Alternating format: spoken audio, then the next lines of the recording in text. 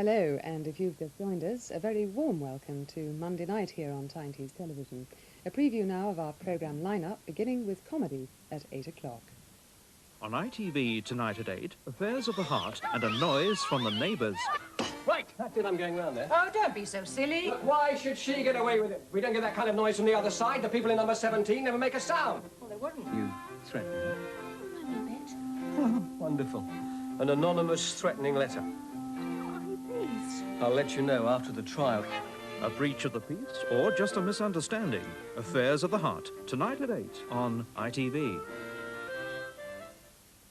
And that's followed at 8:30 by a major new series which examines how people who rely on the welfare services are surviving in 1985. That's From the Cradle to the Grave. Then at 9:30 we have a compilation of excerpts from some classic British comedy films in Just for Laughs. And at 10:30 tonight, Lee Lawson stars as Lomax in Travelling Man. Those are programmes coming up on Tyne Tees. Where next, the Newcastle accountant competes in the Krypton Factor. Body building, body growing, body language, body knowing. Anybody, everybody needs bottle equals protein and essential vitamins. Bottle equals calcium that everybody's body needs. Body wearing, body pleasing, body caring, body cheesing. Anybody at all, everybody needs bottle equals protein, bottle essential vitamins, bottle equals calcium.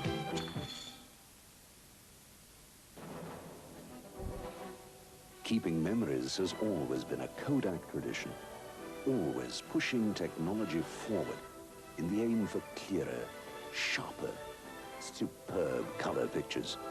When NASA wanted a film specially made to be used in space, they came to us. From the first steps to the first steps into the future, Kodak Film will keep it for you. Keep it with Kodak. Beamish Open-Air Museum, simply acres of nostalgia. A fascinating way to spend the day. Signposted from Chesley Street near the A1M. Yes, Vardy's have done it again. For as little as £25 deposit, yes, £25, you can drive away in your new Sea Reg Mini or Metro. This great low deposit deal is for a strictly limited period. So call in today to Portrack Lane, Stockton, Croft Road, Darlington or Durham Road, Houghton Spring. Reg Vardy, where we make new Sea Reg cars affordable for you. Anyone can tell you there's oil in the North Sea.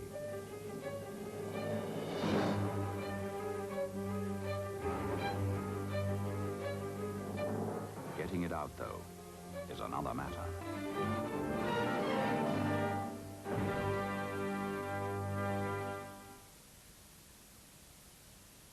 It's amazing! Dickens' colossal summer sale. Blue Circle cement down to an incredible £3.25 a bag.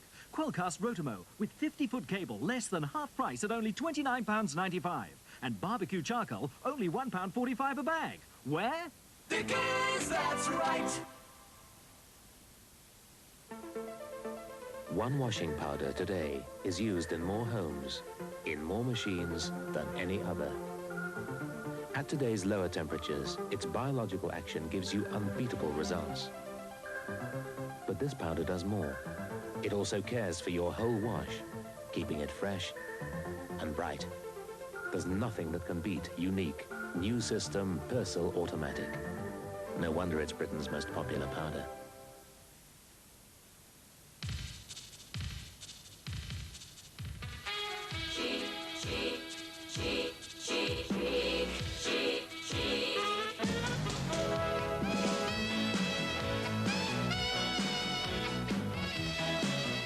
When a man you've never met before suddenly gives you flowers, that's Chic from Impulse. An irresistible all-over perfume body spray with the reassurance of an effective deodorant. Chic from Impulse. Men can't help acting on it.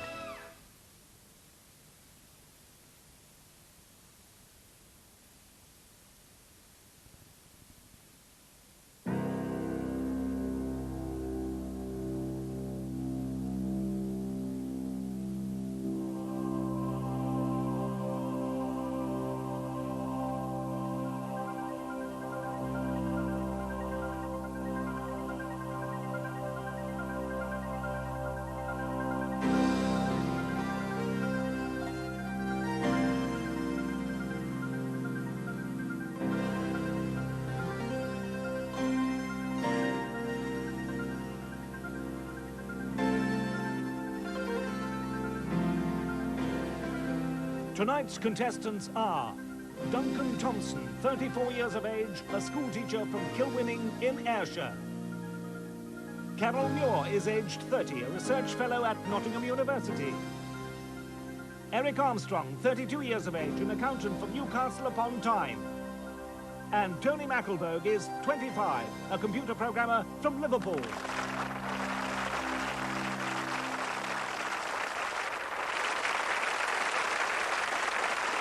Good evening and welcome to the Krypton Factor.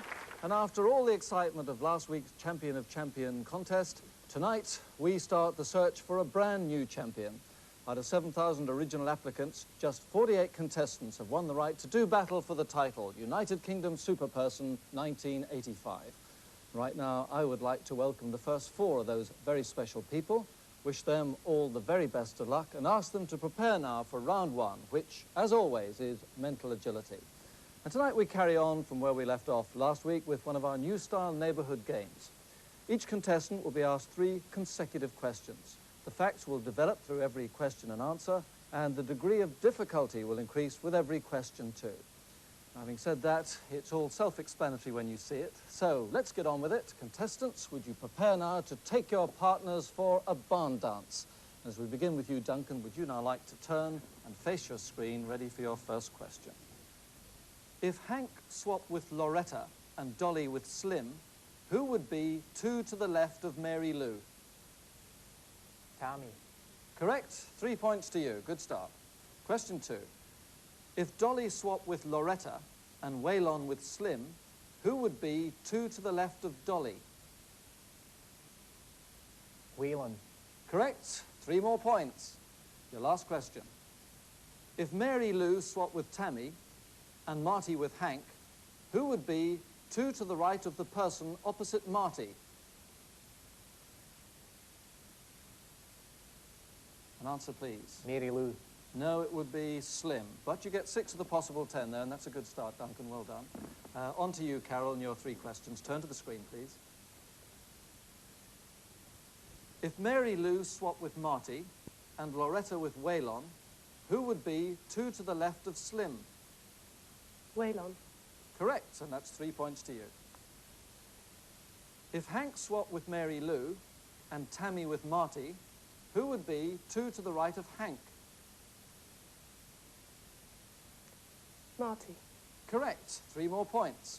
Your final question.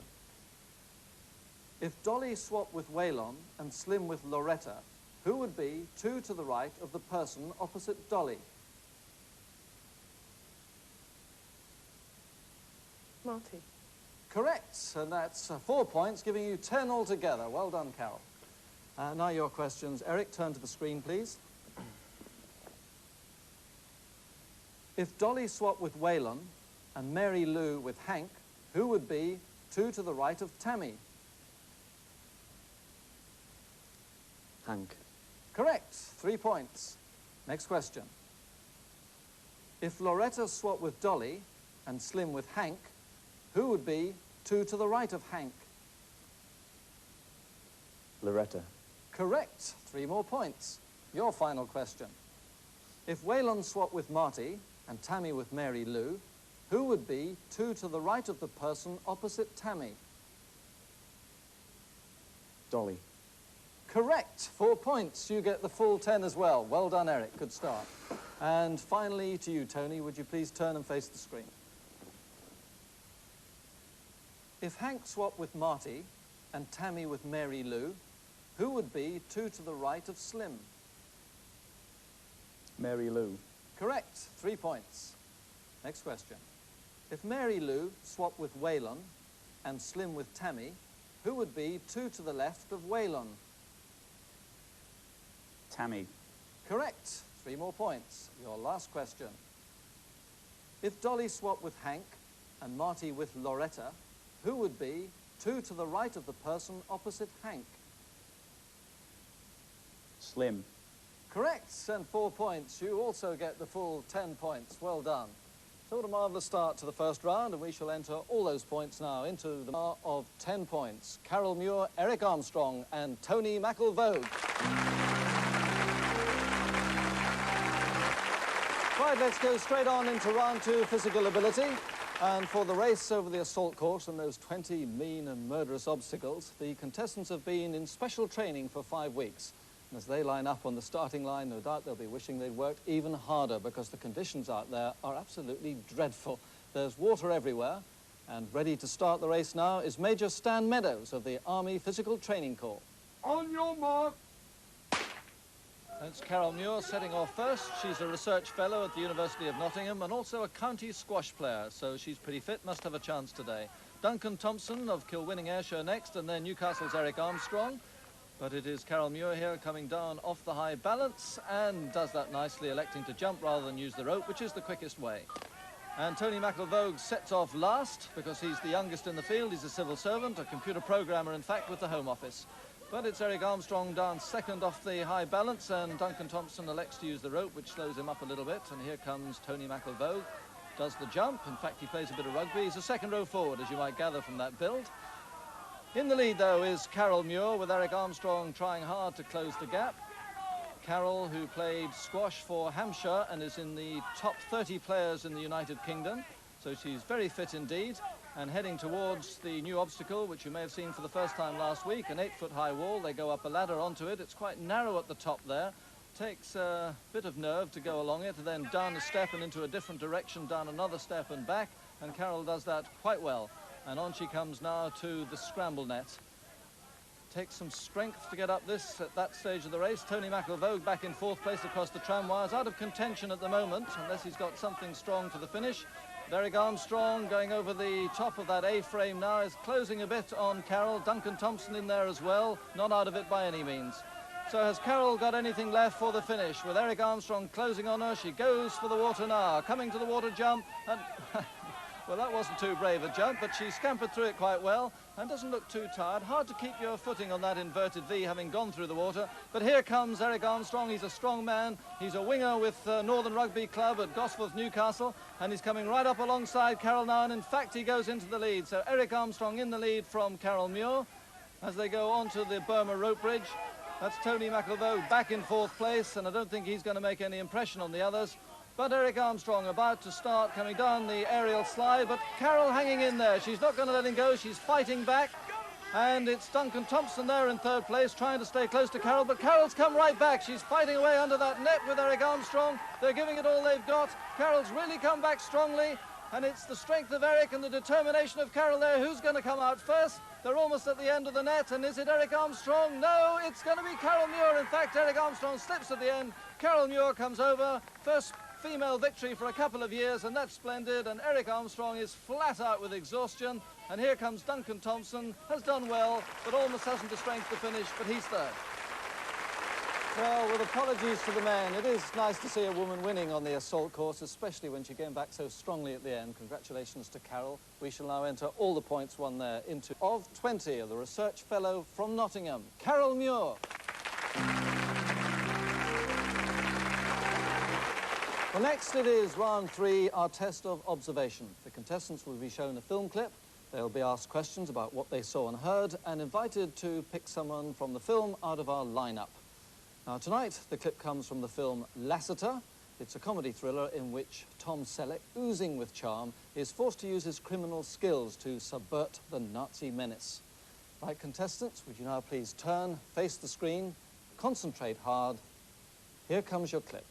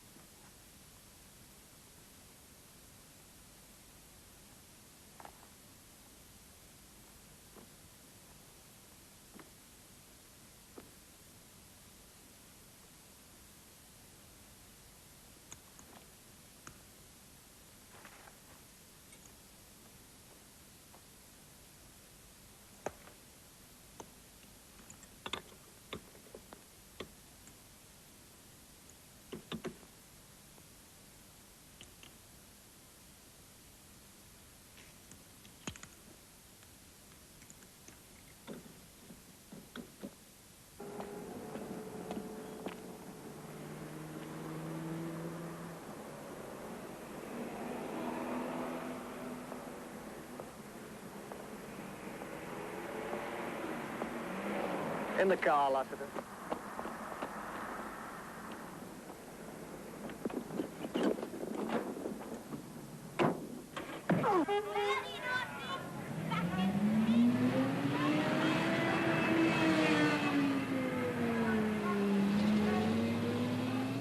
Helmut Sanger, ambassador to England.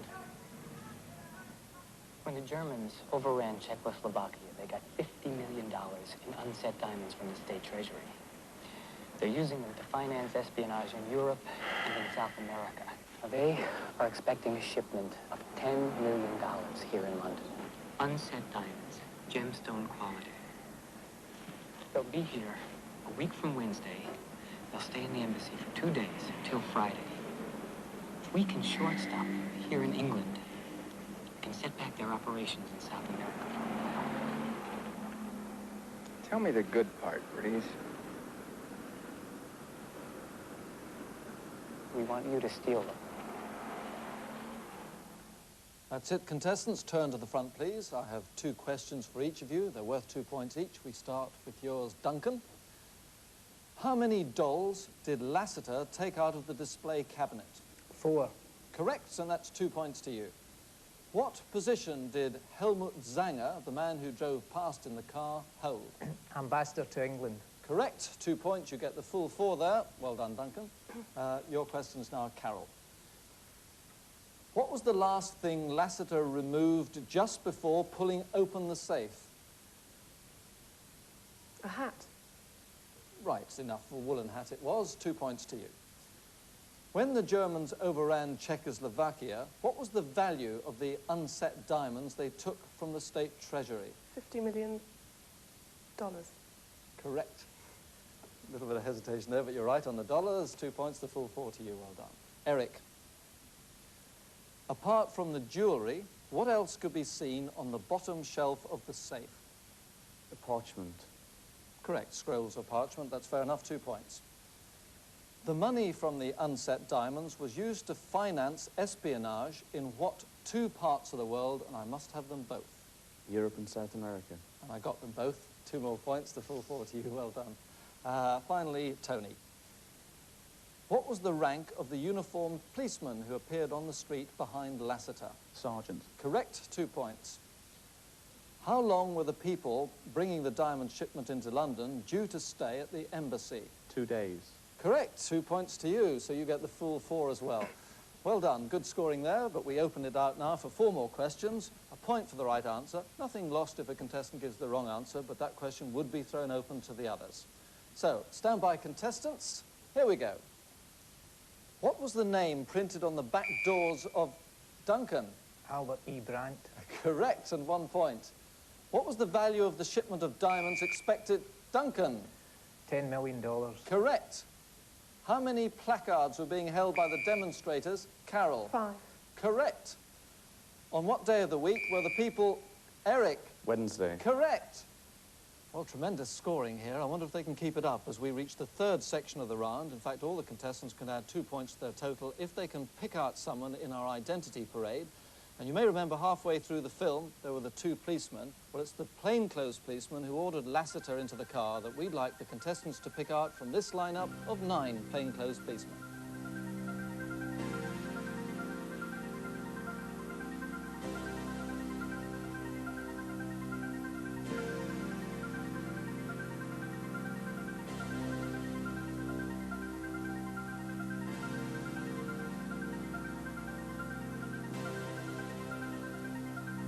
Right, contestants, will you make your selections, please, now?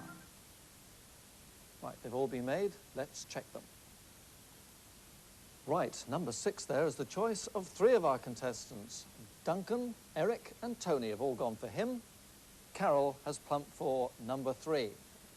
Right, let's find out if anyone's right, as we ask the plainclothes policeman from that film clip to make himself known to the contestants now, please.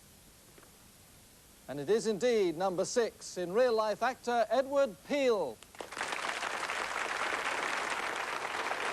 So, well done the men there. They all pick up the extra 2 points, and we shall now enter all points won in that round into the mark of 25 is still Nottingham's Carol Muir.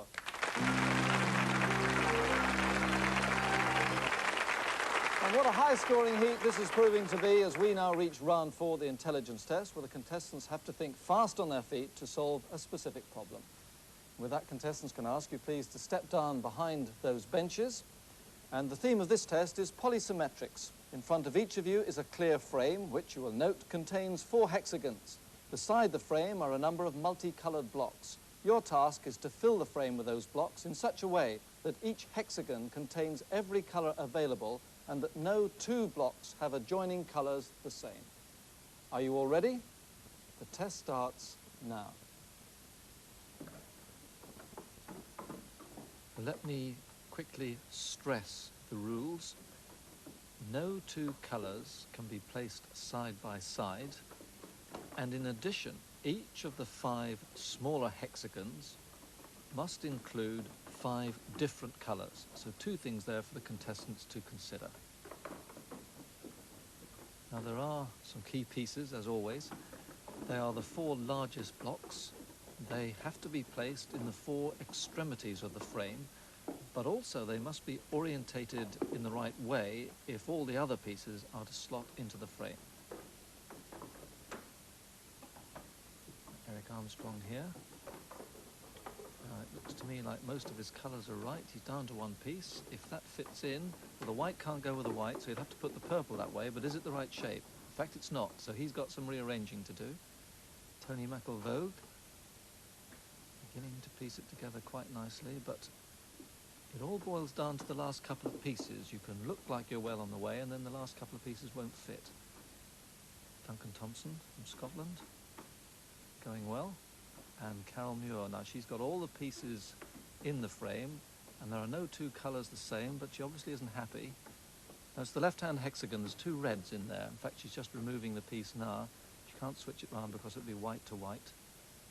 And Eric Armstrong, has he sorted it out? He's switched a few blocks. If that shape fits, I think he's done it. The white has to go to the top, and it does. And Eric Armstrong from Gosforth, Newcastle, wins the round. Well done, Eric. And has Carol sorted it this time? 1 piece. Will it fit? All the colours are right. Will it fit, surely? Bit of push, I think. Yes. So Carol Muir from Nottingham gets 2nd place. A lovely smile to show her relief. And it's Tony McIlvogue from Liverpool who certainly has 3rd place. All those colours are right. Yes. Tony's 3rd. Well done. Well, a real kaleidoscope of talent there, and the pattern of finishing was Eric Armstrong first, so he gets the full 10 points. Just behind him was Nottingham's Carol Muir, who gets 6 points. Then came Liverpool's Tony McIlvogue, who gets 4 points. And 4th, the Scotsman from Ayrshire, Duncan Thompson, who gets 2 points. And we shall enter all those now into the scoreboard. 1 round to go, don't forget, so it's going to be very interesting. And, well, he's been threatening to go into the lead, and he's there now with a Krypton factor of 33 from Gosforth, Newcastle, Eric Armstrong.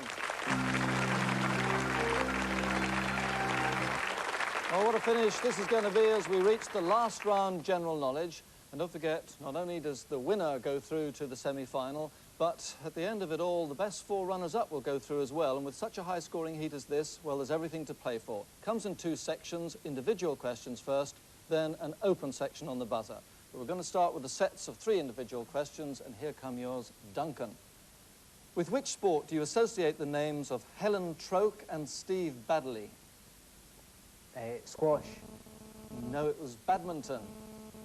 What's the capital of the Commonwealth country of Malaysia? Kuala Lumpur. Correct, 2 points there. From which trade union has Mr. Bill Sears retired as General Secretary? The Iron and Steel Trades...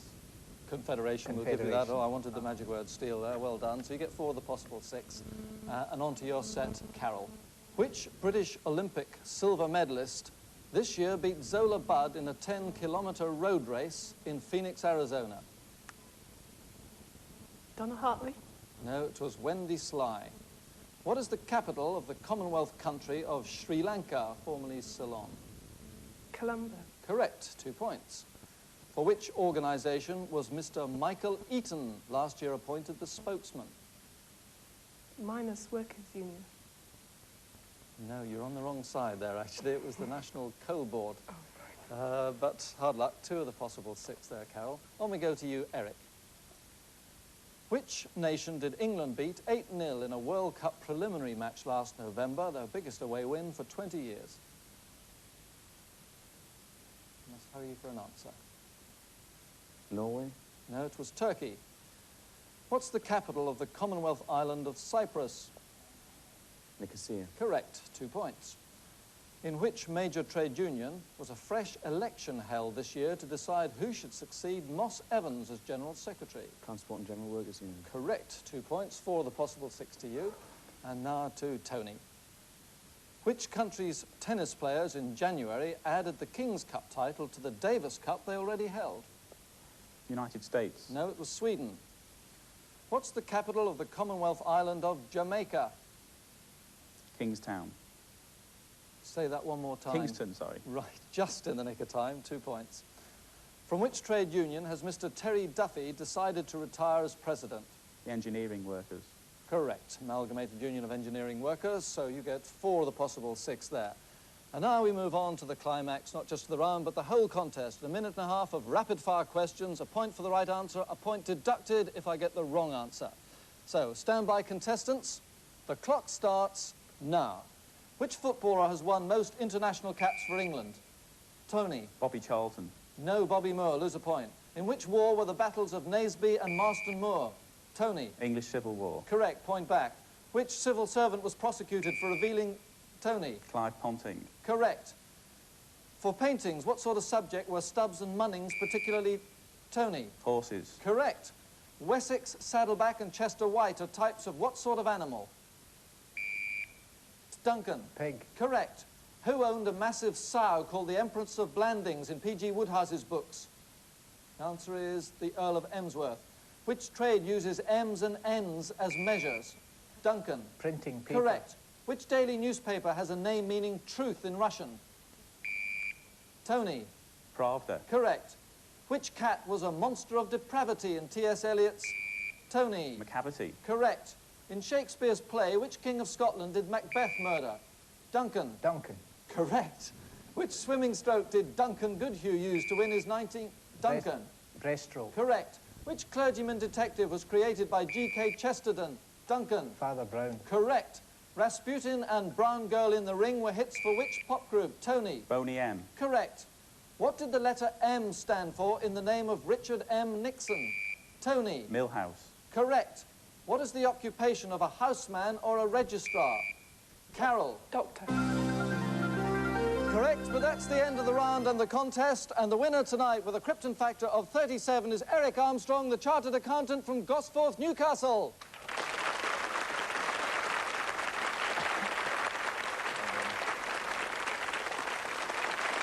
So our congratulations to Eric on that marvellous win, coming late in the contest from behind. We look forward to seeing him again in the semi-final. Carol Muir may well make it as well as a best runner-up, but our thanks to all the contestants for making it so exciting tonight. We shall be back at the same time next Monday night, 7 o'clock. I do hope you can join us for that one. In the meantime, from all the contestants here and from myself, good night.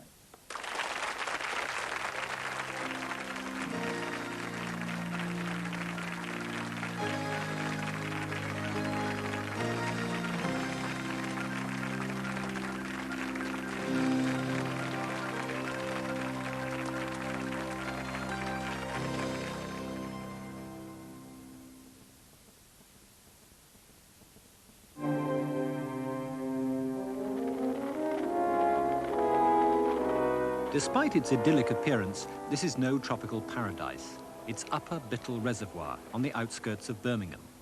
In the early 50s, it was regularly visited by a small boy on a bicycle, his name Bill Oddie. 30 years ago, that small boy's behaviour was no less eccentric than it is today.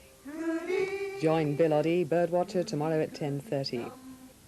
Next tonight, Hilda seeks Mike Baldwin's advice in Coronation Street. Maxwell House have reached up higher to find the finest dreams. When Maxwell House went further, we discovered better coffee beans. Maxwell House have reached higher into the Colombian mountains to give you new high-blend Maxwell House. New high-blend Maxwell House, a new high in coffee flavor.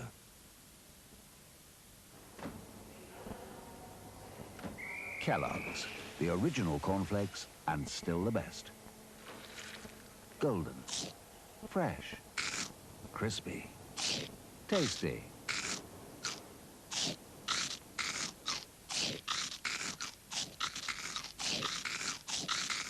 Kellogg's cornflakes, crispy, tasty, wakey, wakey, wakey.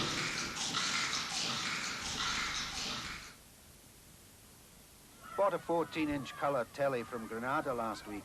Only £159, 95p. Funny that. I just bought a colour set from Granada too. Ex-rental, 16-inch, £99.95. After 30 years of offering great rental service, Granada now also sell TVs and videos. Sorry, we missed the match on the telly. Who's missed it? I also rent a Granada video.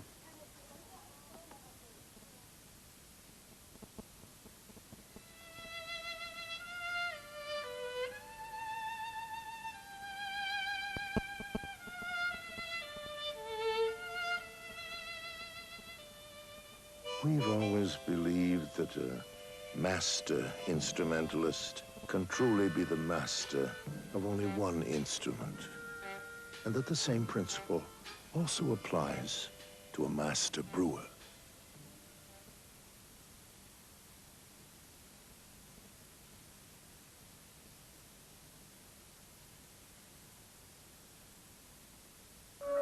These men are scavenging for survival on a rubbish tip. This couple and their child are forced to live, eat and sleep in this one tiny room. This woman copes with her terminally ill husband, virtually unaided. Scenes from the 30s? No, this is Britain today, with a welfare state in crisis. A major four-part investigation asks, can it still care from the cradle to the grave? The report begins tonight at 8:30 on ITV. At this point, may I just say congratulations from all of us at Tyne Tees to Eric Armstrong for winning tonight's heat of the Krypton Factor. Well done, Eric. Now it's time for Coronation Street.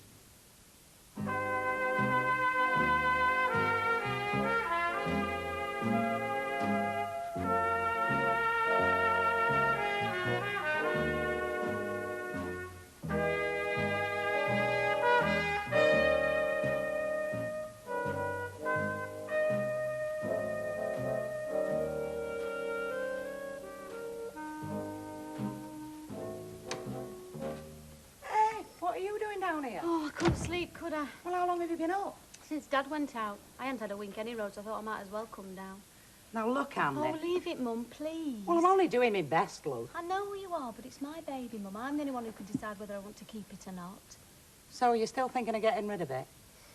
Well, like you say, it's your decision. But just make sure you're 100% certain, because once it's gone, I don't want you doing out hasty. Out you'll regret. It's a bit late for that, isn't it? You don't want to go, you don't have to, you know. Oh, no, I didn't say that, did I? No, it's just that I always reckoned I'd see the rest of my days out here. This offer from Alf Roberts has come right out of the blue. I'm just saying, I'm on the way. You know who to talk to first. Whatever your money needs, NatWest, the Action Bank.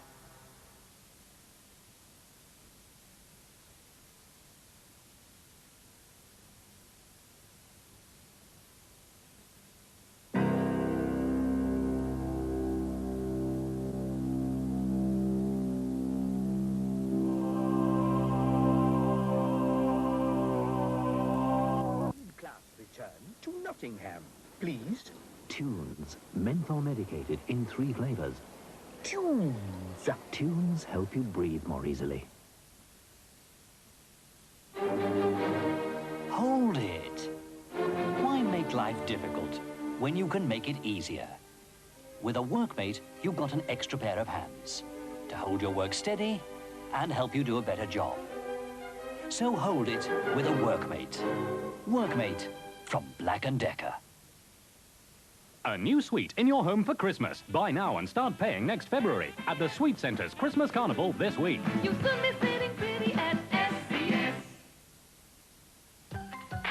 When you're using up a bit more energy than the average, you'll be glad you had ambrosia creamed rice.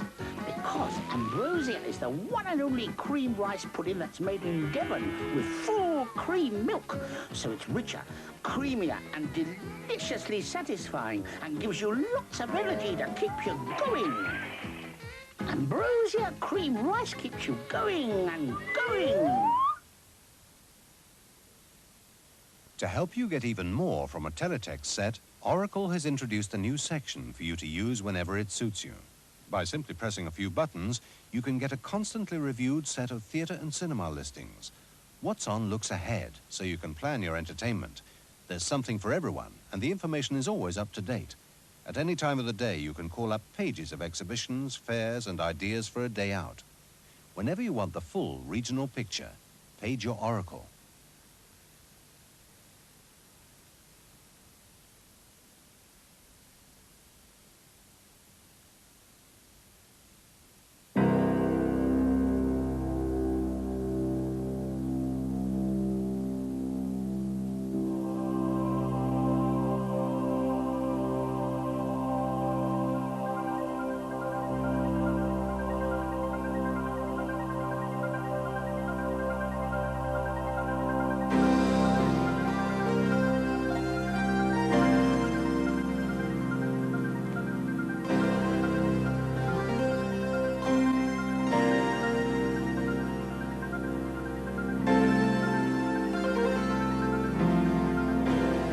Tonight's contestants for the first semi-final are Terry Stamp, age 35, a systems analyst from Bradford.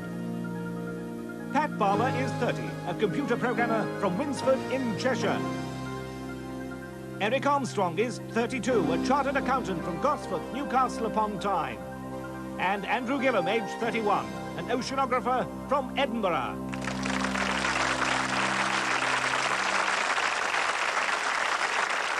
Good evening and welcome to the Krypton Factor, where the excitement and tension mount as we reach the first of our 4 semi-finals.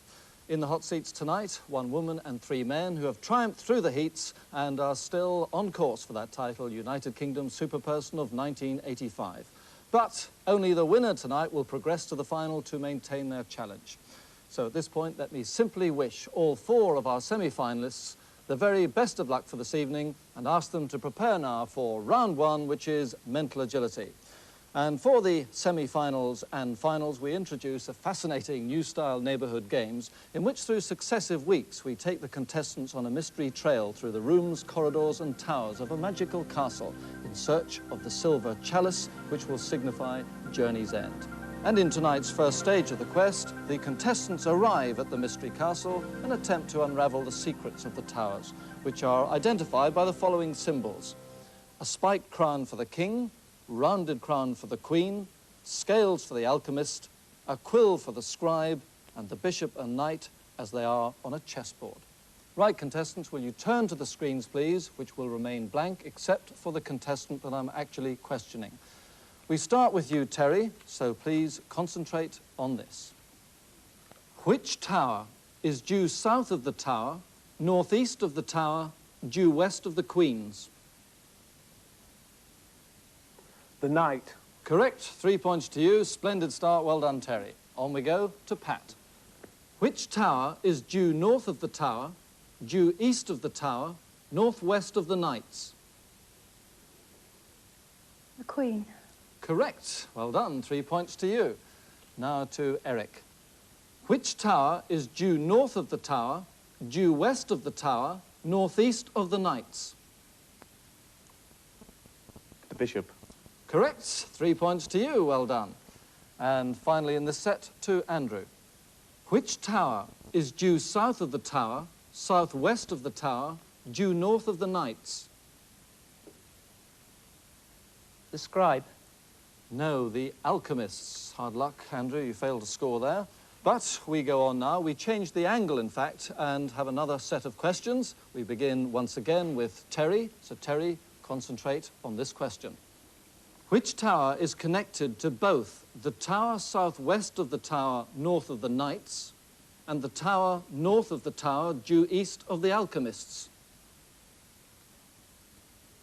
The Scribe. No, it is the Kings. Hard luck, Terry, but on we go to Pat, your question. Which tower is connected to both the tower southeast of the tower northwest of the Bishops and the tower southwest of the tower due east of the Alchemists? The Knight. No, the Scribe. Never mind, we shall move on to Eric. Which tower is connected to both the tower south of the tower due west of the Queens and the tower northwest of the tower north of the Scribes? The Bishop. Correct, well done. 3 more points to you. And now to Andrew. Which tower is connected to both the tower northeast of the tower due south of the Kings and the tower due south of the tower southwest of the Kings? The Knight. Correct, well done. 3 points to you. And so we move on to one last question, the toughest yet. It's worth 4 points, and the contestants will compete on the buzzer to answer it. So, stand by, contestants. Here's the question. Which tower is connected to both the tower northeast of the tower north of the tower due west of the Scribes and the tower due east of the tower northwest of the tower south of the Kings? Terry. The Queen. Correct. 4 points to you. Well done. Well, I really don't know how they do it, but we shall continue the search for the silver chalice next week. But now let's enter those points into the scoreboard. And at the end of the first round, the leader with a Krypton factor of 7 is the systems analyst from Bradford, Terry Stamp.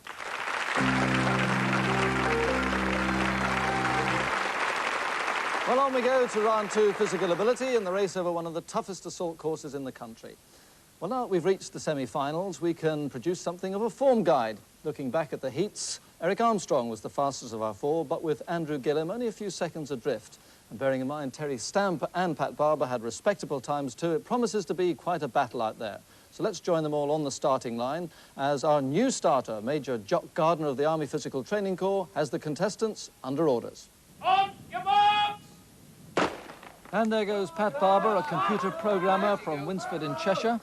She had everyone on the edge of their seats in her heat when she won right at the end in the studio in a sudden death playoff. And that got her here to this semi-final. She's very keen on squash, also likes to show terrier dogs, and has an 18-month-old child. She also injured herself quite nastily in her assault course heat and is carrying the injury slightly at the moment. But there goes Terry Stamp from Bradford, and next in red, Eric Armstrong, who comes from Newcastle, and then Edinburgh's Andrew Gillum.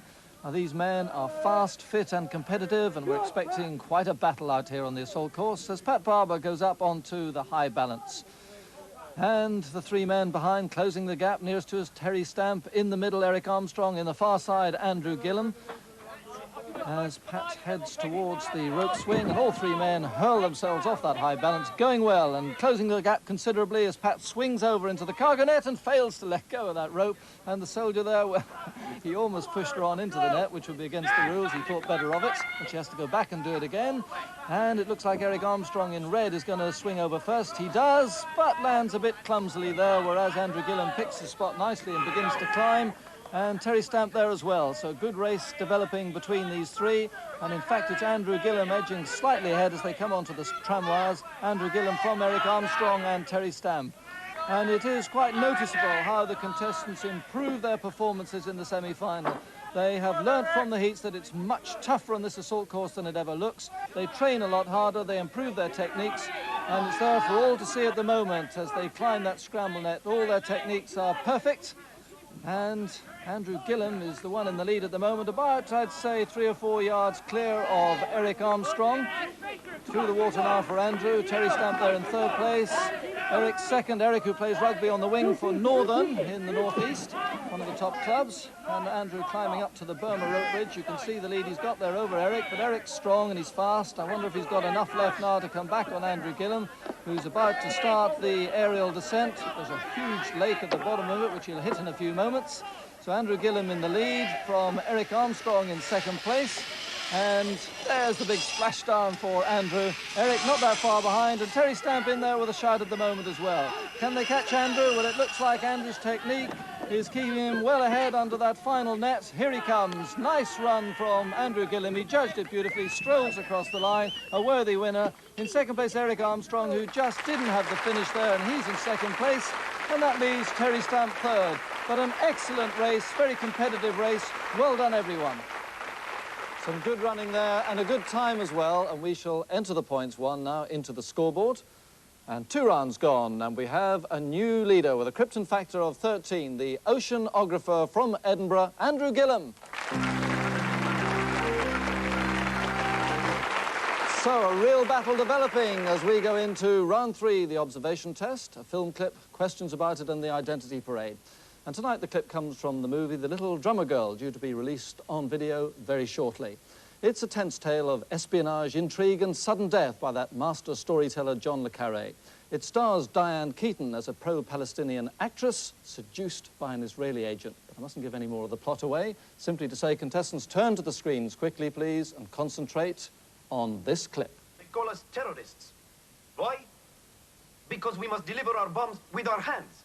We have no American planes to drop them from, no tanks to shell their towns. This Israeli tank commander who fires his cannon into our camps so that our women and children have their flesh burnt from their bones, this Israeli is called a hero. But when we strike back, the only way we can, with our hands, we are called terrorists.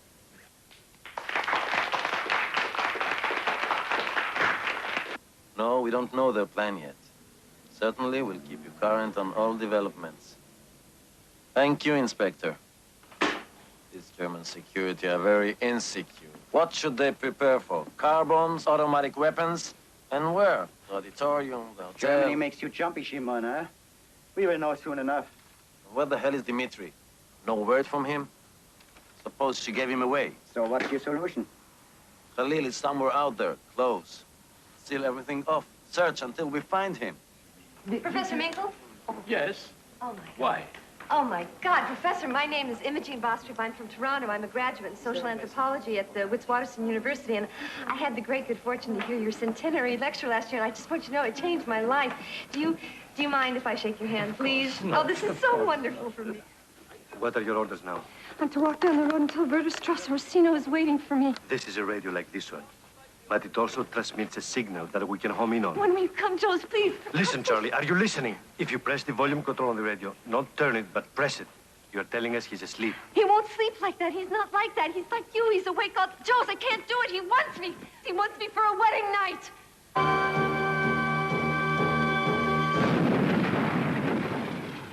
Right, that's it, contestants. Turn to the front, please. I have 2 questions for each of you. They're worth 2 points each, and we begin with yours. Terry, where did the pro-Palestinian meeting at the start of the clip take place? Dorset in England. Correct. That's enough. 2 points to you. Well done.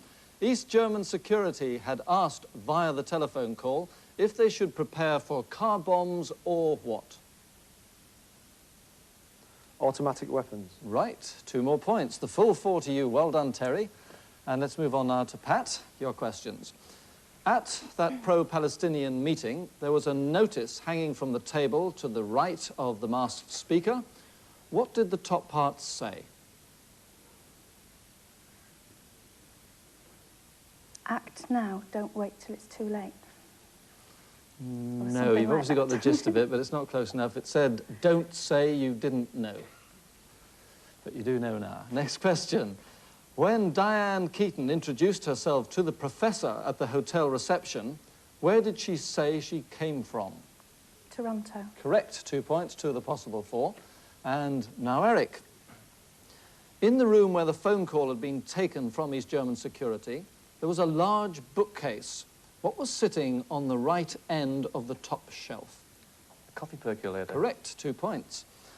What did Diane Keaton tell the professor that she was studying at university? Social science? No, it was anthropology. But 2 of the possible 4 there, Eric. And now, Andrew, your questions. What was the professor holding in his hand? His passport. Well, that's fair enough. I'll give you that. 2 points.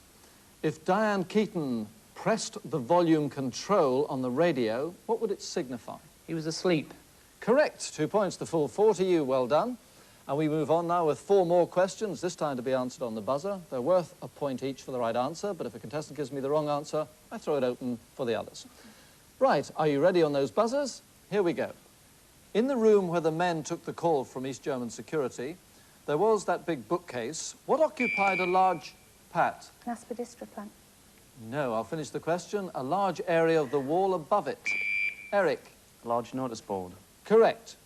Next question. German security had asked over the phone if they should prepare for the attack at the hotel or where? Pat? At the airport. Wrong. Eric? In the street. Wrong. Guess is coming. Anyone else want to go? Terry or Andrew?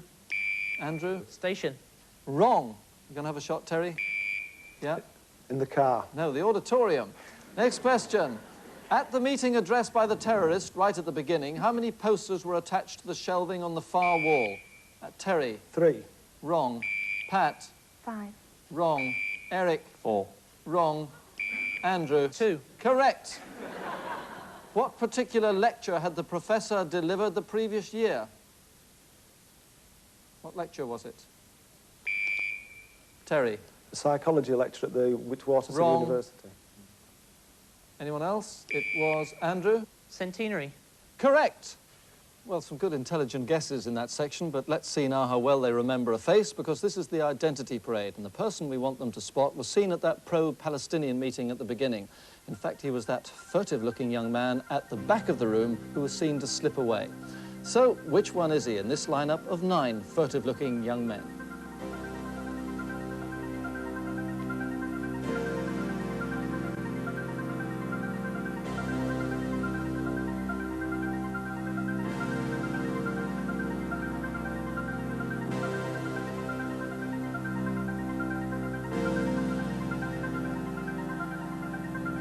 Okay, contestants, will you make your selections, please, now?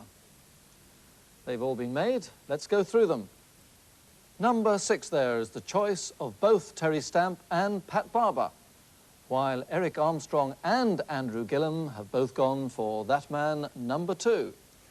So let's find out who it really is as I ask the furtive-looking young man from that film clip to make himself known to the contestants now. And it is indeed number 2 in real-life actor Simon Osman. Well done, Eric and Andrew, then. They pick up 2 more points to add to their totals, and we shall now enter all the points won in the 3 sections of that round into the scoreboard. And with 3 rounds gone, we've got Newcastle's Eric Armstrong in 2nd place with 17, but stretching his lead now with a Krypton factor of 21. It's Edinburgh's Andrew Gillum.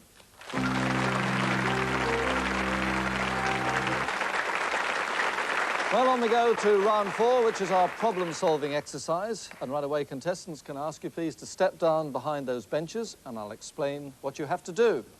In front of each of you is a large tank with a number of barriers and beaches.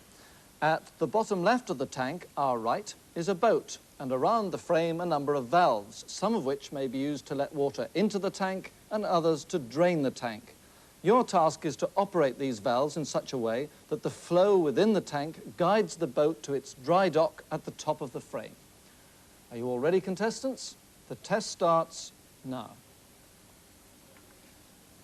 Well, this will certainly be a tough one, but it should be a lot of fun too, especially from our side. Terry Stamp there. And already you'll begin to get the idea. Contestants have to plot the route through the maze, taking the boat through different levels by raising or lowering the level of water. Andrew Gillum, slightly in the lead, I think. Don't know whether being an oceanographer helps.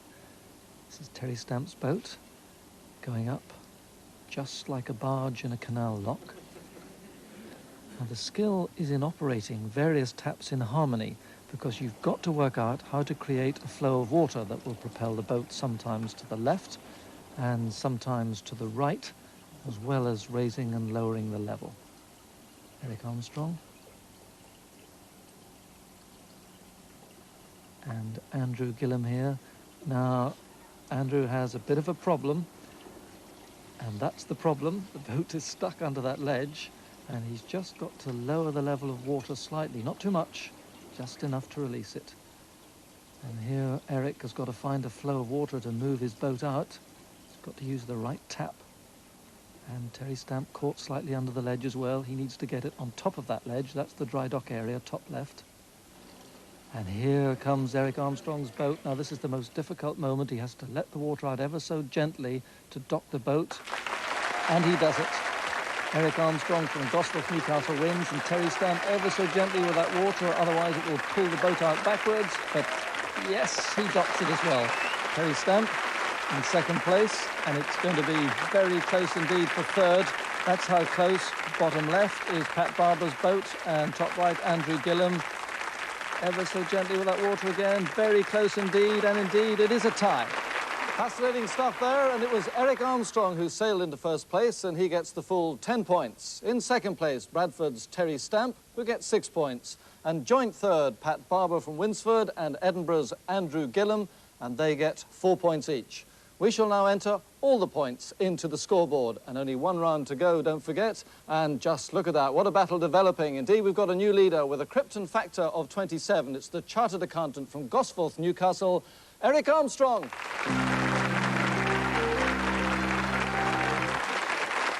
And what a great way to enter the fifth and final round, general knowledge. Don't forget, only one of our contestants tonight can go through to that final, and it's wide open at the moment. The usual general knowledge, individual questions, and then an open section on the buzzer. We begin with the sets of 3 questions, and here comes yours, Terry. The second of the USA's space shuttles was called Challenger. What was the first shuttle called? Columbus. Columbia. Correct, just in time, 2 points to you. Which composer wrote many tone poems based on the Kalevala, Finland's national mythology, and music for The Tempest and Belshazzar's Feast? Grieg. No, Sibelius. And finally, which major European river flows from Geneva through Lyon and through the delta of the Camargue to the sea? The Rhone. Correct, 2 points, 4 of the possible 6. Well done, Terry. And now your questions, Pat. What is the astronomical name of the brightest star in our night sky, sometimes called the dog star? Asked Harry for an answer. Anything? Canis. No, it is Sirius. No. Which modern composer wrote the Dumbarton Oaks Concerto, Oedipus Rex, and The Rite of Spring? Stravinsky. Correct, 2 points. Which major river flows from the Black Forest through Belgrade to the Black Sea? Answer, please. The Rhine. No, the Danube. So 2 of the possible 6, Pat. And now your questions, Eric. What is the name of the spacecraft launched in 1972, which in 1983 became the first man-made object to leave our solar system? An answer, please. Challenger. No, Pioneer, Pioneer 10. From which composer did the group of instrumentalists called the Amadeus Quartet take their name? Mozart. Correct. And finally, which major European river flows from Czechoslovakia through Dresden and Hamburg to the North Sea? The Rhine. No, the Elbe. So, on we go to Andrew Gillum. Andrew, what term is used for the many minor planets which orbit in a belt between Mars and Jupiter? The asteroids. Correct, 2 points. Which Austrian composer who died at the age of 31 wrote The Magic Harp, Lazarus, and the Trout Piano Quintet? Liszt. No, Schubert. Which major American river flows from the Rocky Mountain National Park through the Grand Canyon and forms the Hoover Dam? Got to hurry you. Any answer? It's the, no, I don't know. It is the Colorado. So 2 of the possible 6 there, Andrew. And on we go to the climax of the whole contest. It's 1.5 minutes of rapid-fire questions to be answered on the buzzer. A point for the right answer, but a point deducted if a contestant gives me the wrong answer. It's going to be exciting stuff. Stand by, contestants, on the buzzer. The clock starts now. Which novel by H.G. Wells tells the story of a small shopkeeper who fakes his own death and... Andrew? Mr. Polly. Correct. The name of the area called Polynesia in the Pacific means that it contains many what? Terry. Islands. Correct. In which organ of the body do the islands of Langerhans secrete? Pat. Pancreas. Correct. What name is given in the church calendar to Pancake Day or the last day before? Pat. Shrove Tuesday. Correct. Who wrote the novels The Chrysalids and The Day of the Triffids? Terry. Quickly. It is Wyndham. John Wyndham. You lose a point. I was in before you. Which word meaning divine wind was used for Japanese suicide planes? Eric. Kamikaze. Correct. Camelopard was an old name for which African animal? Andrew. The giraffe. Correct. Who led the RAF Fighter Command during the Battle of Britain and was nicknamed Stuffy by his colleagues? The answer is Sir Hugh Dowding. The performance of what is measured by the Dow Jones Index? Andrew. The American Stock Exchange. Correct. Which precious metal was found in the Comstock lode in Nevada in 1859? Eric. Gold. No, silver. You lose a point. In which English county is Silverstone Motor Racing Circuit? Terry. Wiltshire. No, Northamptonshire. Which mountain peak in North Wales is the country's highest? Andrew. Ben Nevis. Wrong, Snowdon. In ice hockey, how many players may each team have on the ice at once? Terry. 6. Correct. Which element has the atomic number 6 and the symbol C? Andrew. Carbon. Correct, and just in time. And the winner tonight with a Krypton factor of 30 from Edinburgh, Andrew Gillum.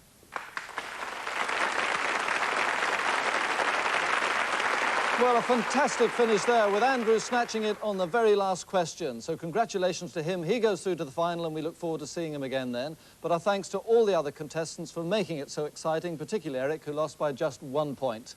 And that wraps it up for tonight, but we shall be back with you next week with our second semi-final. Do hope you'll be able to join us for that. In the meantime, from all the contestants here and from myself, good night.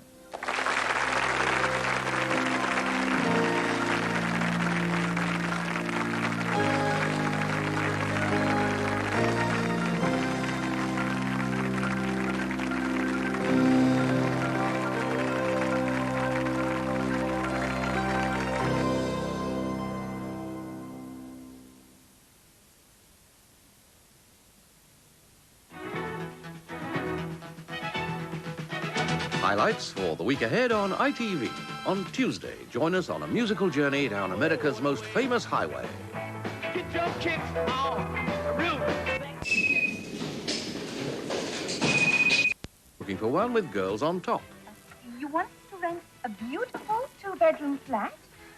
Well, down to the left.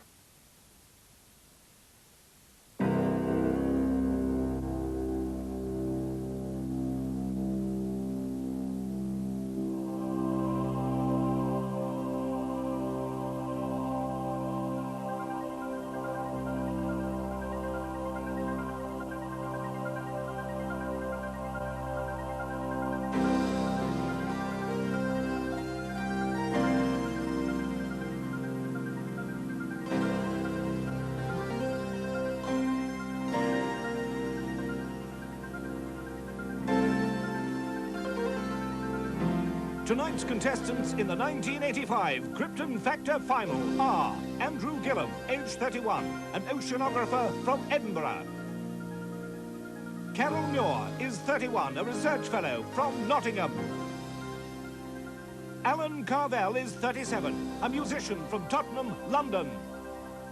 And Keith Pottage, age 30, a writer from Wakefield in Yorkshire.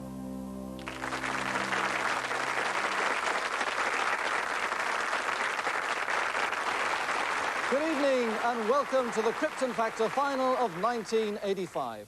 From the original 8,000 applicants and the 48 actually selected to take part, just 1 woman and 3 men have survived to do battle one last time. And after tonight's 5 tough mind and body testing rounds, one of them will step forward to receive this magnificent bronze statuette from our guest celebrity and take the title, United Kingdom Superperson of 1985. But at this point, I would simply like to wish all our contestants the very best of luck tonight and congratulate them on getting this far all the way to the final. But we shall now get the 85 final underway by moving into round 1, which is mental agility.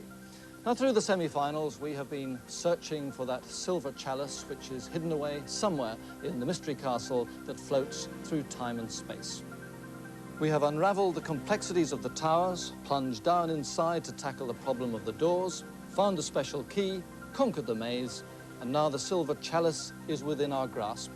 It is concealed in one of the varying shaped containers identified by the now familiar symbols: a spiked crown for the king, rounded crown for the queen, scales for the alchemist, a quill for the scribe, and the knight and bishop as they are in chess. Right, contestants, would you please now turn to your screens, which will remain blank except for the person that I am questioning. And that person, first of all, will be you, Andrew, so concentrate hard on the screen for your first question. Which container is on the right of the container, above the container, on the right of the container, below the alchemists? The scribe. Correct, 3 points. Excellent start, well done. On we go to Carol. Which container is on the left of the container, below the container, on the right of the container, above the bishops?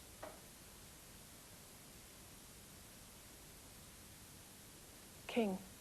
No, the bishop, I'm afraid. Now to Alan. Which container is on the right of the container, above the container, on the left of the container, on the left of the knights? The king. Correct, 3 points to you, well done.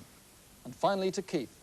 Which container is on the left of the container, below the container, on the left of the container, above the knights? The queens. Correct, and 3 points to you, well done. So some good scoring there, but it gets a little bit more difficult now. Another set of questions, again worth 3 points, and we begin with Andrew. Which container is below the container, on the left of the container, above the container, on the left of the container, that's neither small, hexagonal, nor square? The knight. Correct, 3 points, excellent. Now, Carol, which container is on the right of the container, below the container, on the right of the container, above the container, that's neither round, hexagonal, nor in the top row? The knight. No, the queen. Hard luck. But on we go to Alan. Which container is above the container, on the left of the container, below the container, on the right of the one that's neither round, in the bottom row, nor hexagonal? The scribe. Correct. Another 3 points to you. Well done. And finally, Keith. Which container is on the right of the container, on the right of the container, above the container, on the left of the container, that's neither square, large, nor round? The alchemists. Correct, and 3 more points to you, well done. So we come to one last question, the most difficult yet, to be answered on the buzzer, and this time it carries 4 points for the correct answer. So stand by on the buzzers, contestants. Here's the question. The container you want is neither above one that's square, nor on the right of the kings, nor below one that's hexagonal, nor on the left of the bishops, nor below one that's round. Which one is it? Andrew. It's the king. Correct. 4 points to you, and you have found the silver chalice. Well, that was really tough stuff, and Andrew unbelievably quick with that last question. We shall now enter all the points, one in the round, into the scoreboard. And with one round gone, we have a clear leader with a maximum Krypton factor so far of 10, the oceanographer from Edinburgh, Andrew Gillum.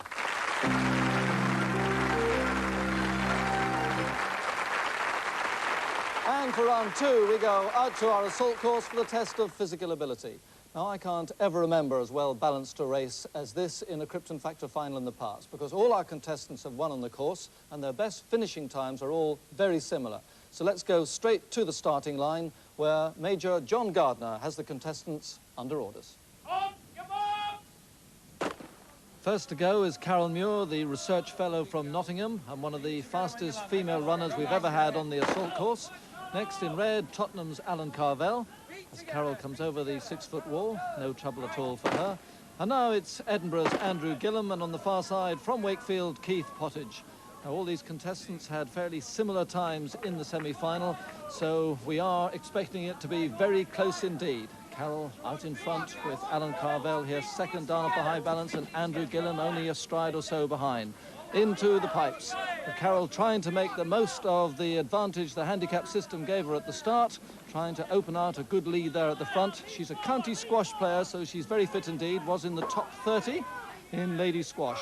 Andrew Gillum there now in second place, just ahead of Alan Carvell, as Carol comes towards the scramble net, one of the hardest moments in the whole assault course. Trying to climb that scramble net when you're out of breath, to keep your rhythm, to keep your determination there, and particularly today when the wind is blowing so hard down the course, straight into their faces, so it's extra difficult today.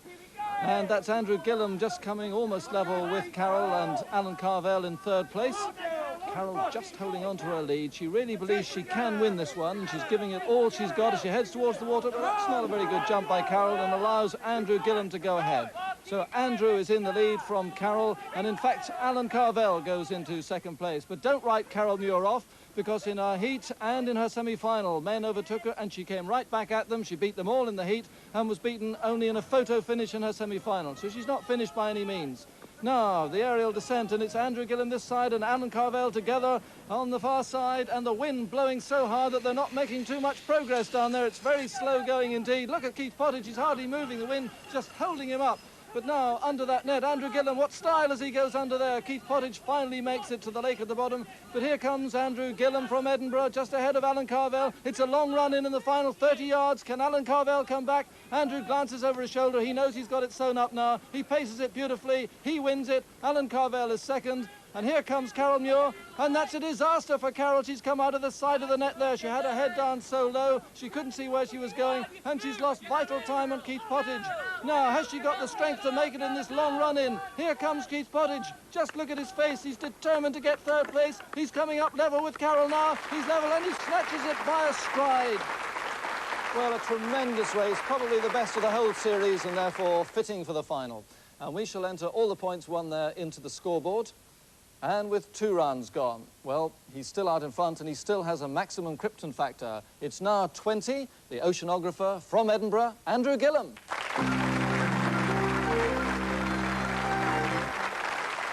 Well, he's setting a blistering pace. Can they catch him as we go into round 3, the observation test? Coming up, a film clip, then questions and the identity parade. Now, tonight the clip is from the film Brazil, directed by Terry Gilliam of Monty Python fame. It's a visually stunning satire of a future Britain in decay. It stars Jonathan Pryce, Michael Palin, and the lady in bandages, Catherine Helmond. Right, contestants, will you turn to your screens, please? Concentrate hard on this clip.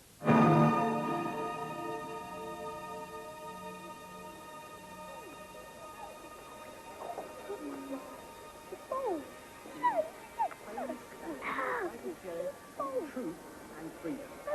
This is not the only thing. Chuck! What's this gun for?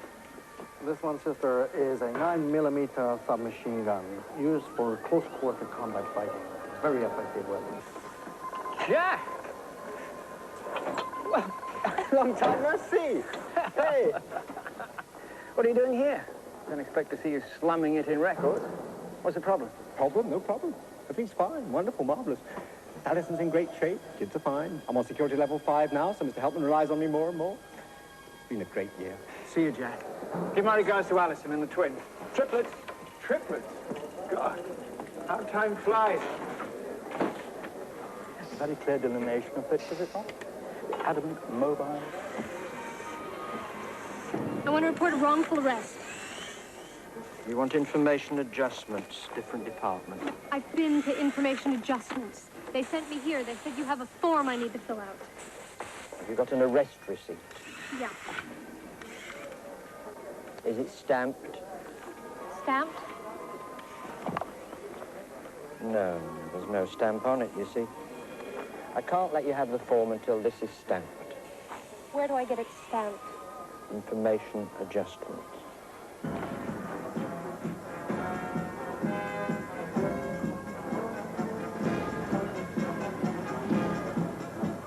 What would you like for Christmas? My own credit card.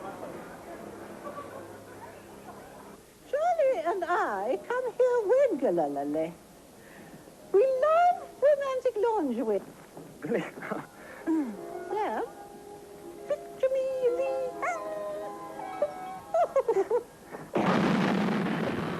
Right, that's it. Turn to the front, please, contestants. I have 2 questions for each of you. They are worth 2 points each, and we start with you, Andrew. What was the wording on the base of the giant winged sculpture seen at the start? The truth shall make you free. Correct, 2 points to you. The sister was told that what was used for close-quarter combat fighting? A 9mm submachine gun. Correct, 2 more points, the full 4. Well done, Andrew. Now your questions, Carol. According to the slogan on the Ministry of Information board, information was what? The phrase. Prosperity and freedom. The phrase was the key to prosperity. But next question, what was the name of Jack's wife? Sue. No, it was Alison. I'm afraid you failed to score, Carol, but on we go to Alan. The woman who was reporting a wrongful arrest had an arrest receipt in her left hand, but what was in her right hand?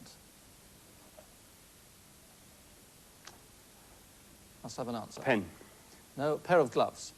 Next question. In her bid to report that wrongful arrest, what department had the woman been to first? Truth. No, information adjustments. You failed to score. Hard luck, Alan. And now Keith. What did the neon sign immediately to the left of Santa Claus's grotto, as we looked at it, what did it say? Prosperity Incorporated. No, it said lighting. Now, your next question. In the store, the woman with the bandaged face and dark glasses said she and who went there regularly because they loved romantic lingerie? Her husband. No, in fact, I think it was the dog. She called it Charlie. So, on we go then with 4 more questions, this time to be answered on the buzzer. A point for the right answer. Nothing lost if the contestant gives me the wrong answer, but that question would be thrown open to the others. So stand by on those buzzers, contestants. Here we go. In the opening scene, what group of people was standing? Alan. School children. Correct. What security level did Jack say he was? Andrew. 5. Correct. What was the wording on the banner of this? Andrew. Consumers for Christ. Correct. What did the child tell Keith? Credit card. Correct.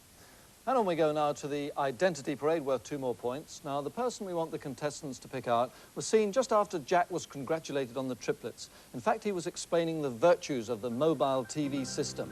So, which one is he in this lineup of 9 mobile TV system enthusiasts?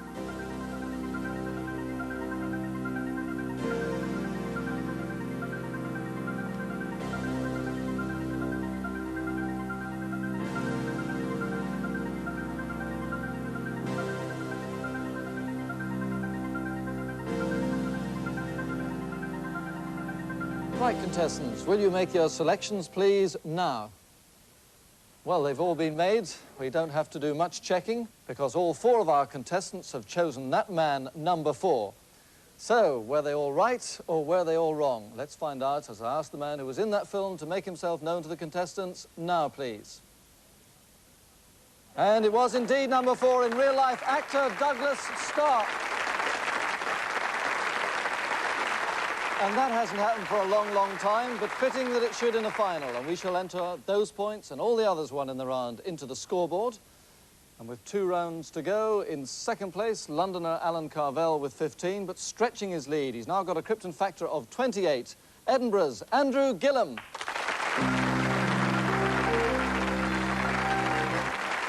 Well, the others have a lot of work to do to catch Andrew, but this is the round where so often changes happen. It's the intelligence test, where the contestants have to think quickly on their feet to solve one of our mind-teasing problems. With that, contestants, can I ask you please to step down now behind those benches, and I'll explain what you have to do.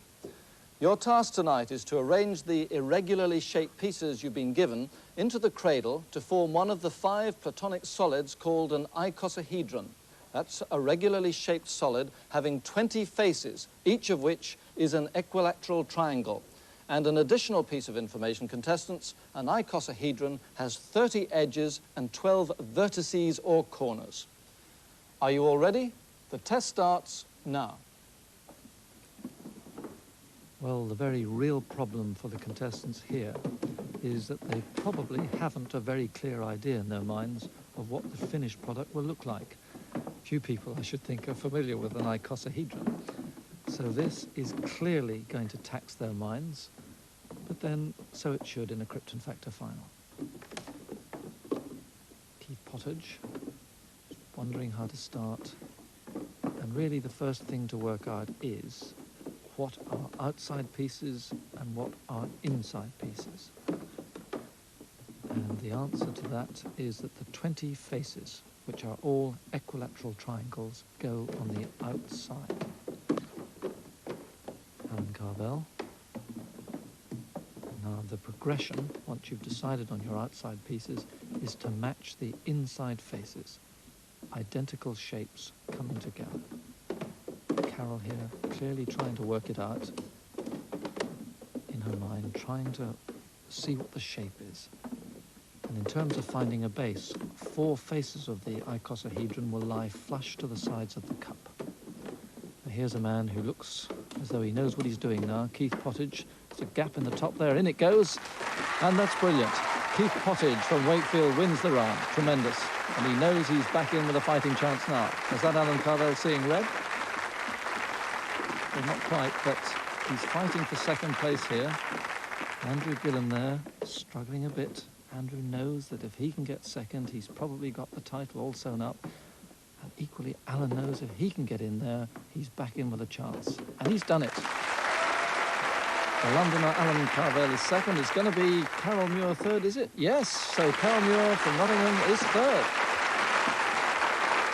Well, a duel of a performance there from Wakefield's Keith Pottage, and he gets the full 10 points. Then in second place was musician Alan Carvel, 6 points to him. Third was Nottingham's Carol Muir, who gets 4 points. And fourth was Andrew Gillam, 2 points to him. And we shall enter all those points now into the scoreboard with just 1 round to go, don't forget. And I said things might change in that round, and that's exactly what's happened. 2 contestants are now back in contention. Alan Carvel there with 21. Into second place with 23, Keith Pottage. But still hanging on to a reduced lead is Edinburgh's Andrew Gillam. And so what a tremendous last round we're going to have. Who will be the United Kingdom Superperson of 1985? We will know very shortly. This is general knowledge. It comes in 2 sections. We're going to start with the individual sets of 3 questions. They're worth 2 points each. And we start with you, Andrew. Which marathon runner won the 1985 Men's World Cross Country Championship when Zola Budd won the women's event?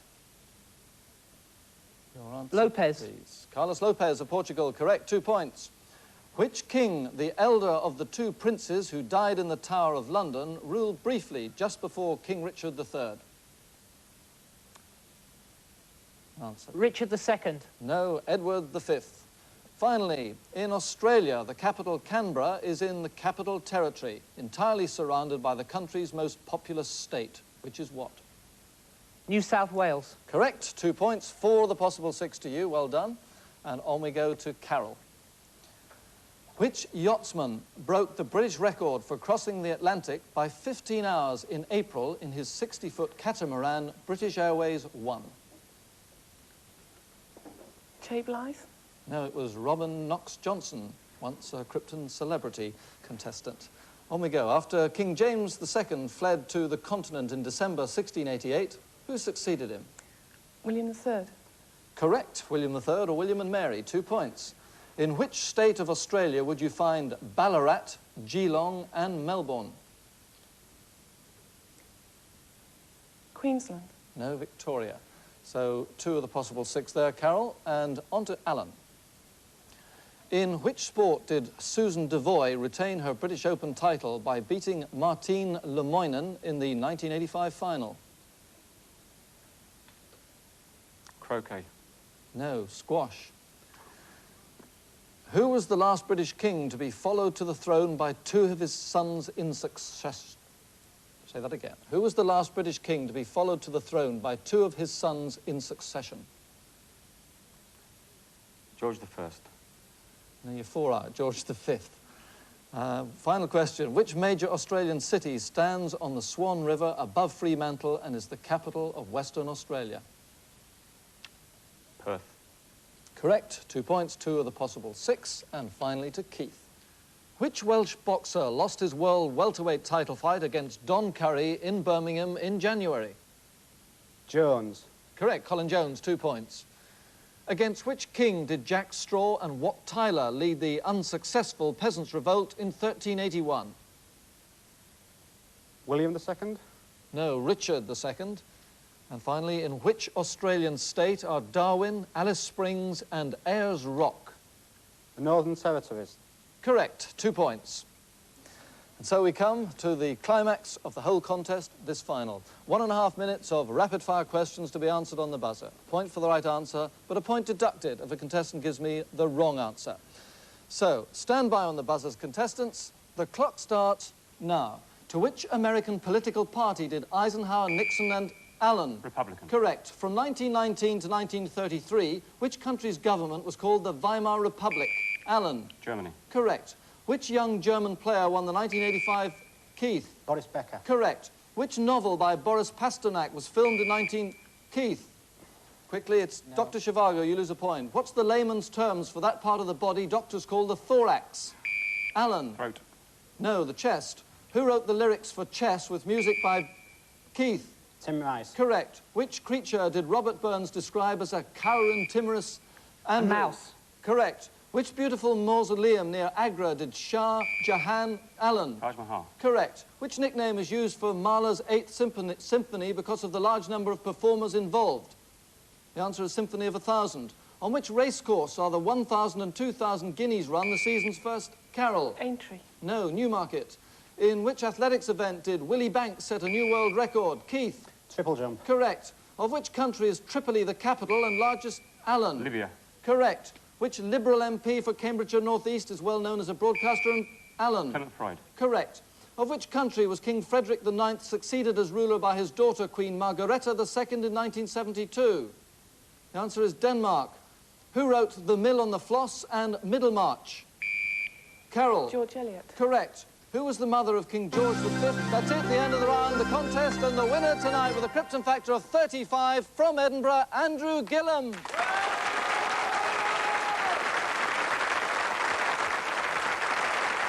Well, a great late burst from Alan and Keith, but they couldn't catch him. Andrew set such a hot pace from the very beginning, so we congratulate him. And now, to receive this magnificent bronze statuette, I would like to invite down onto the floor the winner tonight and the United Kingdom superperson of 1985, Andrew Gillum.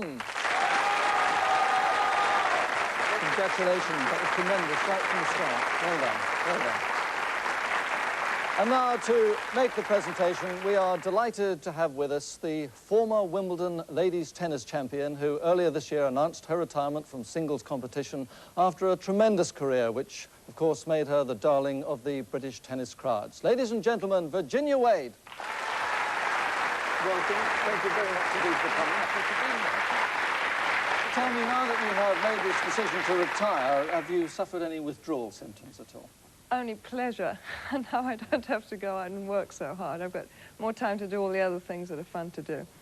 Well, thinking about your credentials, you are a maths graduate, you have a doctorate of law from Sussex University, you're a great athlete, absolutely perfect for the Krypton factor. Is this something you would like to take on? I'm so impressed with these people. I would be so intimidated. I don't think you'll see me out there. Well, we have a celebrity special. We could put you into that, but right now we'll ask you to make the presentation to Andrew Gillum. That's absolutely beautiful, isn't it? Congratulations. Right. Thanks very much. Brilliant performance.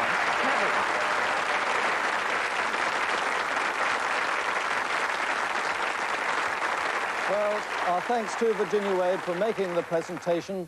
And that's just about it, a fitting climax to this final. We shall be back at Christmas with a celebrity special, and then again next year when we shall be searching for the United Kingdom Superperson of 1986. And if you think you've got what it takes to challenge for that title, well, now's the time to apply to the Krypton Factor at Granada Television here in Manchester.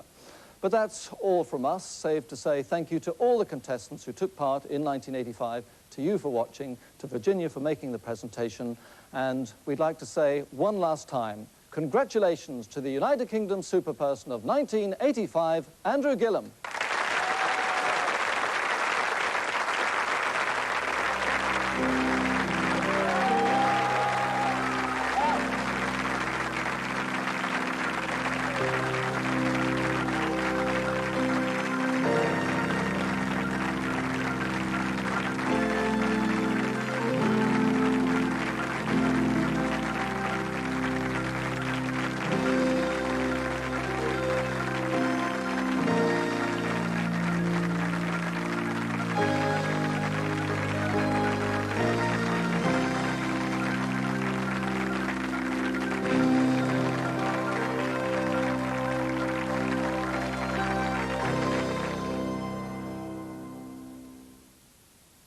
Coming up next on Tyne Tees this Monday evening, it's Coronation Street. That's in a few moments.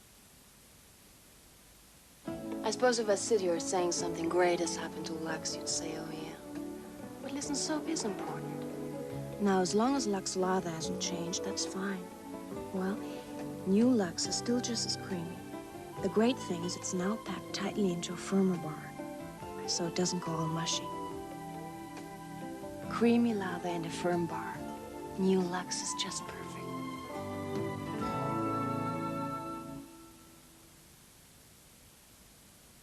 Gold Blend from Nescafe has always been a very special cup of coffee.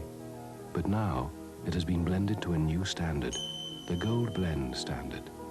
A new standard in richness, a new standard in pureness, blended together to give a new standard in smoothness that no other coffee can beat.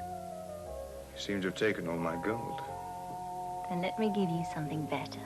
The Gold Blend standard, only from Nescafe.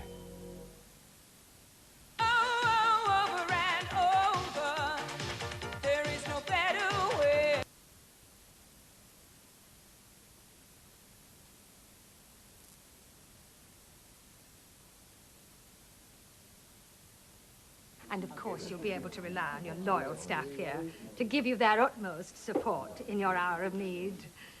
Solidarity, that's what counts, isn't it? You can rely on me and the rest of the girls. So chin up, dear.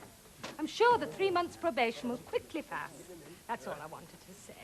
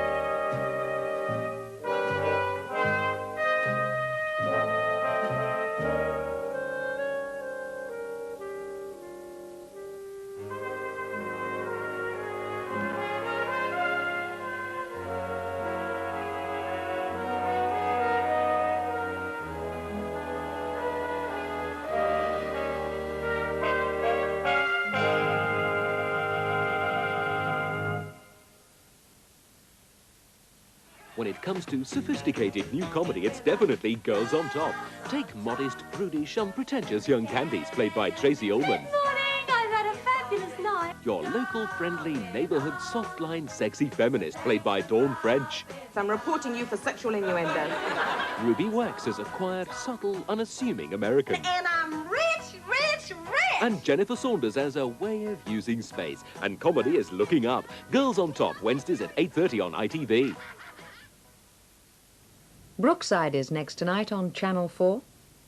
Stay with Tyne Tees for the final episode of Adrian Mole's Secret Diary. Ah. Ooh. Ooh. Ooh. Ah. Ooh. Ooh. Ah. Ooh. Ah. Because people don't always have the same taste in toothpaste, McLean's make a milder alternative to their original fresh mint, called Mild Mint.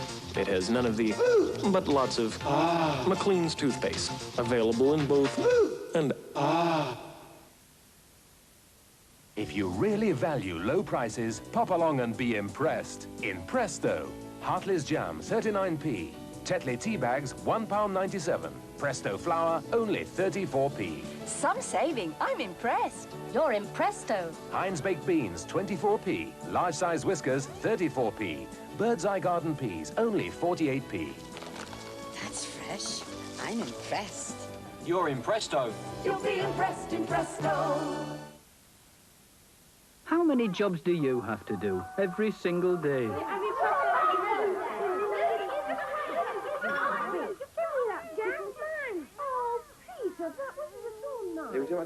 When you can be yourself, try the D treatment. Brook Bond D has the quality, strength and flavour to make in the pond. you feel human again.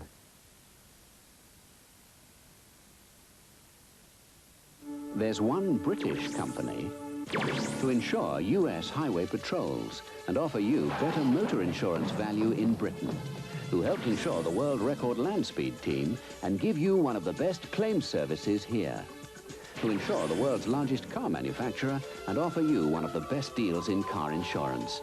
Its name, Royal Insurance. Join more than 1 million motorists who agree, if you value it, shield it with Royal Insurance. As an actress, I have a particular interest in television. So when Mitsubishi asked me to screen test their latest set, I was delighted. It's called Blue Diamond because the screen is blue. Mitsubishi discovered that compared with even their grey screen, blue allowed a much brighter picture. That's why Blue Diamond shows such natural colour and incredibly sharp contrast, even in bright light. So before you choose a television, screen test Blue Diamond for yourself, wherever you see the Mitsubishi sign.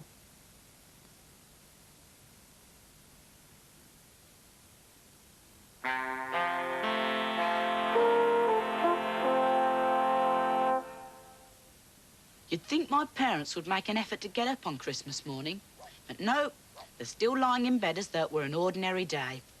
They drank half a bottle of vodka between them last night. I know, because I measured the bottle. Thank God I'm a teetotaler.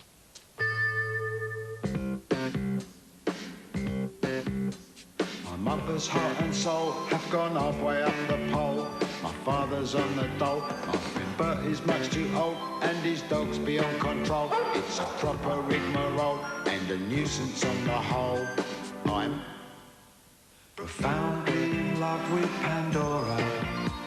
My poem has an intellectual theme. The tenderness with which I adore her goes all bouncy in my dreams.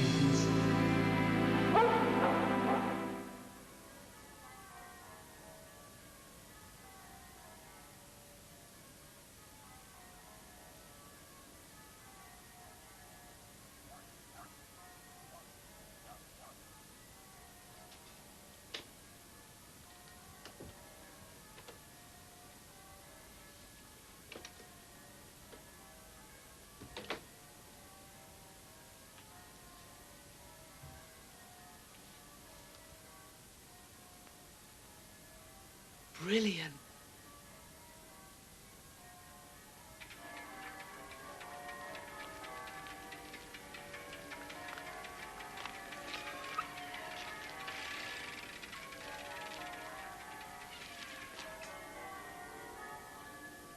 Arriba! Get set, wait for it. And go! Yeah!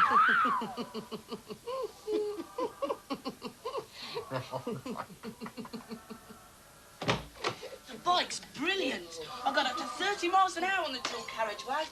Thanks. Oh, good. But I don't like the thought you on them main roads. Happy Christmas, son. With all them mad buggers driving home from all-night parties. Yes, happy Christmas. Give your mum a kiss. What's this? Is it for me? Is it... Oh, it's an egg timer. Look, George, it's an egg timer. Wow, look what I've got. A bookmark. Hey, all I need now is a book. Thanks, son. I'm glad you like them, but I didn't know what to get. You've done us proud. Mum, are you going to get up now? Give us a chance. Haven't had my tea yet. Well, what about the turkey? I mean, we've never had a Christmas dinner on time yet, and I told Bert you'd pick him up at 10 o'clock. And Queenie. Bert. Queenie? Bert's fiancée. Oh. I've only got a £13 turkey. And I've got your grandma and my mum and dad and Uncle Dennis and Auntie Martin. Get up, George! Why, not too bad, is it, my dear? No, you got up a bit early, That's right, well, of course, it's quite a drive. Yuck. And now my relations from Norfolk are here. They're all inbred and can't speak properly. Adrian, tell your mother it's time the roast potatoes went in. Well, I'm just having our dinner. I'm starving. Could I have a touch more gin in that, Mr. Mole? Just to freshen it up. Where's your mum? I'm not good at this hostess. Adrian! Excuse me. Adrian! Adrian!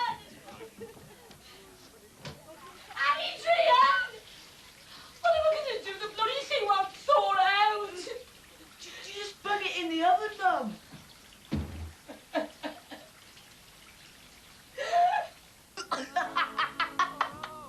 What's up?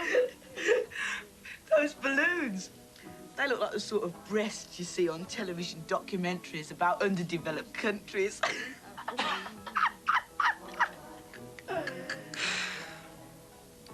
Well, we've got another year of boring childhood behind us, haven't we? Yeah. It's not been a bad year, really. A lot's happened. I've fallen in love, been a one-parent child, gone intellectual, and had 2 rejection letters from the BBC. Not bad for a 14 and 3/4-year-old. We're having people in tonight. You want to come round and see the new year in? No, thanks. I'm having Pandora in.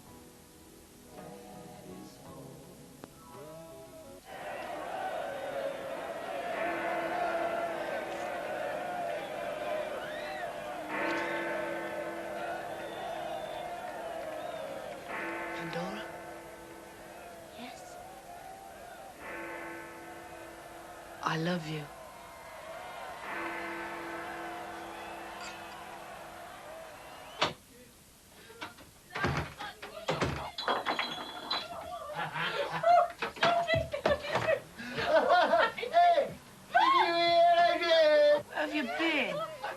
Worried about you. You're wonderful, wonderful son. I love you, baby. Baby. Baby, come here. Hey, Give me Mama a kiss. Go, Mama, baby. Here we go again. Her annual show of affection. Baby. Baby, I love baby. you. He's got the He's cutest my little baby. baby. He's my baby. Baby face. I do. I love Baby you, face. It's a pity she never says anything like that when she's sober. I keep having nightmares about the bomb. I hope it's not dropped before I get my GCE results next year. I wouldn't like to die an unqualified virgin. Bert and Queenie are getting married. In my opinion, it's a waste of time. I mean, Bert's nearly 90 and Queenie must be 80. Yeah, well, I'll wait till the last minute before I splash out on the wedding presents. It says in your paper that Ronald Reagan's 70.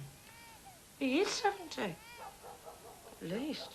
Dad looks older than him, and he's only 41. His dad has a lot of worry. President Reagan's got the world's safety to carry on his shoulders, and he's always laughing and looking cheerful. Dad's not got no work at all. So why does he look so miserable and haggard? Keep your voice down. It doesn't make sense, though. Hello, Dad. It's a nice morning, isn't it? Cheer up, George. Wedding reception, not a bloody funeral. Could easily turn into one, though, couldn't it? They announced the end of the world last week. Where? At my spiritualist church meeting. It was supposed to end yesterday. I meant to pop round and warn you, but I got bogged down washing my curtains. But don't you think marriage is a slavery, though, Queenie? Social services are giving us a home help. No, I mean the principle of marriage. She hasn't got any principles. Have you, Queenie? That's why I married you.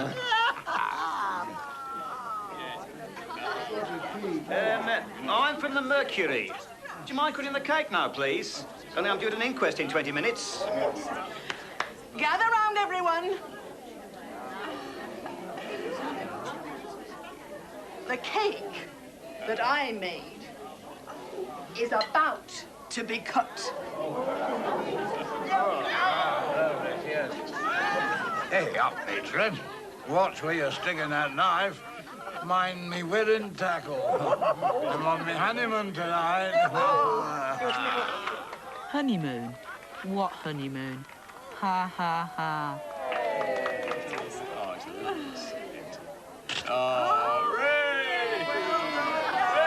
Three cheers to the happy couple. Hip, hip.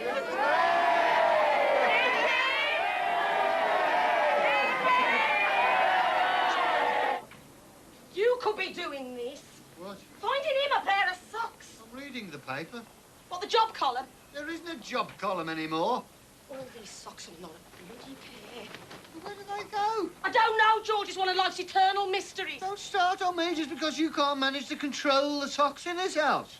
Look me in the eye, I want to give you something. What? An ultimatum. Either you start looking for a job or start doing some housework or leave, because I've had enough.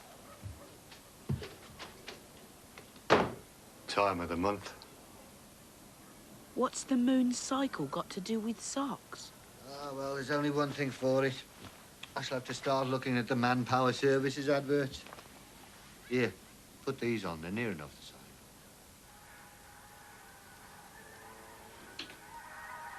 I'm off to bed now. Night.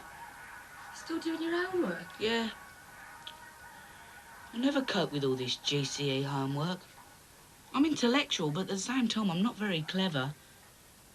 I can't work out the average rainfall of North Dakota. Who gives a toss anyway? The examiners do. I'll crack under the strain. No, you won't. Me and your dad'll help you. We'll get you some encyclopedias on a credit card if you like. I'm a nervous wreck. I'm not surprised. You shouldn't be reading Irish Murdoch at the same time as studying for your O-levels. Your brain will burst. Can only understand one word in 10. It's my ambition to actually enjoy one of her books. Good night, Pet. Don't be long. What's the average rainfall of North Dakota? Do you think she'll like it, though? Of course she will. Girls like anything covered in flowers. Wonder why. I prefer trees myself. I hope she does like it. I'm dead worried about Pandora. She's got a crush on Tony Benn. Lots of girls like older men. I know. I wish my moustache would hurry up and grow. She's with him now. Who? Tony Benn. She's gone to a rally to hear him speak. Her dad's a Bennite, but her mum's gone and joined the SDP. It's a sad day when a family's split by politics. I saw your mum this morning. She was dressed like an action man. She's gone to women's self-defense class, so when Dad complains about the burnt toast, she can karate chop him in the windpipe. Quite well done, Adrian, but you lost a point for saying that the Falkland Islands belong to Argentina.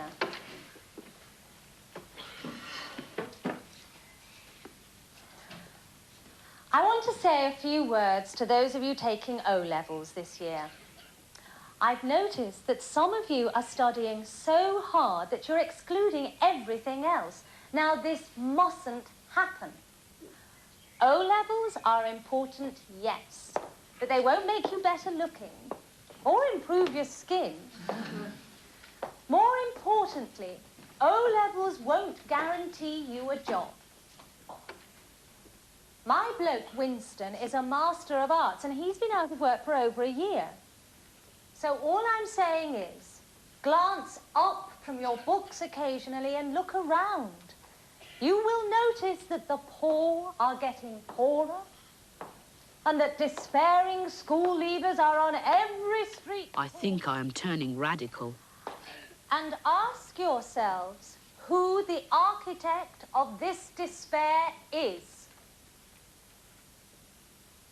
Okay? Class dismissed.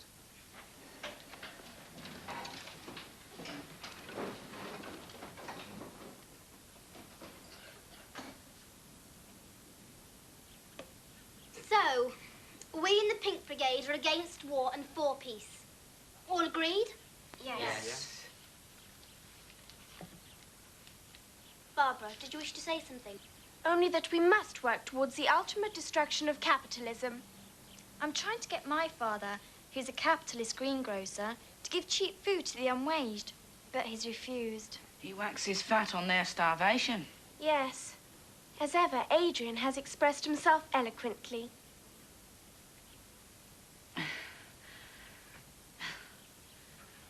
And I will keep the whole school in till I have a sample of every child's handwriting. What some mindless moron has done to my property is a crime against humanity. He's carrying on like Hitler in those old films. He is the greatest leader this country has ever had. What has happened here is tantamount to treason. Ms. Fossington Gore has resigned. I will miss her. She was responsible for my political development. I am now a committed radical. I am against nearly everything. Once again, I'm spotty. I'm sure a session of passionate lovemaking would be good for my skin. Pandora says she is not going to risk being a single parent for the sake of a few spots. So I will just have to fall back on self-indulgence.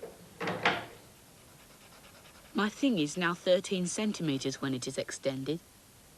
I think my general physique is improving. I used to be the sort of boy who had sand kicked in my face, but now I'm the sort of boy who watches somebody else have it kicked in their face.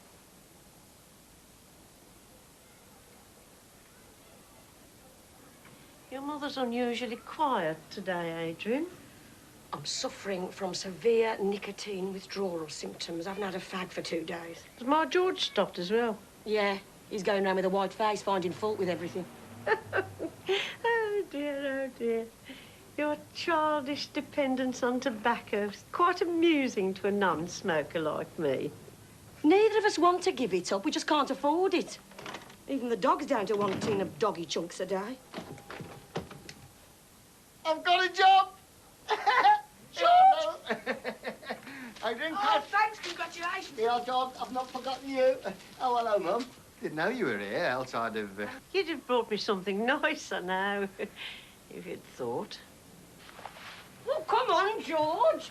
Tell us what it is. What are you doing? I am a Canal Bank renovation supervisor for Manpower Services. I'm in charge of a gang of yops. Yobs? Yops. Youth Opportunity Scheme. Right.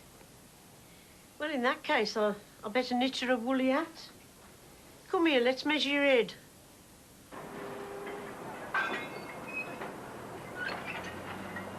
What a sight. Canal bank. More like a rubbish dump on a bad day.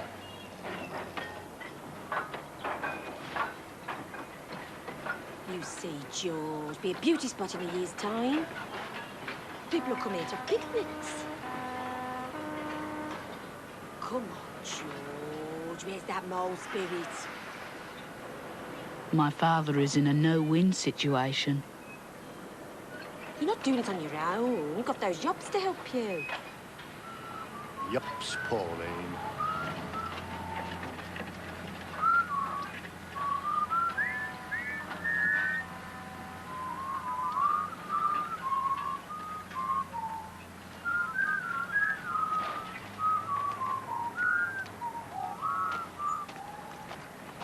Well, we'll leave it to get on with it then.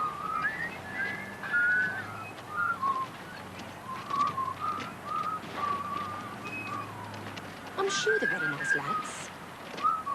Deep down.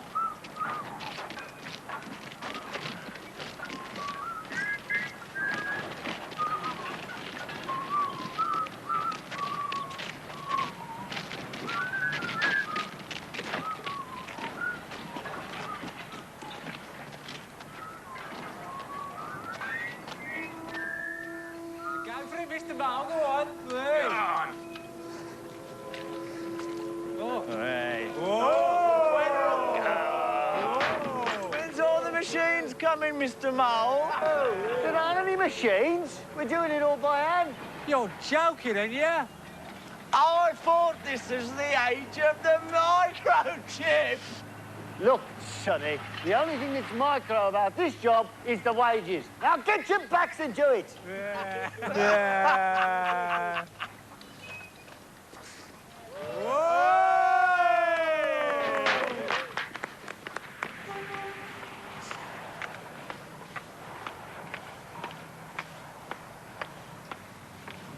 I think on the question of NATO's nuclear arms policy, Pandora's quite wrong, as I pointed out to her. What about China? Yes. A certain obtuseness is just one of Pandora's many faults. Yes. She is dead intelligent and good-looking.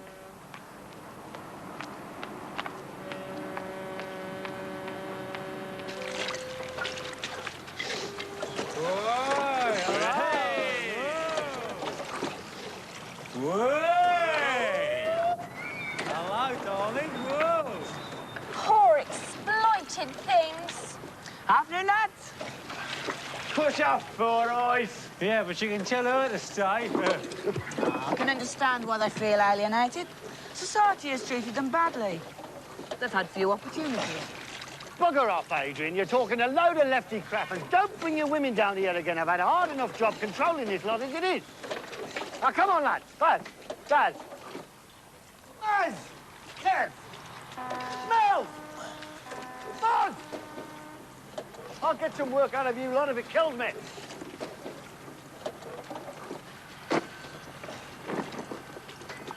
See you later, darling. Oh, gorgeous. Such a horrid man. Who is he? He's my father. Poor Adrian.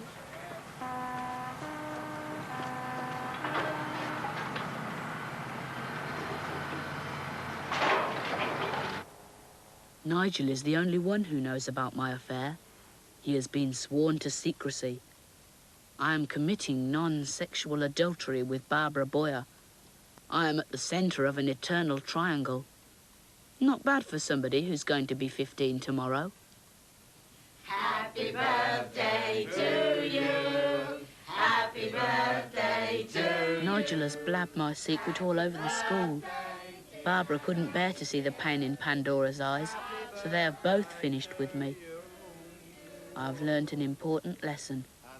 Because of lust, I'm without love. Hip, hip. Hooray! Argentina has invaded the Falkland Islands, and its Marines have taken control of the colony, which has been in British hands for almost 150 years. There are no reports of casualties. Dad! Dad! Oh, Dad! Dad, the Argentinians have invaded the Falkland Islands. Bloody hell! The Falklands are just off the coast of Scotland. The Ardies could be down in the Midlands by tonight. Paulie! Michael, what's Dad! up? The Falkland Islands are 8,000 miles away. What did you wake me up for?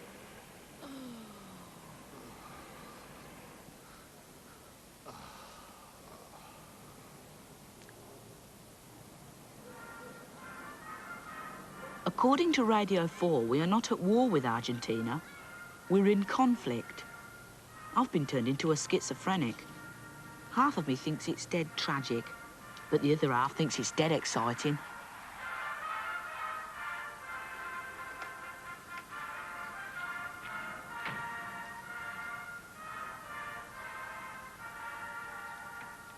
Shall I have an experimental sniff?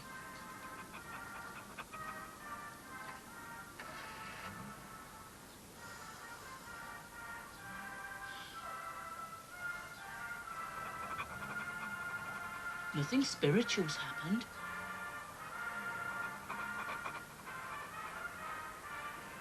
Oh, my God. It won't come off. Dr. Brown, please come to matron's office. Would Dr. Brown please come to matron's office? I've never felt such a bloody fool. Should we disconnect the propeller, Pet? Must be painful. This is just about the most humiliating day of my life.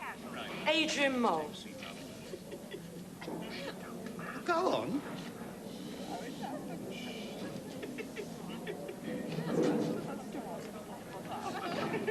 Shall I come in with him? No, we'll soon yank it off.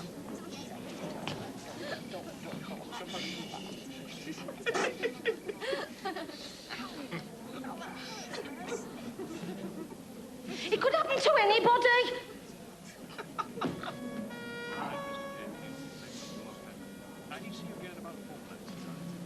Duty orderly to casualty, please. One Spitfire, Thanks. one casualty report card. Thank you.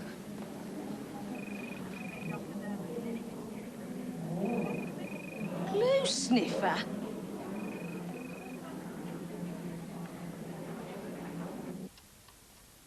I have just rung Pandora and told her everything. She's coming straight round.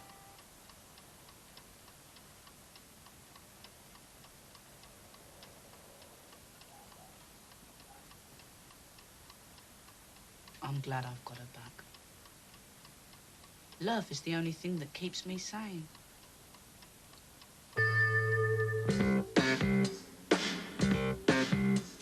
My mother's heart and soul have gone halfway up the pole. My father's on the dole, it's a proper rigmarole. My friend Bert is much too old, and his dog's beyond control. Though it sometimes seems dead droll, it's a nuisance on the whole. I'm profoundly in love with Pandora. My poem has an intellectual theme. The tenderness with which I adore her goes all bouncing in my dreams. The tenderness with which I adore her goes all bouncing in my dreams.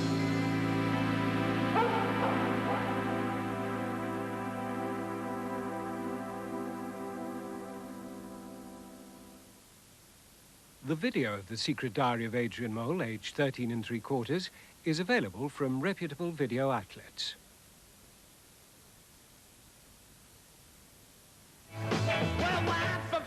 Ready to hitch the lift of a lifetime? Then hit the road for an American dream. Cross the states, meet the people and get your kicks on Route 66.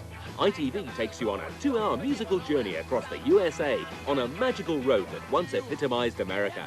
From east to west coast, meet the characters, experience the sights and sounds of the USA. Get your kicks on Route 66, Tuesday at 9 on ITV. 66. On Channel 4 next, Edward Asner is Lou Grant. World in Action is next on Tyne Tees. That's after the break. Hello there. I can hardly believe these prices. Well, let's see. 99 tea bags, 99 pence. Co-op fruit juices, 1 litre pack, 49 pence. Ship hot dogs, 26 pence.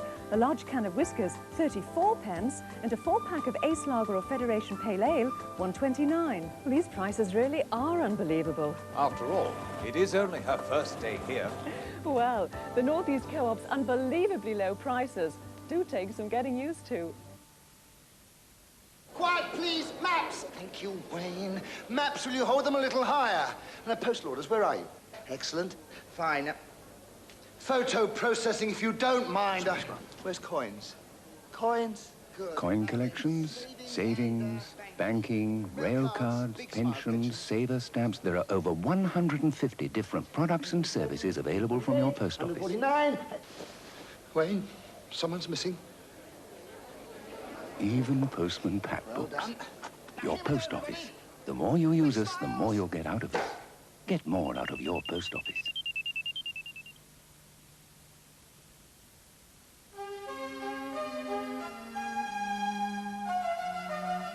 In 1839, Alexander Elder set sail from England to Australia. He saw opportunity and seized it. Elder began one of the world's leading agricultural enterprises.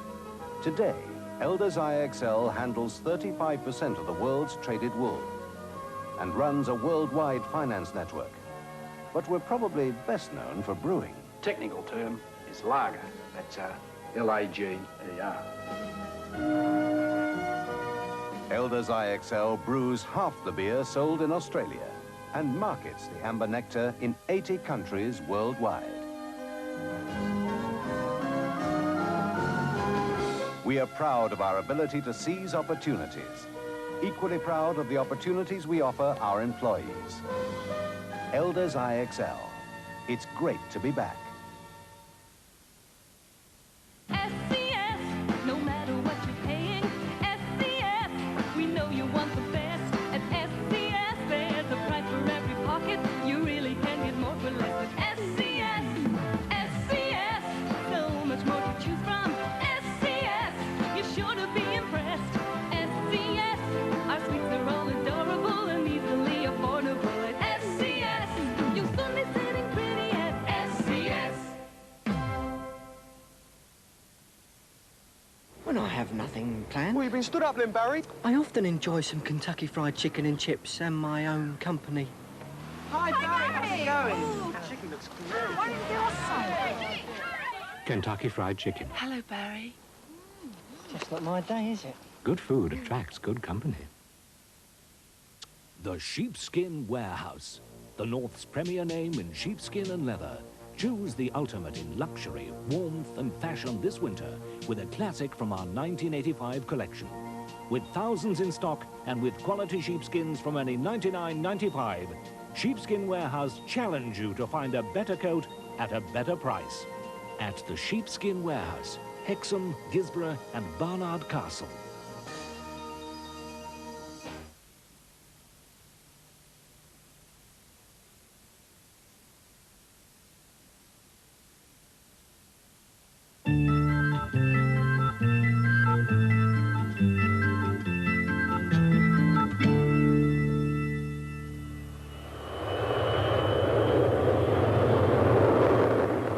This is the Boeing 737 aeroplane. It is the workhorse of British Charter Airlines and dozens of other airlines around the world. Today, there are more than 1,100 Boeing 737s in service. For nearly 20 years, the aircraft and its engines have enjoyed an unrivaled safety record.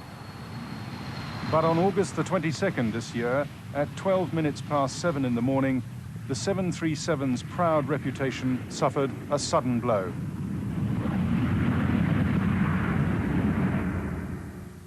The sound of an exploding engine echoed across Manchester Airport.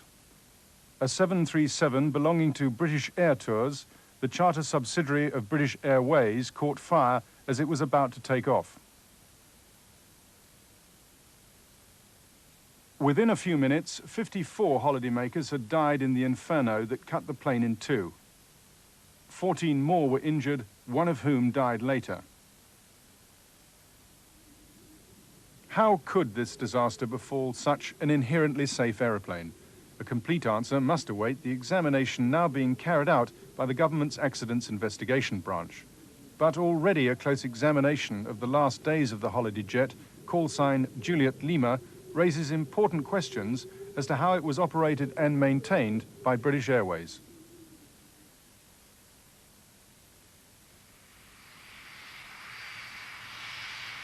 Until this summer, British Air Tours had a better-than-average safety record. In 11 years, it had blotted its copybook only twice. The first time, in 1974, a damaged Boeing 707 flew back from Crete with 156 passengers without a proper inspection. Wing panels had buckled after a heavy landing there. Numerous had snapped. A report by the Accidents Investigation Branch said the engine could have dropped off and caused a fire or loss of staff.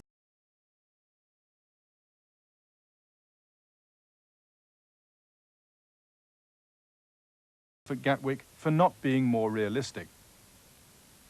The second Air Tours incident was in May this year. A TriStar overshot the runway at Leeds, finishing ignominiously on its nose. All 416 passengers and crew escaped without serious injury. After the Manchester disaster, doubts were expressed about the judgments of those responsible for the safety of Juliet Lima. These doubts have been raised by a senior executive of British Airways itself, Alistair Cumming, Director of Engineering for the entire fleet. Earlier this month, he was reported as saying, "The worst thing that we can do is put our heads in the sand and say it was someone else's problem." Every single aspect of this accident will be thoroughly investigated. It has to be, obviously, because we're deeply concerned about aircraft safety. Behind the tragic scenes of that fateful day which brought the Prime Minister to Manchester lies a history of a troubled engine. 2 years earlier, a crucial part of the engine that exploded had begun to show signs of deteriorating faster than usual. In September 1983, the engine which stripped down looked like this had its first inspection. It had completed 3,300 takeoffs. Particular attention was paid to this area containing 9 burner cans where fuel and compressed air are mixed and burnt to provide jet thrust. Burner cans are made up of 11 cooling rings or liners like this. engineers found 2 cracks adding up to 7 inches. One was 5.5 inches long, the other 1.5 inches. Both were progressing round the liner. The airline with more experience on the Boeing 737 than any other European operator is Britannia Airways, which has flown the aircraft since 1968. Today, they have a 27-strong fleet. Like all British 737 operators, Britannia were ordered to check their engines following the Manchester disaster. But in the 17 years that Britannia has flown 737s, they say they've never found cracks anywhere near 7 inches at first inspection. That would be so unusual. In the 17 years we've been operating this aeroplane and nearly 2 million engine hours, we've never seen anything like that. If we saw anything of that magnitude, we would have to be conducting a review of our inspection procedures and our operating procedures. Some burner can cracking is inevitable because of the very high temperatures inside. Cracks become very dangerous if they progress 360 degrees or all the way round. When that happens, the can separates and may become misaligned. Hot gases and flame burn a hole through the surrounding casing. There is a high pressure inside that casing, and that flame and the heat could weaken this case to the extent where it eventually ruptures, and then you have an explosive decompression and shrapnel pieces will fly in all directions. British Airways repaired the 7 inches of cracks in Juliet Lima's burner can by welding them. But when the can separated nearly 2 years later, leading to 55 deaths, it split partly along the old weld repair.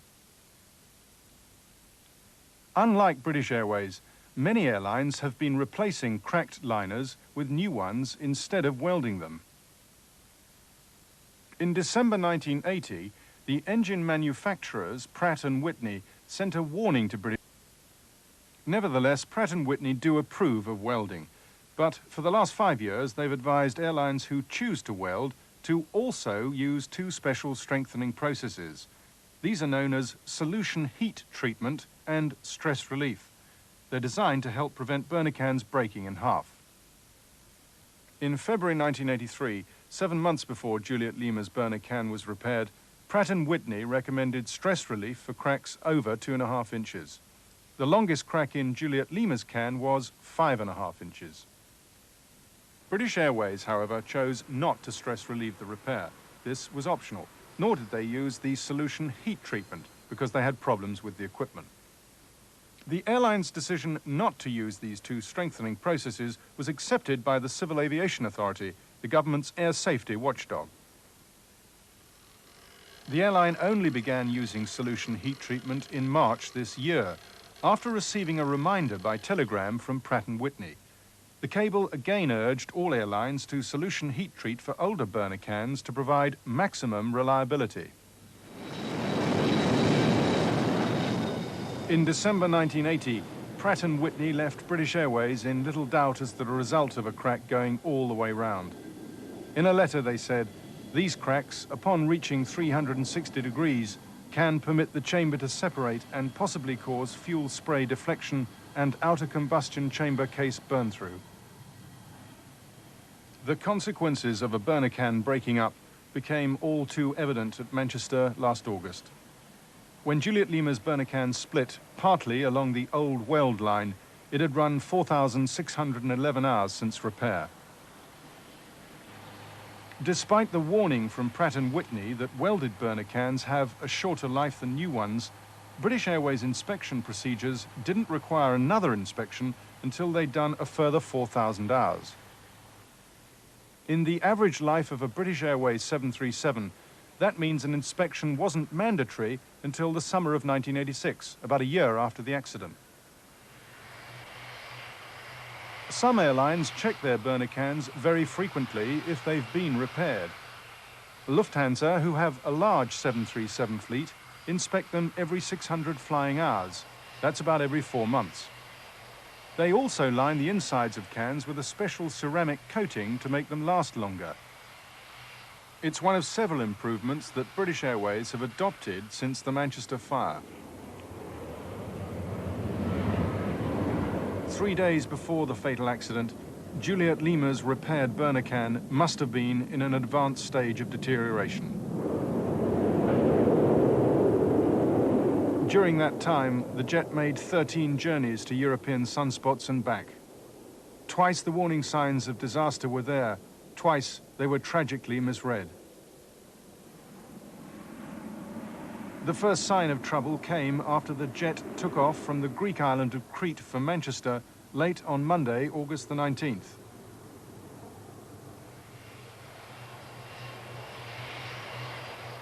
Three hours and 40 minutes later, the jet arrived in Brussels for a refueling stop.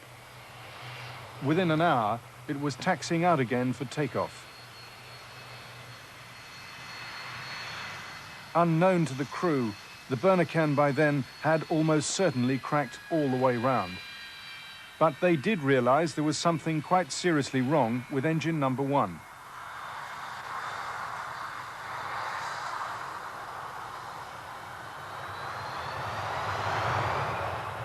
Running up the power for takeoff, the pilots noticed that it was much slower to accelerate than engine number 2. To balance the engines, they had to push the throttle up to 2 inches further forward than the throttle for the good engine. That's known as throttle stagger. For some 737 pilots, 2 inches of stagger is unacceptably high. There are some occasions when it's necessary to apply a lot of power quite rapidly on an aircraft. For example, when? In an emergency, in braking, stopping an aircraft, or in having to overshoot. And if the thrust levers can't be advanced together, or you can't rely on them giving equal thrust, it gives you a control problem. In the air it will cause the aircraft to roll, and on the ground it will cause it to swing considerably in reverse thrust and make the whole stopping action far less effective. You wouldn't fly with 2 inches of throttle stagger? With 2 inches I wouldn't. Back in Manchester from Brussels, British Airways had been experiencing a spate of slow acceleration and throttle stagger problems in many of their 737s, Juliet Lima included. Adjustments to the fuel supply had seemed to cure the problem. This time, though, there was a difference. Juliet Lima had never suffered from so much throttle stagger before. Her technical log suggests, however, that a fuel supply problem was again thought to be the likeliest cause. A pressure pipe was checked for leaks. The fuel system bled for airlocks. Pilots were asked to keep an eye on the problem. At 10:31 on Tuesday morning, the jet departed on the 4,000-mile round trip to Rhodes. There's no mention in Juliet Lima's log that I've seen of any attempt to see whether the work done on the fuel system and the pressure pipe had helped to alleviate the problems which were being experienced by the crews. That is, the throttle stagger and the slow acceleration. All that the next crew were told was to report on the next flight with passengers. Surely the prudent thing to have done would have been to carry out a ground run of the engine before the aircraft flew again with passengers, but apparently this wasn't done.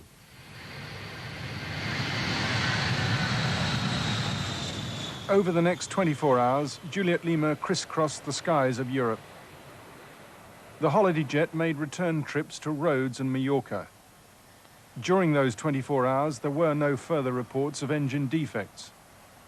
But with every journey that passed, the metal casing surrounding the split burner can was getting weaker and weaker. Hot gases were now burning away at the casing. Left unattended, it was a time bomb waiting to explode. From now on, the lives of those traveling in the jet hung by a thread.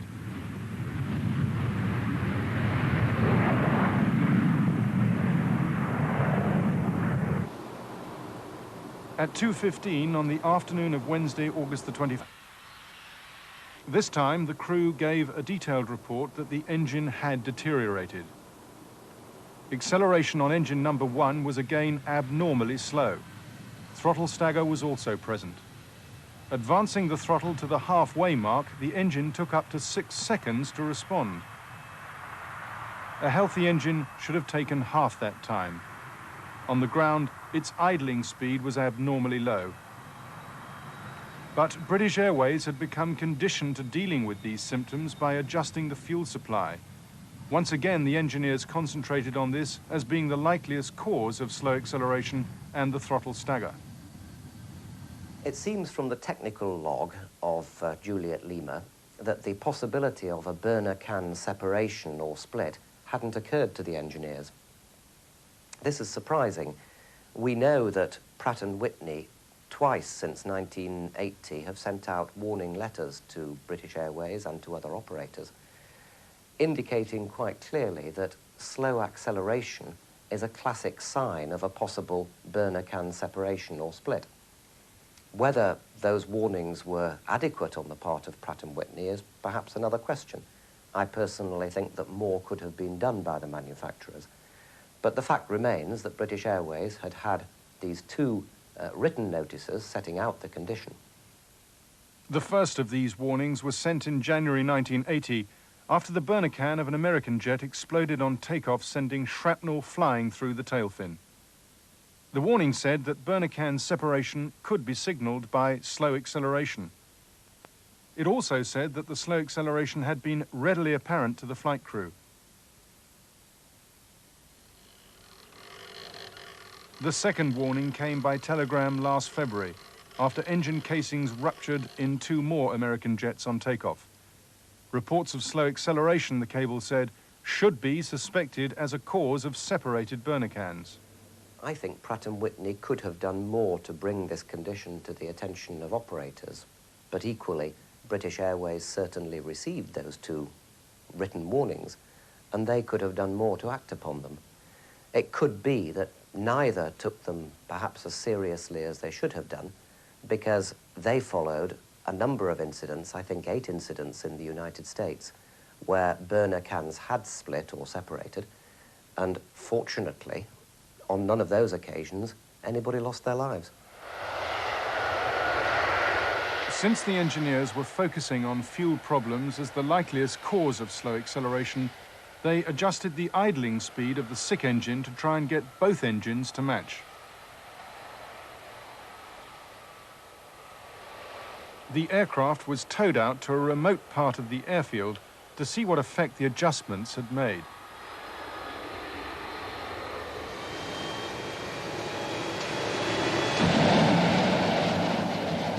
For much of that afternoon, the airport shook to the thunder of the engine being run up and down.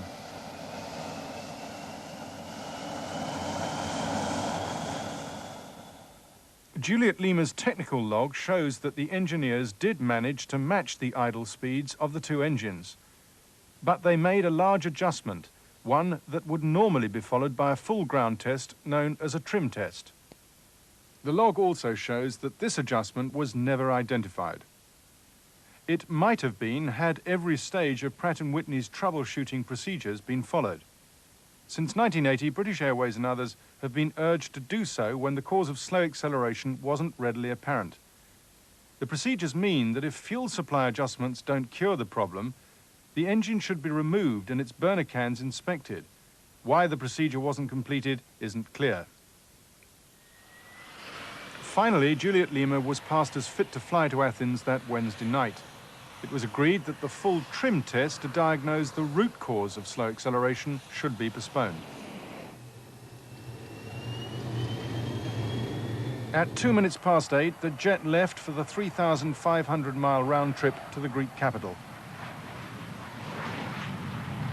On the way there, the co-pilot remarked that the troubled engine's performance had improved. He'd last flown the aeroplane 48 hours before on its return from Brussels when the slow acceleration was first reported. What he didn't know was that the adjustment made that afternoon to the fuel system had dealt with the symptoms but not the cause.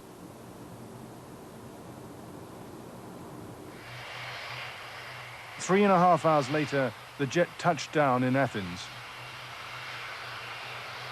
It was delayed for 40 minutes because of the late arrival of a group of passengers. After 2 hours on the ground, it departed for home. It was the last flight the aircraft would ever make.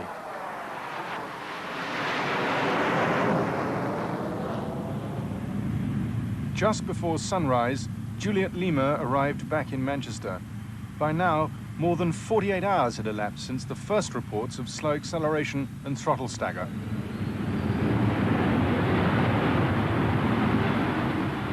Tragically, the alarm bells hadn't yet rung. They might have done had British Airways been continuously monitoring all of Juliet Lima's vital engine performance trends, like exhaust temperature.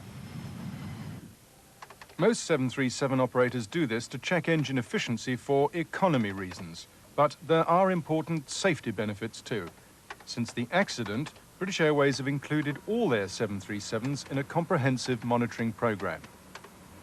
In America, there was an example where a performance readout, such as I have here, showed a dramatic increase in the engine temperature and the fuel flow, whereas the two engine compressors deteriorated. The engine was pulled, stripped, and they did in fact find a burner can broken before it done any damage. Shortly before 7 a.m. on Thursday morning, Captain Peter Terrington took his seat in the cockpit of Juliet Lima. Soon afterwards, 131 passengers boarded the aircraft bound for Corfu.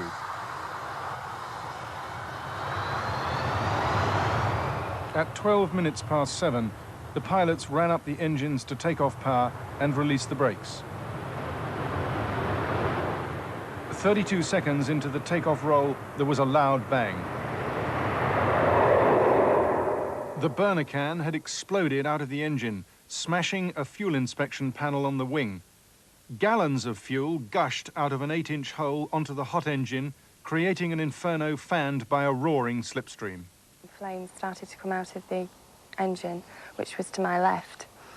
I was looking out of the window and saw all the smoke coming off. I stood up almost immediately, and somebody to my right-hand side of the aircraft said, stay in your seats, don't panic. So I sat down again, but I almost immediately stood up, turned round, and about 3 windows down, there was a crack in the window and a little hole. Smoke was coming in. I presume the crack was through the heat. The smoke was coming in, and so I said to Charlie, come on, you know, I don't like this, we're getting off this plane. The pilot reacted immaculately to the explosion. He thought it was a wheel, which is the normal sort of thing he would expect to happen. And in under a second, he decided to reject the takeoff, which was a very, very quick professional reaction. To give him more braking power, Captain Terrington reversed the thrust of both engines. Unfortunately, due to damage to the hydraulic power supply on number 1 engine, the reverse bucket stayed deployed. Now, you have fuel coming out in great gobbets from this hole in the wing onto a hot engine, which then ignites. And the airflow was blowing the fuel air vapor, which had then ignited, onto the reverse buckets, which was then focused onto the rear fuselage. We think this is the way most probably it got into the fuselage, as quickly as it did. Within a few seconds of the aircraft coming to a stop, the centre of the fuselage was covered in orange flames, and from the centre backwards was just a thick pall of black smoke. Inside the aircraft? Inside the aircraft. I So was amazed how quickly it had all spread into the rear of the plane. My boyfriend came off and said, I've just taken a mouthful of this smoke, and he said, it's awful.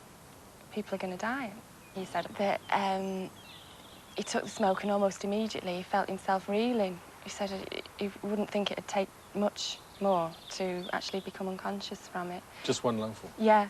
There was no instruction given that the plane was being evacuated.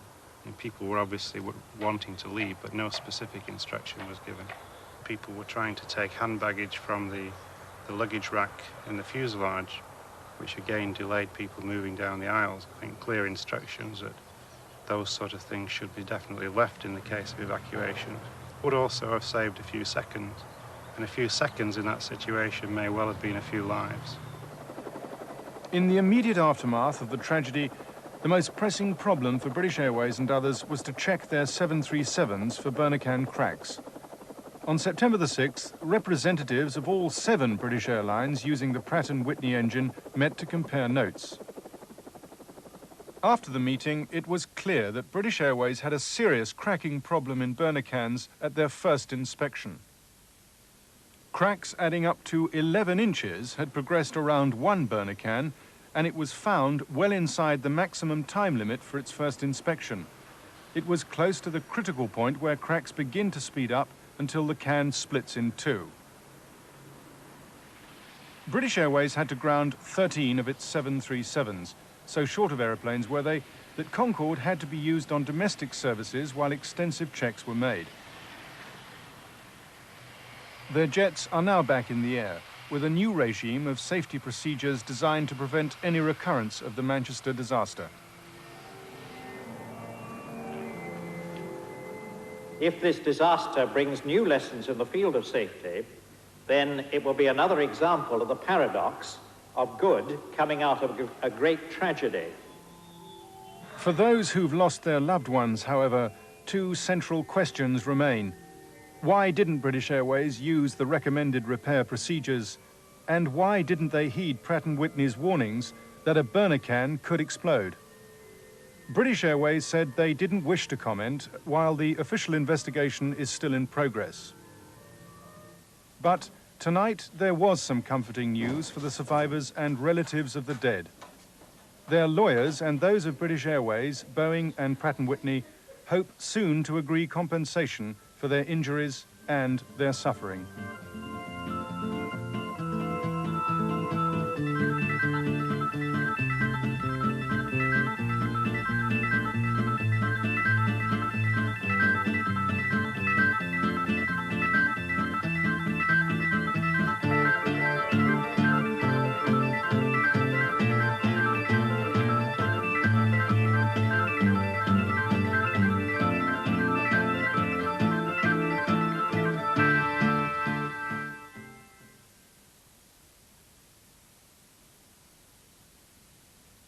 There now follows an adjudication by the Broadcasting Complaints Commission. The Broadcasting Complaints Commission have not upheld a complaint from the National House Building Council that a report about timber frame houses in World in Action broadcast on the 27th of June 1983 was unfair to the National House Building Council and their Director General, and that it breached the IBA programme guidelines. The Commission are satisfied that the programme as a whole was not unfair to Mr. Tate or the National House Building Council, and that the points he wished to make were adequately brought out in the programme, although not in his own voice or in the manner and style that he would have wished. The Commission consider that the spirit of the IBA guidelines was observed. The publication and broadcast of this adjudication were deferred pending the outcome of an application by the complainant for judicial review. The application has now been withdrawn. At 10:30 tonight, Joan Collins stars in our film The Bitch. Next, though, on Tyne Tees, it's The Winning Streak after the break.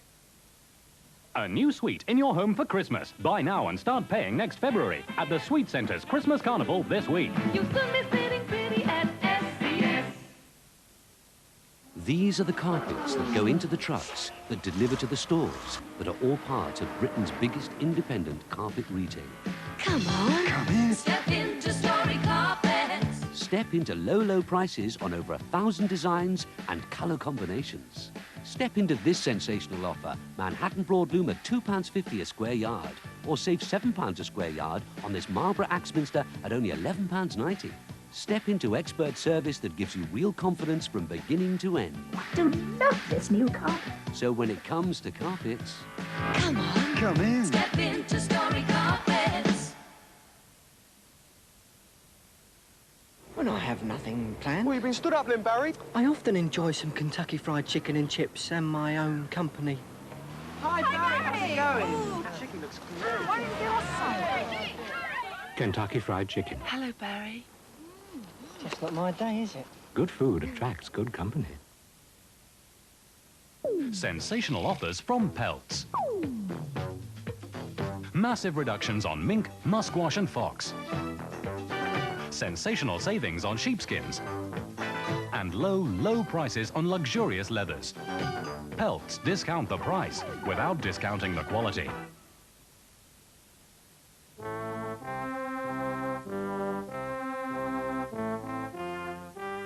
Throughout history, people have always had their own idea of what it takes to make perfect shopping.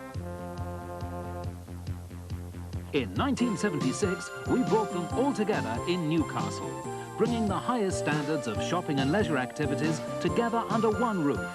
thanks to you, it's a great success. Eldon Square, with a history to be proud of. Can it really be 15 years since Mother first showed me this secret cove? She still looks so young. Now I share that secret too. Oil of Ulay beauty fluid. It feels so delicate. Maybe that's why it's absorbed so easily, to help my complexion stay soft and young-looking. My daughter knows our secret cove. One day she'll know about Oil of Ulay. Oil of Ulay. It can help you stay young-looking too. Ovaltine, now we see her out to give these chaps a little breather. Trapped by spooks since Halloween, they could do with some Ovaltine. Goodness inspires them to take these bogeymen and tie them hem to hem to gain their freedom. And it's thanks to their Redeemer. She'll pick you up with Ovaltine. Dutton Foreshore celebrating a terrific year with a giant clearance sale. Metro from just $3,595. Maestro from just $4,595. Montego from an unbelievable $4,995. Get motoring now at Dutton Foreshore. Save pounds on your new car.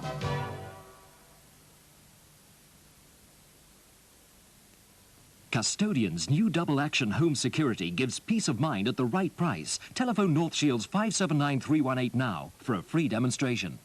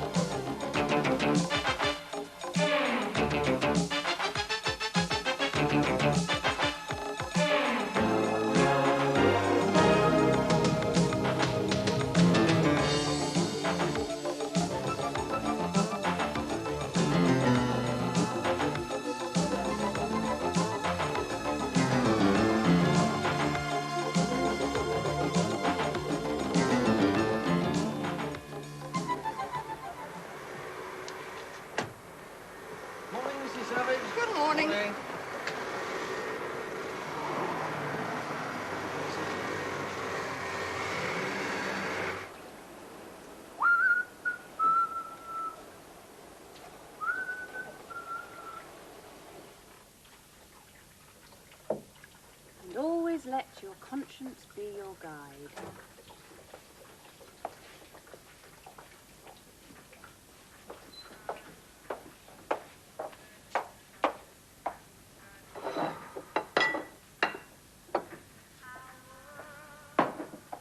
What did you say? In the bathroom. Jiminy Cricket. What? Doesn't matter. Well, how was your run? It's okay. Pleased you take your fitness so seriously. One well-oiled machine ready to slot into another well-oiled machine. Yes, I do take it seriously. Driving the National Breakdown is going to be tough. This is the biggest thing that's ever happened to me, and I'm at...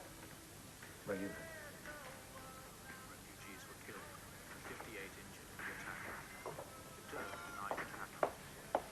War, plague, pestilence, all about us. But as long as you're driving in another rally, that's what's really important. Oh, come on, Carol. Oh, no, I mean it, David. I mean, let's get our priorities right.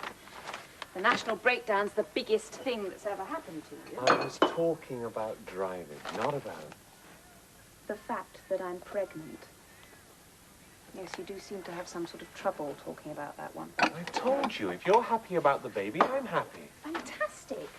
So glad you're so positive about it all. Okay, how many times do I have to say it? I'm happy. It's marvellous, smashing. Does it mean we can't talk about anything else? Anything particular in mind? I don't mind a bit of lively conversation. I mean, what did you talk to Barbara Brooks about? Or is that what you were doing in bed with her? Chatting about the National Breakdown? Well, maybe we can have a good old chin wag later. I have to go to work.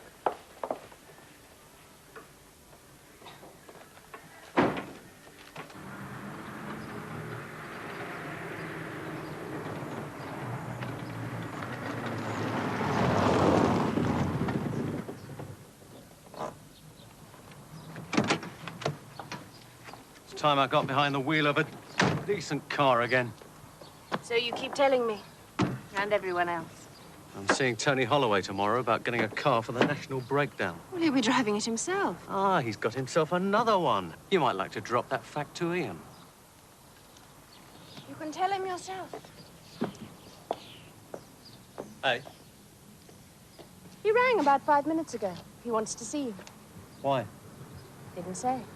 Your boyfriend's still driving the 6R4, isn't he? As far as I know. Well, is he? I think he's ready to take a major rally. So does Ian. David Savage? Yeah. Thinks he's ready to take a lot of things. But if I get myself something half as good as the 6R4, I'll make Ian beat his supercar look like a clapped-out Morris Minor. I'd better warn him. I thought you'd given up on the commercial vehicle branch. Have I? You tore up the check for the deposit on the site. Not many secrets in this place, Francis. I was making a point. How to succeed in business. Oh, now, don't you start. I get enough of that from David and Paul. Anyway, George Webster. I've looked into Paul's ideas over the weekend, and the fact that I didn't like the way he went about things doesn't mean I'm not interested. I don't know what I can tell you about George Webster. He's out of my league. Well, you worked for him before you came to us. What? You've got a memory? That's nearly 40 years ago. Yeah, George was selling up old army trucks then. He owns half of West Yorkshire now. How did you get on with him? Did you like him? Was he honest? Yes, I'd say so. He's made a bob or two, and he must have grabbed out that was going to get it, but he was honest enough when I worked for him, and I never heard any different.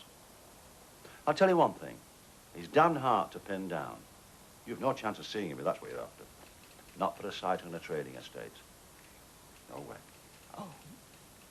You know, with all his money. He's probably got something to blow his nose for him these days. I'm seeing him at 12.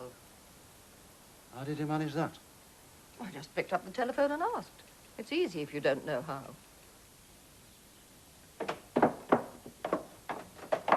What is this? A protest? Well, 20 to 10. I always thought the only thing that would stop you getting in by 8:30 was the Day of Judgment. Every day's a day of judgment at Savage Motors, but I don't feel obliged to rush in to make a judgment about how many pot plants we put in the showroom. So it is a protest? Yes. A bit pissed off with the way Mum's running things. Quite fancied another hour in bed, actually. Well, you're pissed off because you're not running things. OK, look, you've got one decision to make in a day. And your choice is whether to invest £300,000 in a promising industrial development or whether to put pink paper in the toilets. Oh, come on, Paul, that's not fair. It's not a million miles from the truth. Board meeting at 2 o'clock. If I swede Mother to lay aside beautifying environment for 5 minutes and get David to turn up, we might have some opportunity to talk about selling cars. Fancy dropping in at lunchtime. I can book a table. Not quite sure what I'll be doing. I just want to make sure we get a proper bed. It'll be all right. Anyway, he was planning on doing a lot of sleeping. Well, whatever we're planning on doing, I want to make sure we get a proper bed to do it in, thank you. Well, I'll see what I can do. And the bathroom en suite. All right. Well, I don't want to be trooping down a corridor to a bathroom being used by a load of mechanics. Oh, thanks very much. Is Lenny going to be there? Why? Well, I just wondered, that's all. I quite like him. He's a bit of a laugh. Yeah, you made that quite clear when we were in Lincoln. What's that supposed to mean? He offered me a seat, actually. He's quite a gentleman. He'd have offered you a lot more given half the chance. Oh, people do think of other things, you know. No, he doesn't. I can promise you that. You better not start trying anything on again, because if he Sue, does... can you get me in busy? Yes, David. All right, Chris. Yeah, fine. Oh, and can you get me those sales figures I asked for? Mum's first board meeting, better have something to say. No, it's all right. You get here. Just tell me where they are. It's the top drawer. First buff-coloured file you come to. Hello? Could you put me through to Ian Beattie's office, please? Engaged. All right. Thank you very much. I'll call back later. Bye-bye. Better do some work instead. Of course I can find something else to do. Listen, I don't think our relationship's quite reached the stage where my life is going to fall apart just because we can't have lunch together. So what are you going to do? There's no shortage of scintillating activities in Cliffordsbridge. Just a question of deciding which to do first. I can see you tomorrow. Oh, well, I'll have to check my diary. Oh, I might just be able to fit you in between 12:30 and 2. You'd better check yours. I have. I'd like to see you tomorrow. Very much. All right. Shall I ring you in the morning? Yeah, fine. Just in case anything crops up. Good. I'll see you then. Bye-bye. And who is that? A friend, Barbara. Sure you've got one yourself. Come on, Tess. Let's get some air. Come on. It's not enough. I want more publicity for the national breakdown. Well, you're almost through on the publicity budget. Almost means there's more to spend, doesn't it? Not very much. Spend it. Spend it and I'll find you some more from somewhere. Fine. The Turnco board want to see results. The only result that matters to them is putting the name of Turnco Oil into the minds of several million people. If I don't do that in the national breakdown, they'll cut my budget in half before I've got the motorsport division off the ground. I thought I wanted to get there quickly. They want me there like yesterday.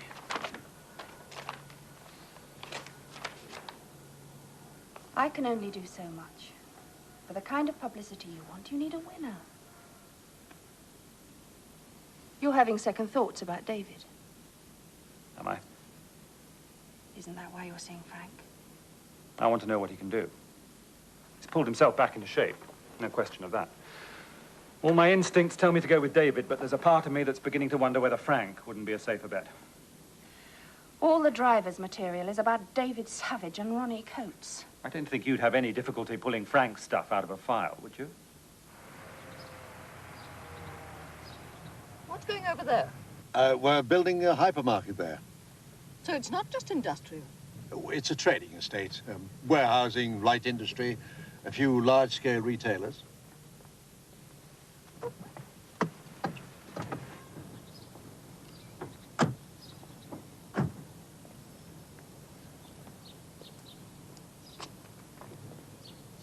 And you've got us earmarked for this one? This is Alan Kittredge's prime site. There's nothing wrong with this site. Well, if we wanted to put a filling station at the front of our development, do you still think it would be a prime site? All of my sites are prime sites. I want the one next door to the hypermarket. I think we've already got a taker for that one. Who? Oh, I can't think off the top of my head, but they're clients of Alan Kittredge's. So are we. Well, in his line of work, I think you'll find that some of his clients are more equal than others. Well, if we do come in here, I shall want to sell a lot of commercial vehicles and a lot of petrol. I want the one next to the hypermarket. And if you don't get it? But then you'll have to send Alan Kittredge out to sell the other one to someone else. Let me buy you a drink. Well, I'm ready to go, Ian. Is that what you want to hear? Yes, I'm interested. Does that mean you're not interested in David Savage anymore? Still on the liquid engineering? I haven't had a drink in 2 weeks. If you've got to come off it, you've got a problem. You're the one with the problem, Ian. You've got yourself a driver who pulled out of one rally and pushed the car so hard he threw himself out of the next. And that's the man you think's going to win the national breakdown for you. You see him as an outsider, Frank. But then you would, wouldn't you? You haven't actually seen the site yet, Paul. No, not yet. But Alan has. There's not much point until the site's been cleared. I've seen it on a map. I've got a plan of the site here with a breakdown of plots. Oh, it's all right, Alan. I've been through it with George Webster. If you don't mind my saying so, Mother, that meeting would have been much more useful if Alan and I had been there. Why? I think that's fairly obvious, isn't it? Well, I found the meeting quite useful enough, thank you, Paul. What are we talking about? Are we now saying we're going ahead with a massive investment on this new industrial estate? Commercial vehicles, filling station, more staff? Well, I think that's something we can discuss after Alan's left. I think Alan's advice is going to be very useful, Mother. But when we've listened to his advice, the decision will be made by the board of Savage Motors. Which brings me to the quality of that advice. How do you mean? You were aware from the beginning that what was wanted was a filling station, as well as a commercial vehicles garage and showroom. Oh, yes, of course. Oh, come on, Mother. Alan and I set this thing up. And you still think that plot 17 is the best possible site? As I indicated to Paul, there's no question about it. And you think that? in spite of the fact that it's a quarter of a mile from a large hypermarket and car park, on an exit road which leads nowhere in particular. Good thinking, Alan. It's the best plot still available. The best plot is next to the hypermarket. And as I understand it, that's being let to DFC Furnishing. They're probably very interested in passing trade from the hypermarket as well. Aren't you their business consultant, too? I don't see that that has any bearing on the matter. There's no conflict of interest. I'll pull the other one. Oh, if the site's already gone. The site hasn't gone. Nothing's been signed. After my meeting with George Webster, plot 17 is vacant again.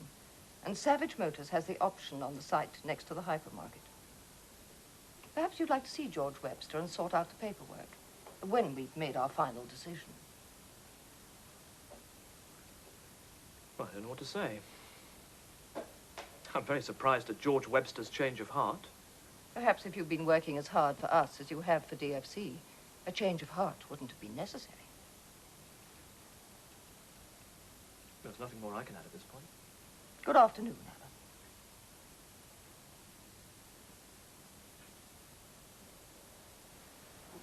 Alan. I'll be in touch.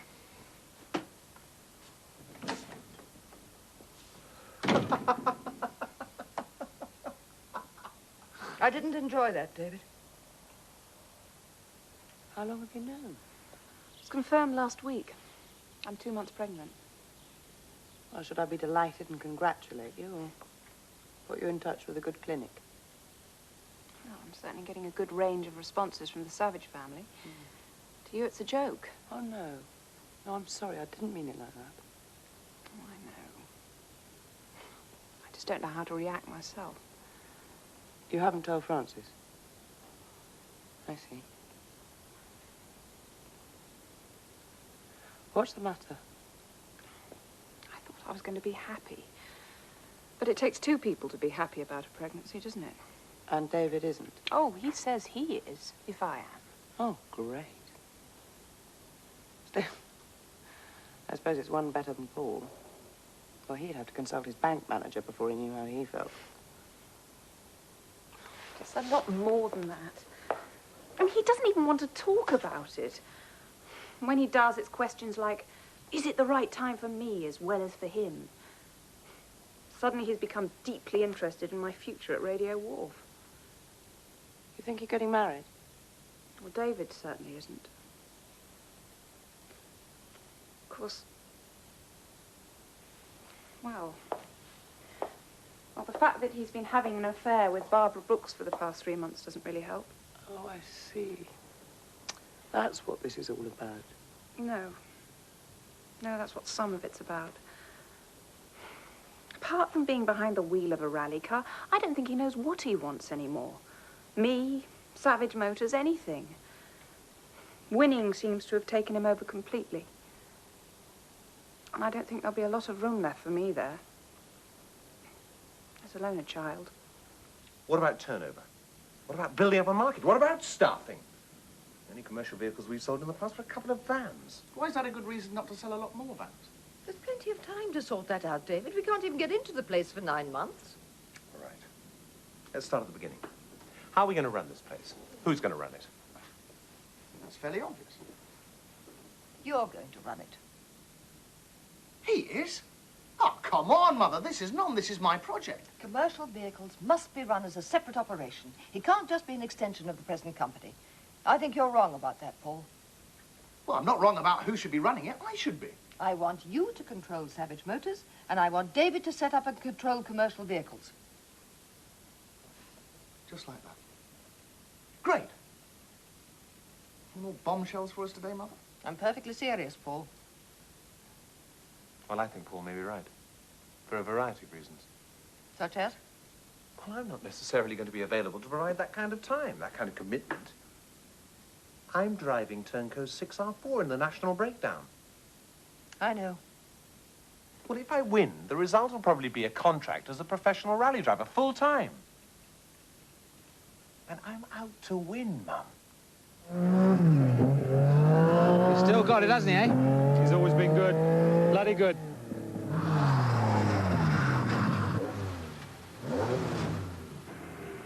The hell's going on? no mechanic driving that car. It's Frank McShane. What the hell is going on?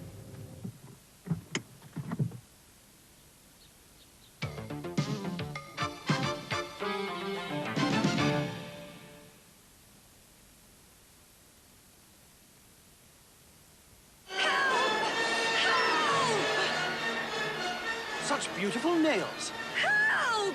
Gosh, they must be strong. Tell me your secret. I always use Complete Care, the only everyday hand cream that actually helps strengthen my nails, so they're less likely to split or break, while it softens and protects my hands. It really does care for the complete hand? Yes, that's why they call it Complete Care. Soft hands, strong nails, Complete Care. These are the carpets that go into the trucks, that deliver to the stores, that are all part of Britain's biggest independent carpet retailer. Come on. Come in. Step into Story Carpets. Step into low, low prices on over 1,000 designs and colour combinations. Step into this sensational offer. Manhattan broadloom at £2.50 a square yard.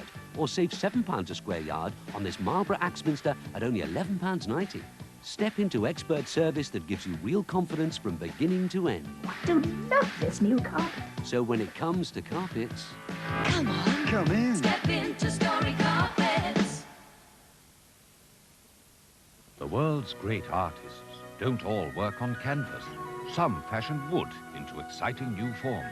Others create exotic patterns in fabrics and wall coverings. There are sculptors in leather, craftsmen in glass and marble, and designers whose vision and flair can transform any room. To see the works of these great artists, you don't have to visit the National Gallery or the Louvre. You can see it, touch it, and afford it. At Arch Interiors, Grange Road, Darlington. If you're buying or selling a house in the northeast, look out for one thing. The Keyline sign. Keyline's the largest computer-linked estate agent service in the northeast, so make a beeline for Keyline. Keyline, now a member of the National Homes Network, and still the easier way to buy and sell houses.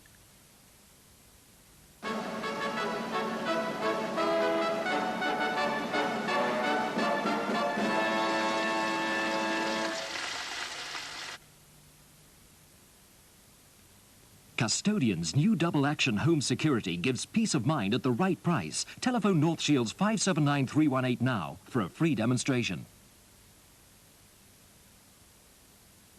Fantastic ceramic tile bargains now on at JR Discounts with top quality ivory 6x6 wall tiles at only 10 pence each.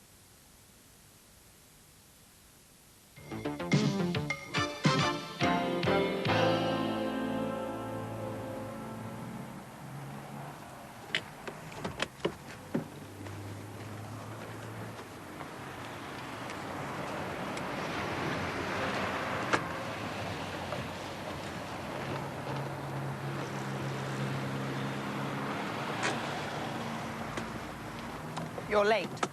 No. You're early. Good to see you. What are we doing then? Well, we'll have something to eat. You got to be back at any particular time? Well, I turn into a pumpkin at midnight, but apart from that... Good. I'm taking the afternoon off. Janet, target's the next one. Are those the figures she asked for yesterday? I know, they're late. Sorry, David. He's going down the botanical gardens. Been watering your plants? Oh, grow up, Paul. Oh, no. I think they're charming, really. Feast for the eyes. Be so careful with David these days. He and Beatty may be taking away his little car.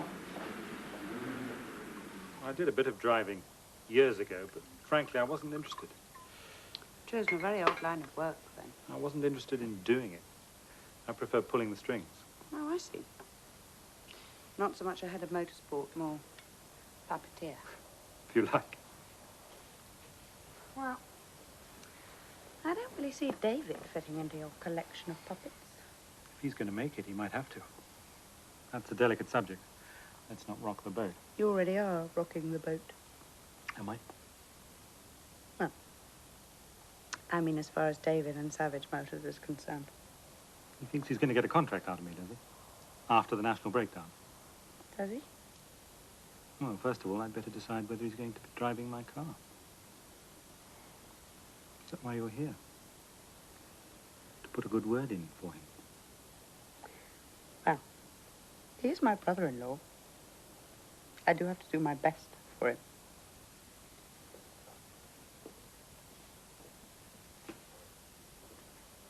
All he could say was, it's my car. I want Frank McShane to take it for a drive. That's what happens. You can't argue about that. It's his car. Is it going to be ours for the National Breakdown, or are Frank McShane and Bill Mustang going to be sitting in it? If that's what Ian Beattie decides, there's bugger all you and I can do about it. Yeah, well, he's not pissing on me like this.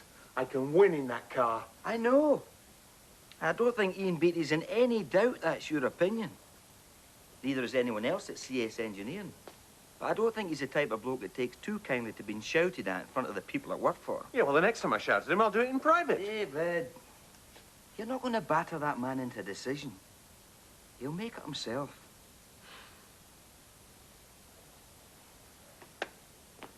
Frank McShane. Oh, he's finished. He's washed up. Frank McShane's a bloody good driver, and you know it. And don't forget, he's a mate of Beattie's, and he certainly doesn't owe you any favours. Ronnie, how are you? How's Mary? Ah, she's fine.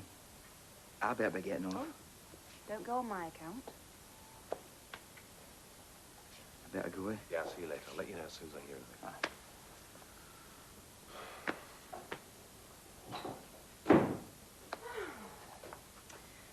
Well, there's nothing like a phone-in to make you feel that the human race is destined for its well-deserved extinction. Yeah. Makes you feel so much better, too, to come home and find your lover chatting about his bit on the side.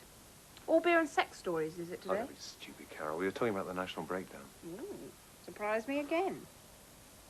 Has it ever occurred to you that rally driving and screwing Barbara Brooks are virtually indistinguishable as far as you're concerned? I'm not in the mood for this. Can we do without it tonight? Not really in the mood for anything, are you? Your car, your ambitions, yourself. All right, your okay, baby. let's sit down and talk about it. Sort it all out. Why? What do you mean, why? That's what you want to do, isn't it? Not particularly. Why should I want to talk to you? I'm not even sure I like you very much. Oh, shit, I'm going out.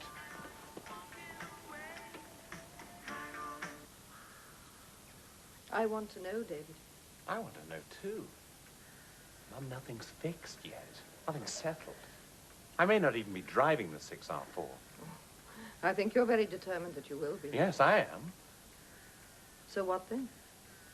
Did you mean what you said? Yes, I did. If they offer me a contract as a professional driver, I'll take it. I see.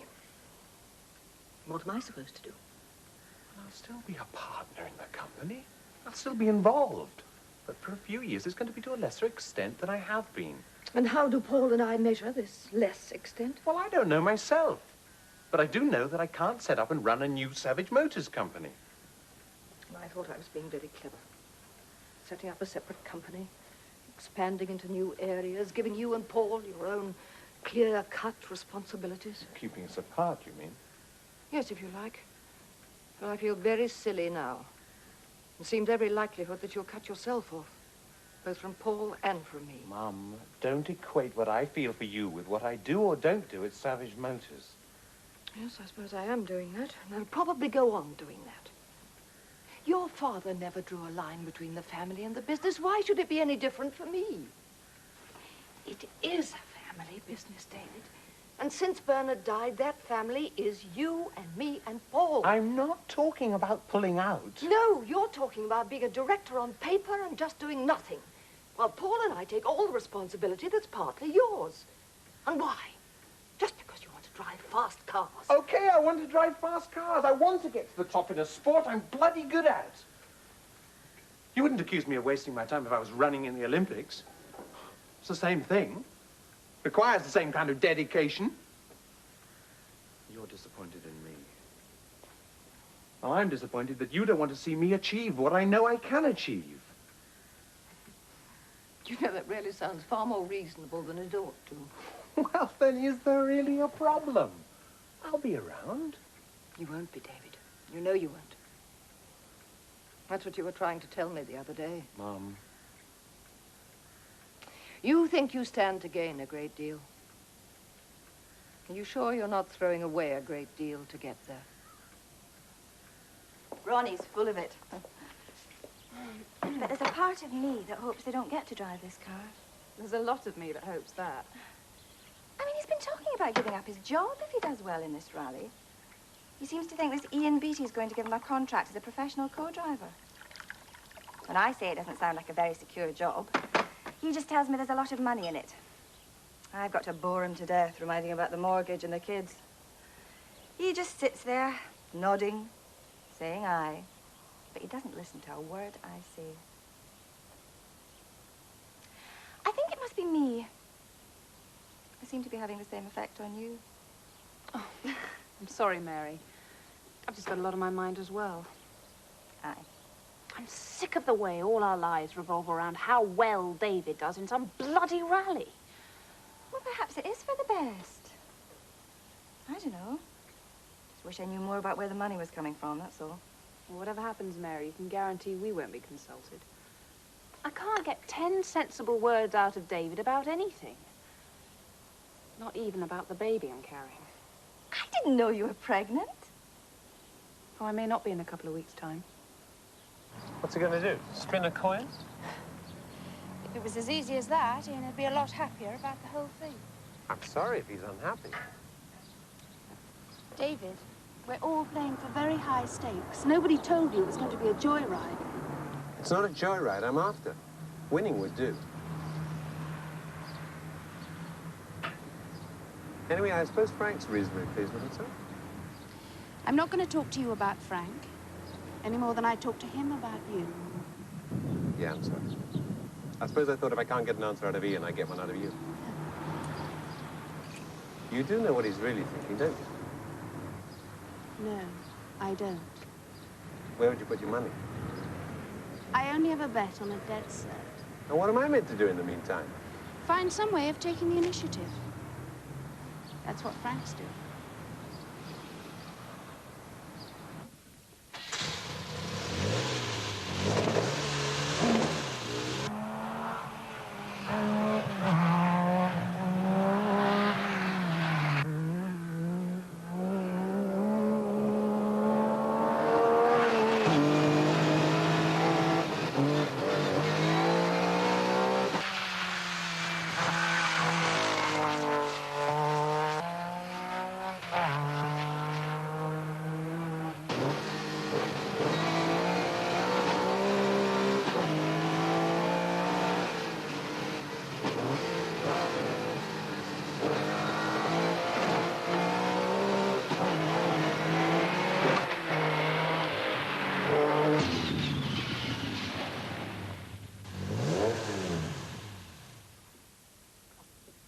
There you are, Ian. As you said, it's your decision.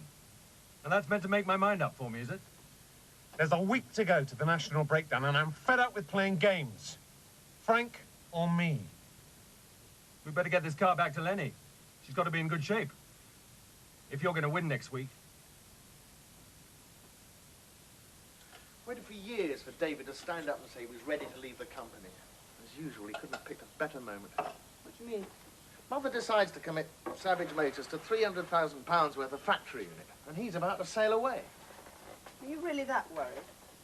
Well, the best will in the world. I can't run two operations single-handed. Such modesty. You surprise me. I can't leave Mum at Savage Motors while I set up the other operation. Why not? Well, she seems to be coping perfectly well. Anyway, I don't care what is happening at Savage Motors today, and neither do you. No, we're going out. Yeah. Well, we're going to have some lunch, drink a lot of wine, and have a very long walk in the dales. What's this on? I'm in a good mood. It's christening tomorrow, eh? Still takes a bit of believing. National breakdown. We've come a long way. Not as far as we're going.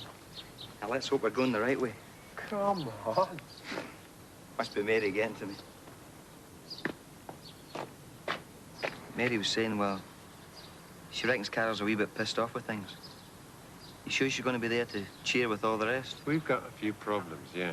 Nothing we can't sort out. When the national breakdown's over, that's what we'll do. Aye. I'm sure you're right.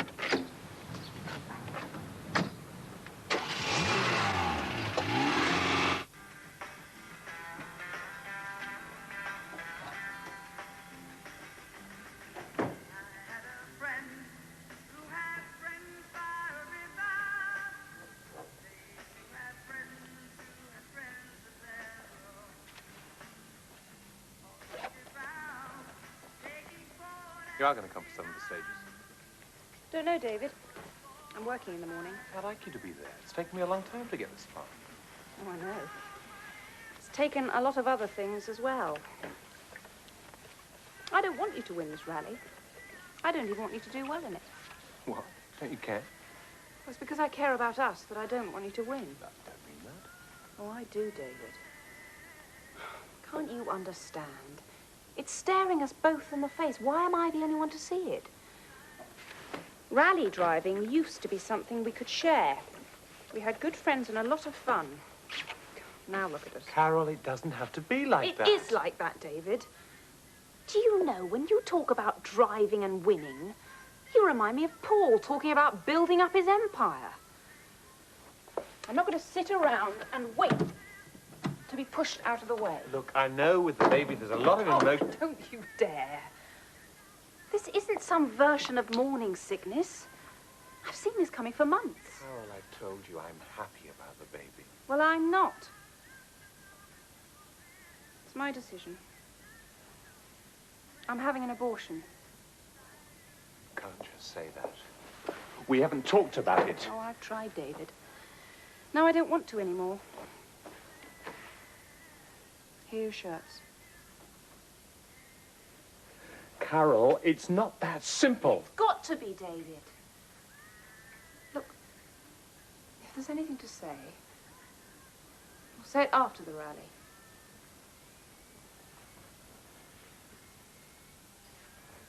A bigger than ever entry to this year's National Breakdown.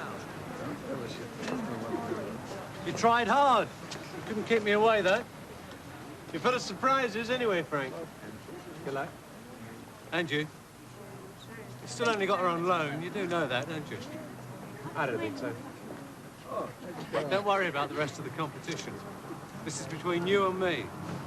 And she's the prize. Come on, Frank. I'll see you.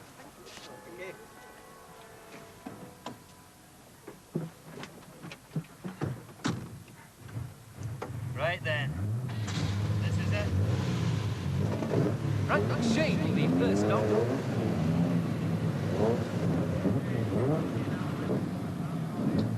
You pulled some heavy strings to get Frank the Audi. Why? I still want to know what he can do. Preferably in someone else's car.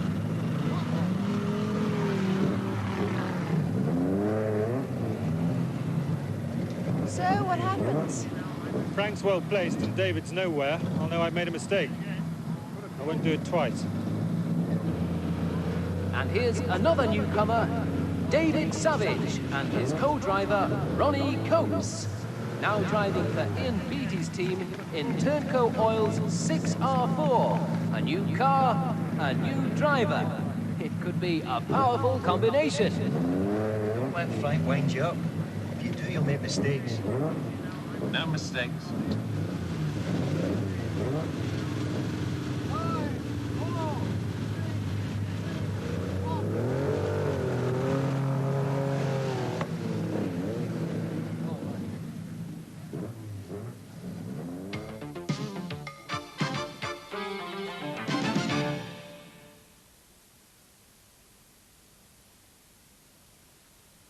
SCS, no matter what you're paying, SCS, we know you want the best. At SCS, there's a price for every pocket. You really can get more for less. At SCS, SCS, so much more to choose from. SCS, you're sure to be impressed. SCS, our sweets are all adorable and easily affordable. At SCS, you'll soon be sitting pretty at SCS. The world's great artists don't all work on canvas. Some fashion wood into exciting new forms. Others create exotic patterns in fabrics and wall coverings.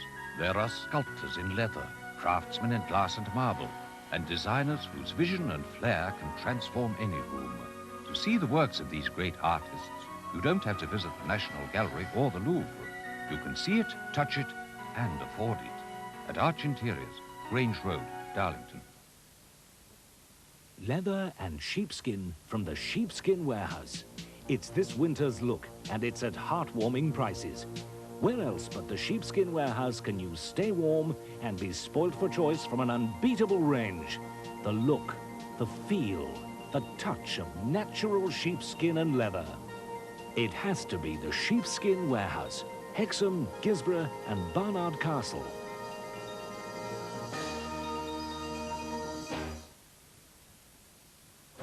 These days, people are taking a fresh look at the Daily Express, finding it's just the sort of paper they're looking for. Not just for its news, views, sport and entertainment, but also for this week's Express exclusives, like our interview with Ariel Sharon, Israel's outspoken ex-warlord, plus Lester Piggott, the private man behind the public face. And from Paris, legs are back in fashion with the beat look. If you haven't seen the Daily Express recently, take a fresh look. You'll find it's much more your kind of paper. Hello there. I can hardly believe these prices. Well, let's see. 99 tea bags, 99 pence. Co-op fruit juices, 1 litre pack, 49 pence. Ship hot dogs, 26 pence. A large can of whiskers, 34 pence. And a 4-pack of Ace Lager or Federation Pale Ale, 129. Well, these prices really are unbelievable. After all, it is only her first day here. Well, the North East Co-op's unbelievably low prices do take some getting used to.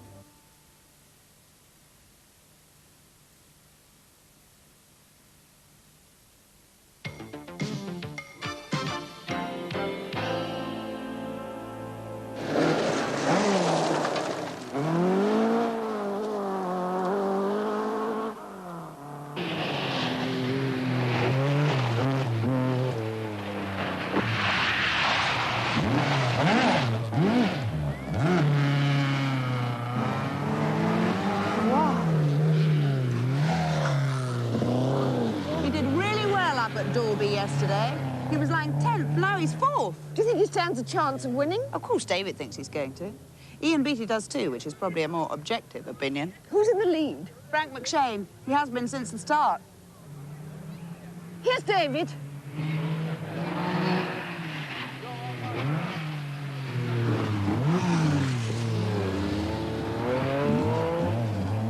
Well, come on then. What, already? Well, we've just seen David. We've got to catch him at the next stage. You mean we got a glimpse of him flying past?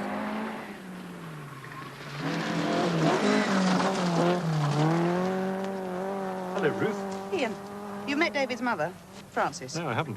Frances Savage, Ian Beattie. So you're the one who's responsible for all this? I'm afraid it's out of my hands now. It's all up to your son. You must be Barbara Brooks. I've heard a lot about you.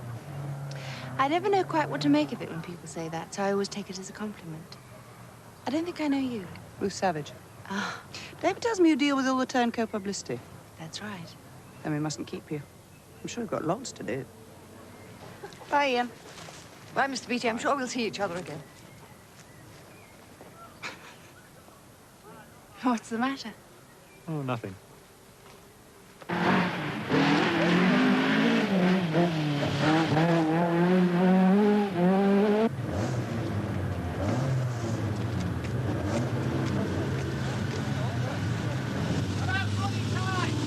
Right, let's get these tyres changed. Move!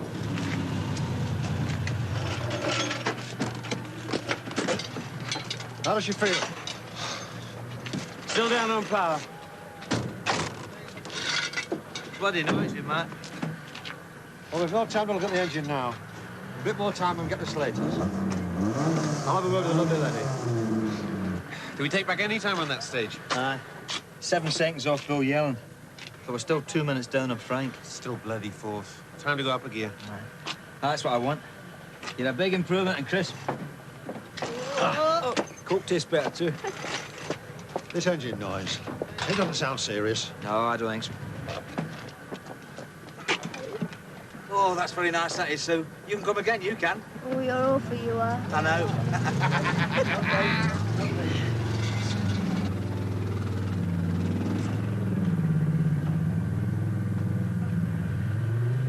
Come on, let's go. I haven't just been sitting on my arse for the last week. No, obviously. I can't say I'm that keen about coming in on a Sunday, even so. Your performance last week, I think you owe it to me to come in any bloody day I ask. Look, are we going to forget about that and move on? Yes. Yes, that's exactly what we're going to do. Good. Now then, for all practical purposes, I reckon David's going to end up out of this company. And I don't want the first casualty to be Savage commercial vehicles. I don't want Mum losing her bottle. Well, after the way she chewed me up and spat me out the other day, I think that's highly unlikely. No. No, I think if David leaves, that'll really throw her. And that's the time for me to take the initiative. I want to be able to present her with a management structure that will encompass both Savage Motors and the commercial vehicle section. Fine. Let's get started. Right. Well, get us a couple of coffees and we'll get down to it. Right.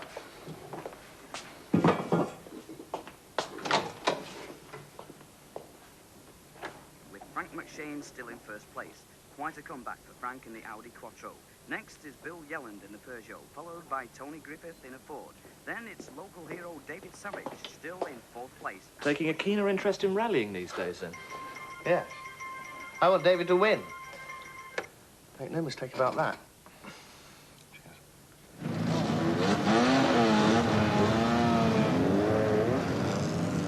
Silly tricks, David. Let's throw the car around, just drive it. Fine, fine. Four-wheel drive, you can take the corners faster. Looking, and I'm fourth. I'm fourth, and I aim to move up. You're still 3 places behind McShane. We don't need a calculator to work that out.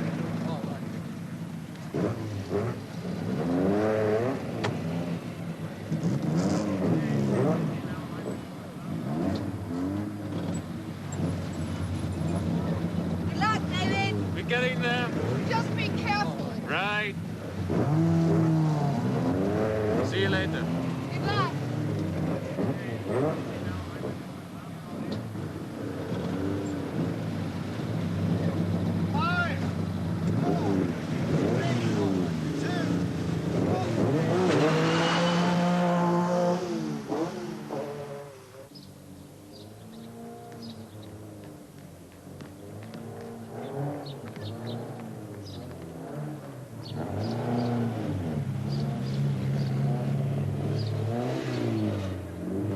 Chris and I were very grateful, actually, weren't we?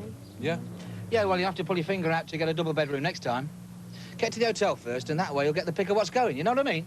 Actually, I don't see the point of having a double bed if you don't need one. Well, I think it was very nice of you to give yours up for us. Yeah. Of course, the price is, next time you come on a rally, you'll have to share a double room with me. Is that right, Chris? Those mates stick together, eh? Just had Ronnie on the radio. They need new shock absorbers when they come in. Right. Let's get cracking then. Now.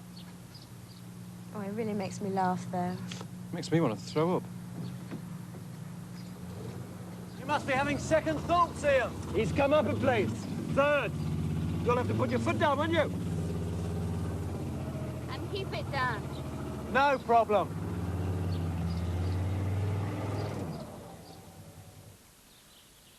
It doesn't necessarily mean he's going to win. I think that's pretty academic. If he's placed, Beattie's bound to offer him a contract. Does he really want to make a career out of it? I'd had enough after a couple of hours. Yes, I know what you mean. Still, I expect it's very different if you're behind the wheel. See, Ruth suddenly seems to have taken a very keen interest in it. I can't think why. By the way, she said she was going to stay on for the finish. Did she? Well, doesn't matter. I've got plenty to be getting on with. I better pop back, actually. What are you up to? Oh, I'll tell you next week. I'll see you then.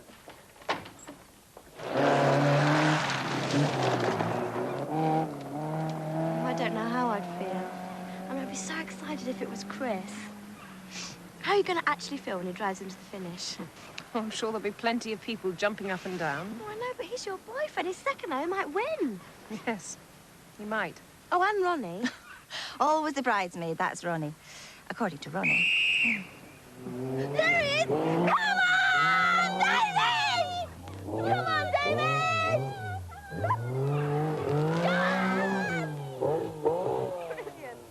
The big question now is, can David Savage topple Frank McShane in his first attempt at the National Breakdown?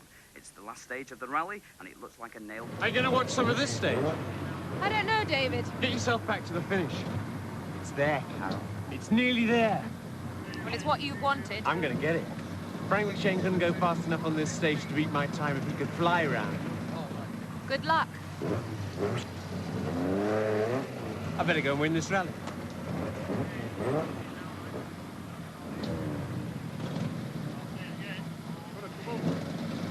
There's no more I can say now.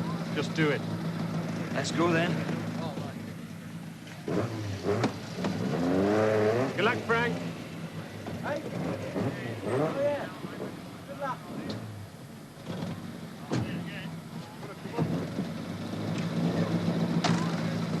May the best man win. All right. Remember what I said. Keep your foot down.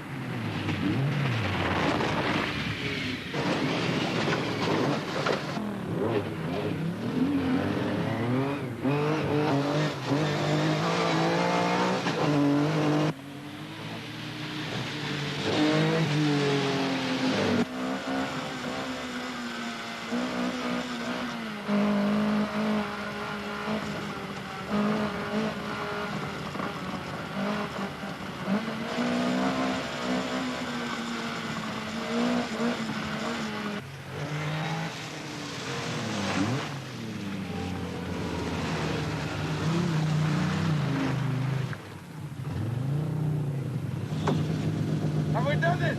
I don't know. Frank must have dropped a minute at least. That'll be close. Bloody close. 2 days of grueling forest stages and only 27 seconds in it. Those 27 seconds cost Frank McShane the National Breakdown Rally in the final minutes. That means that Clifford's Bridge's own David Savage has reached the top.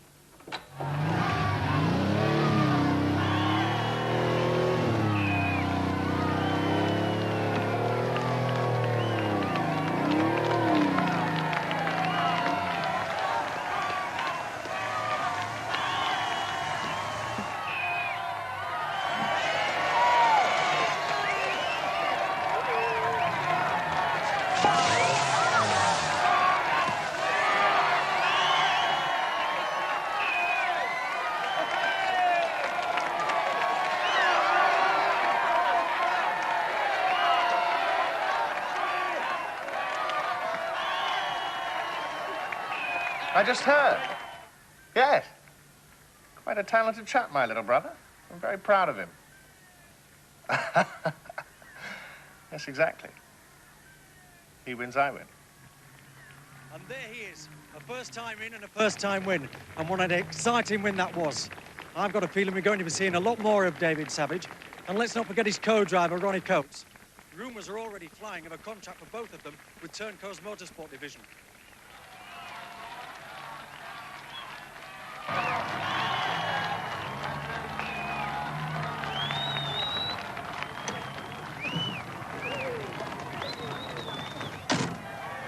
catch up with you in a minute.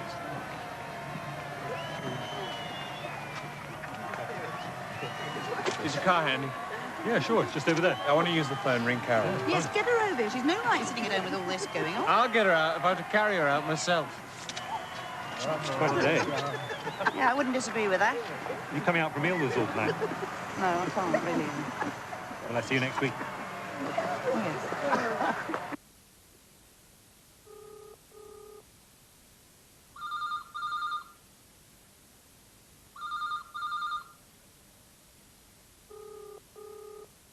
Come on, David.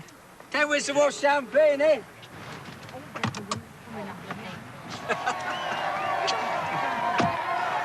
Come on, David. Looks like she's all yours.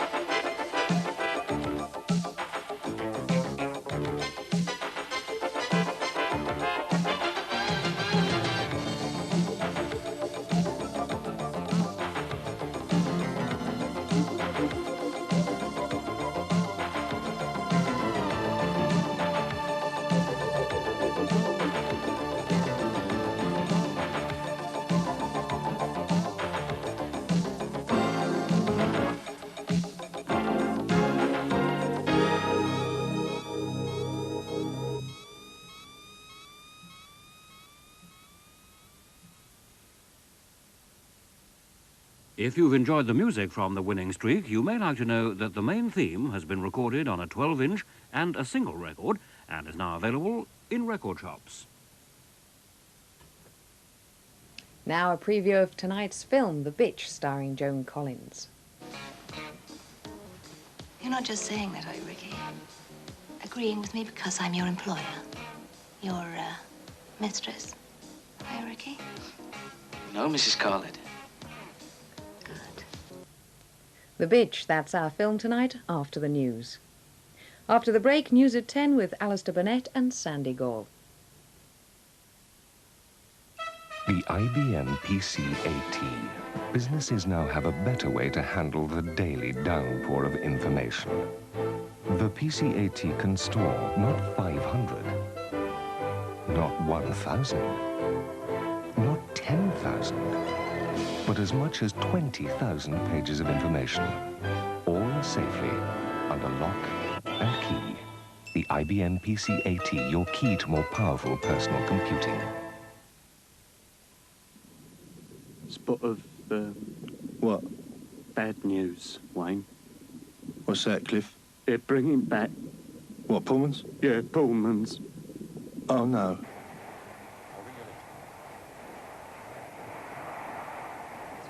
Would you like to order now, madam? The prawns, do you think? No, the salmon. Phew, that was close. Pack up your troubles in your kit. The Tees Time Pullman is back. From Newcastle, Darlington, Durham and York to King's Cross. John Wilson, carpenter. Stuart Blackman, biochemist. Teddy Smythe, telephone engineer.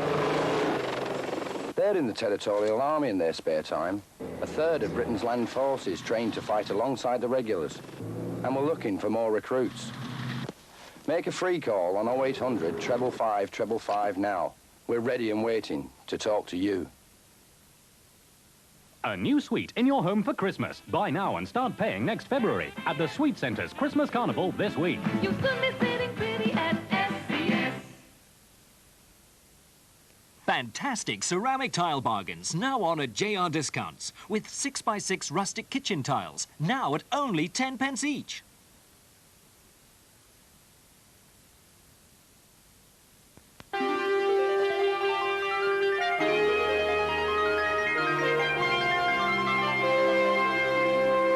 You're watching Tyne Tees Television.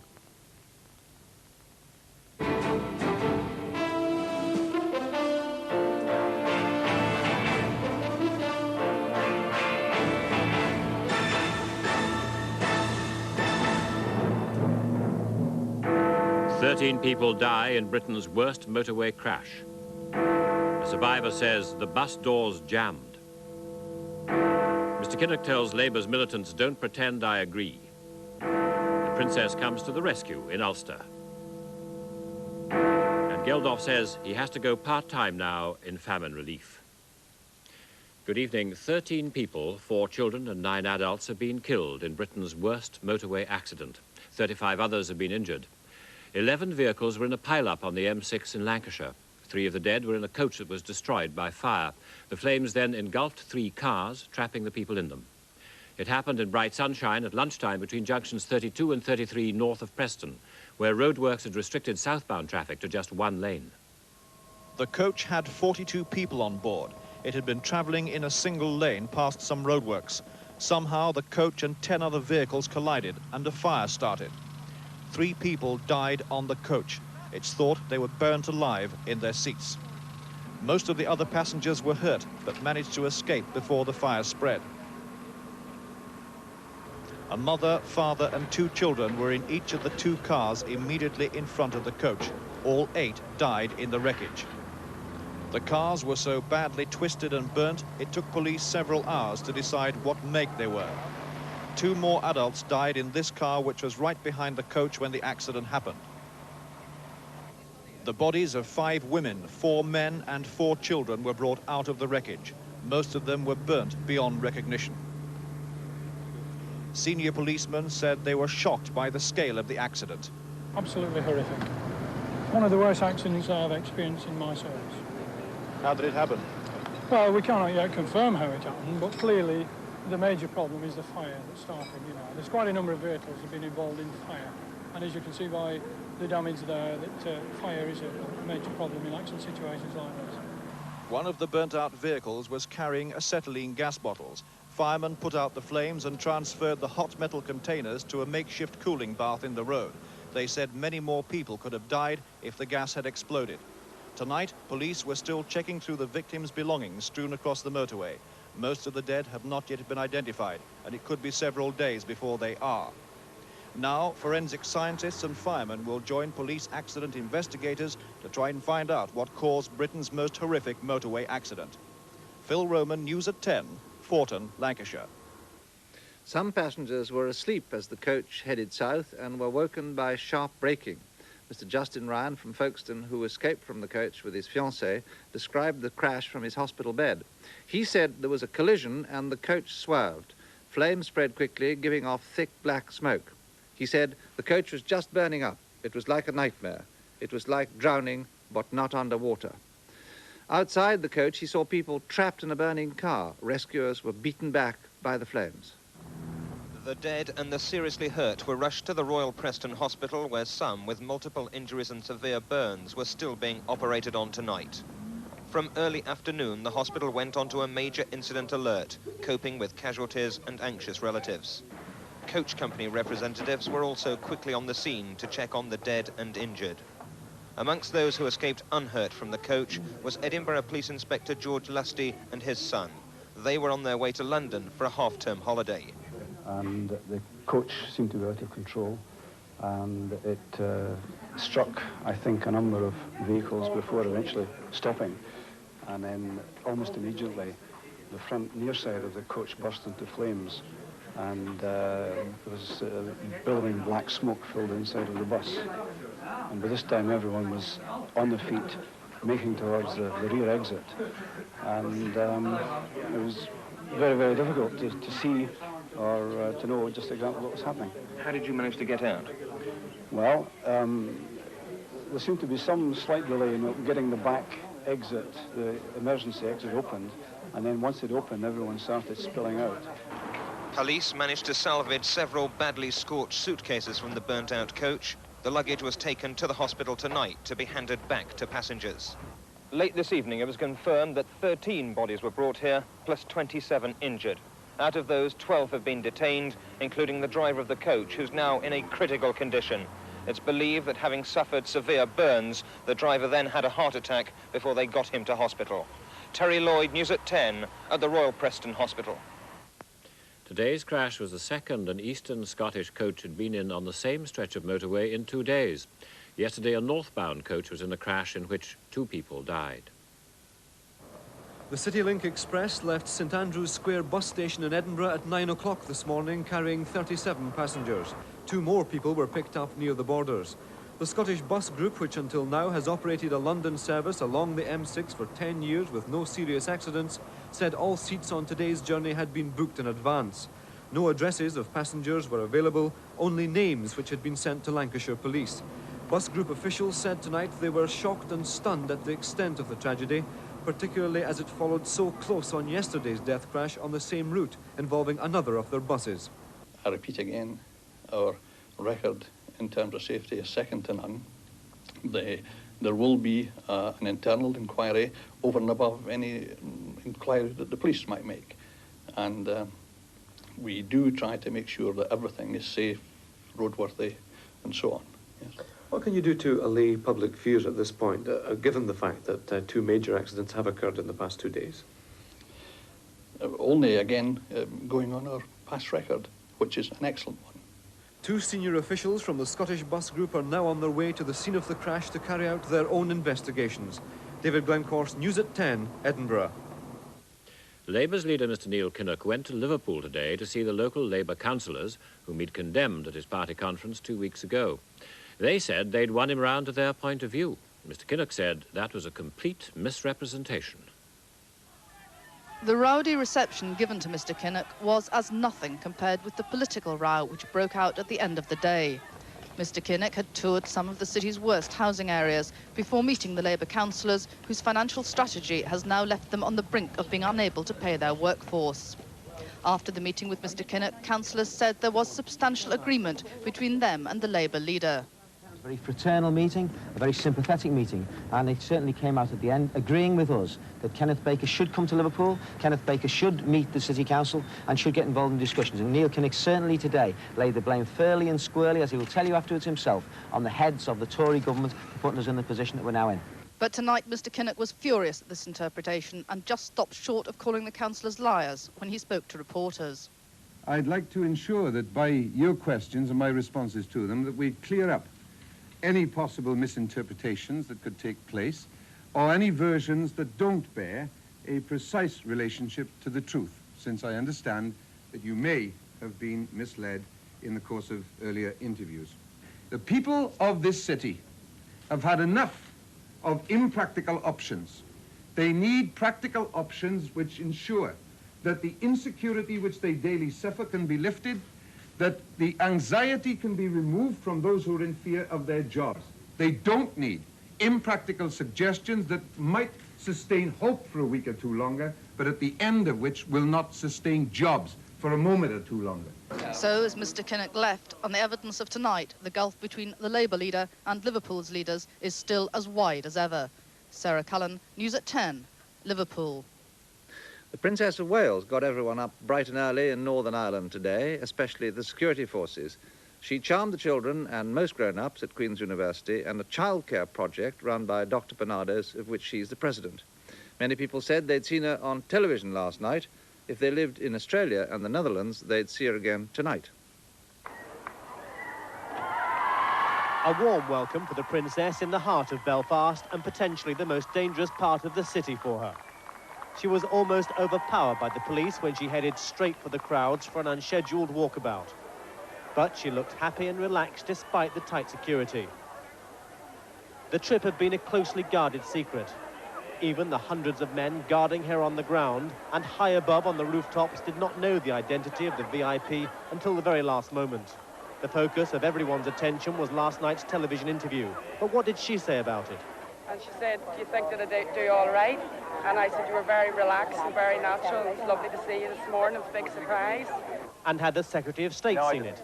No, unfortunately I was travelling and I missed it. But my daughter did, said it was extremely good. Inside the city's art college, she popped into the fashion centre. Clothes were not her priority, she'd said in the interview, but clearly she was fascinated, if not taken aback, by this stunning creation. So, what did she say about it? I just sort of stayed back and went, wow. Then to East Belfast, where more crowds were eagerly awaiting the chance of a close look at the princess.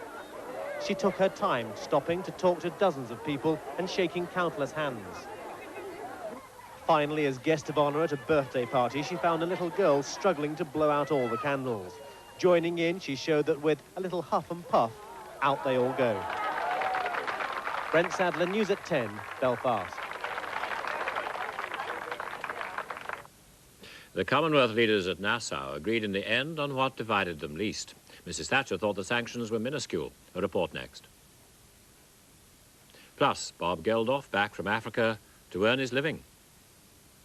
And will the United States console Britain by buying rapier? That's in a couple of minutes.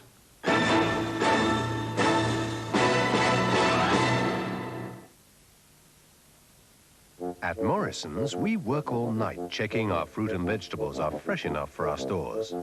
More reasons, more reasons, more reasons, more reasons to shop at Morrison's. We cut off any waste, put it through numerous tests, and if we don't pass it, we don't pass it on to you. More wheaten, more wheaten, more wheaten, more wheaten to shop at more wheaten. And much of it is on the shelves the day after it's harvested, so it's the freshest money can buy. More reasons, more reasons, more reasons, more reasons to shop at more reasons. Which all adds up to... More reasons to shop at more reasons.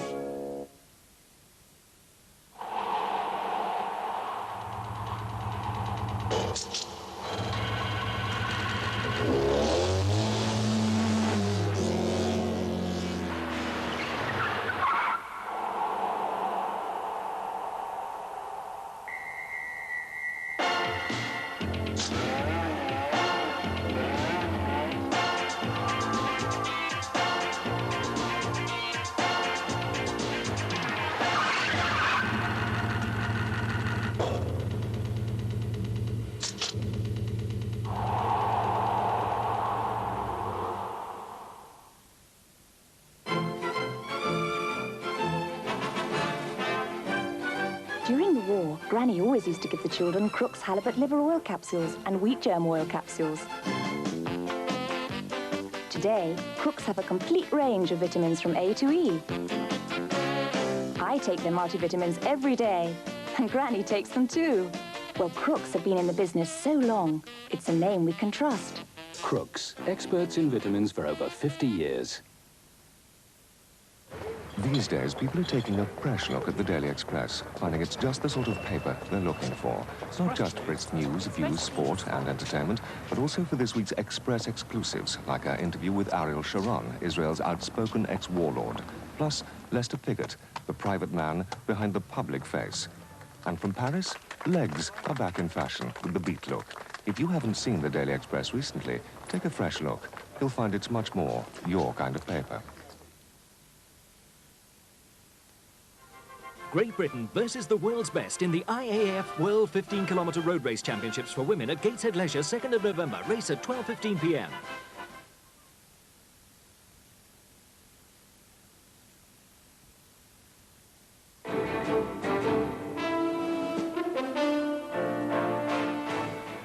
The South African government tonight condemned the Commonwealth Agreement designed to put pressure on it to end apartheid. Pretoria said it was not the responsibility of outsiders to direct policy. But the head of the African National Congress, Mr. Oliver Tambo, called the Nassau Agreement a victory for the anti-apartheid cause. The Commonwealth Accord calls for the immediate introduction of small-scale sanctions plus stronger economic sanctions in 6 months' time if there's no progress on dismantling apartheid. Attempts would be made to have talks with the South African government.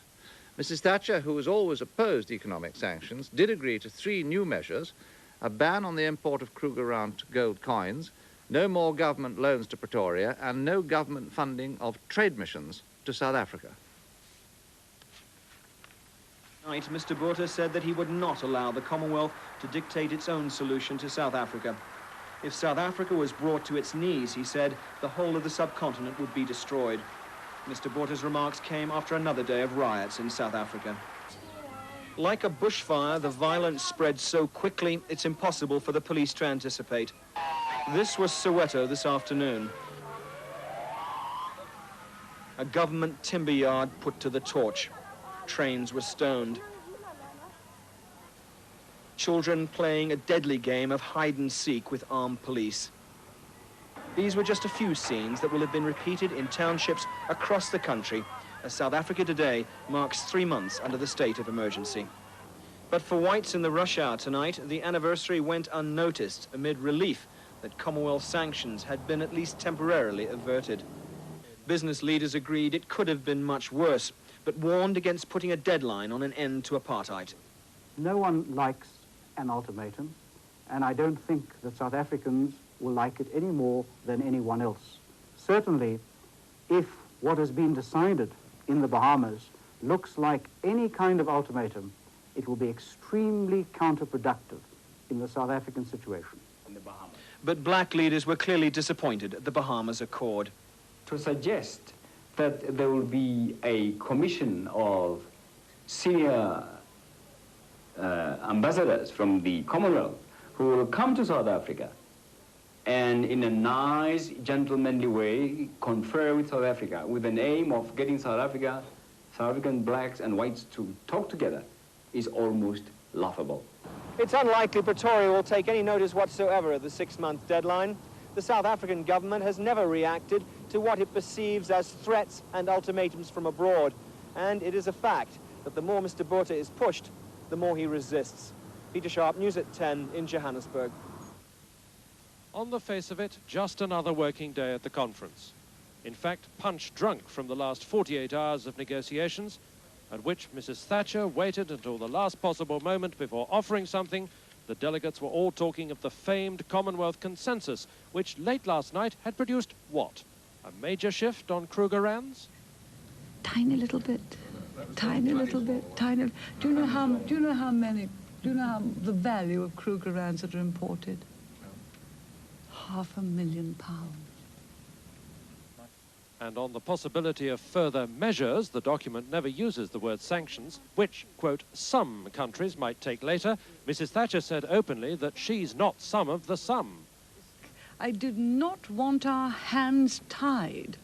As you know, the law of politics is, the Thatcher's law of politics is that the unexpected happens. It does. And you do not want to tie your hands. The other Commonwealth leaders, many of whom wanted far more from this conference by way of sanctions, have faced the inevitable. But Mrs. Thatcher, representing a country which controls 1/3 of all the foreign investment in South Africa, held all the cards here. What you have really is a Commonwealth, 48 of whom altogether don't have the economic muscle of one, Britain.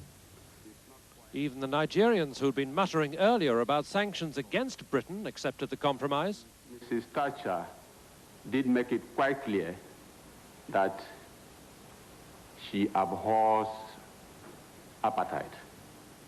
And she has gone quite some distance with us towards ensuring that apartheid is dismantled. But what happens next? If things don't change in South Africa, will President Kaunda, for example, who took to the dance floor with Mrs. Thatcher 3 conferences ago, fall out of step with her?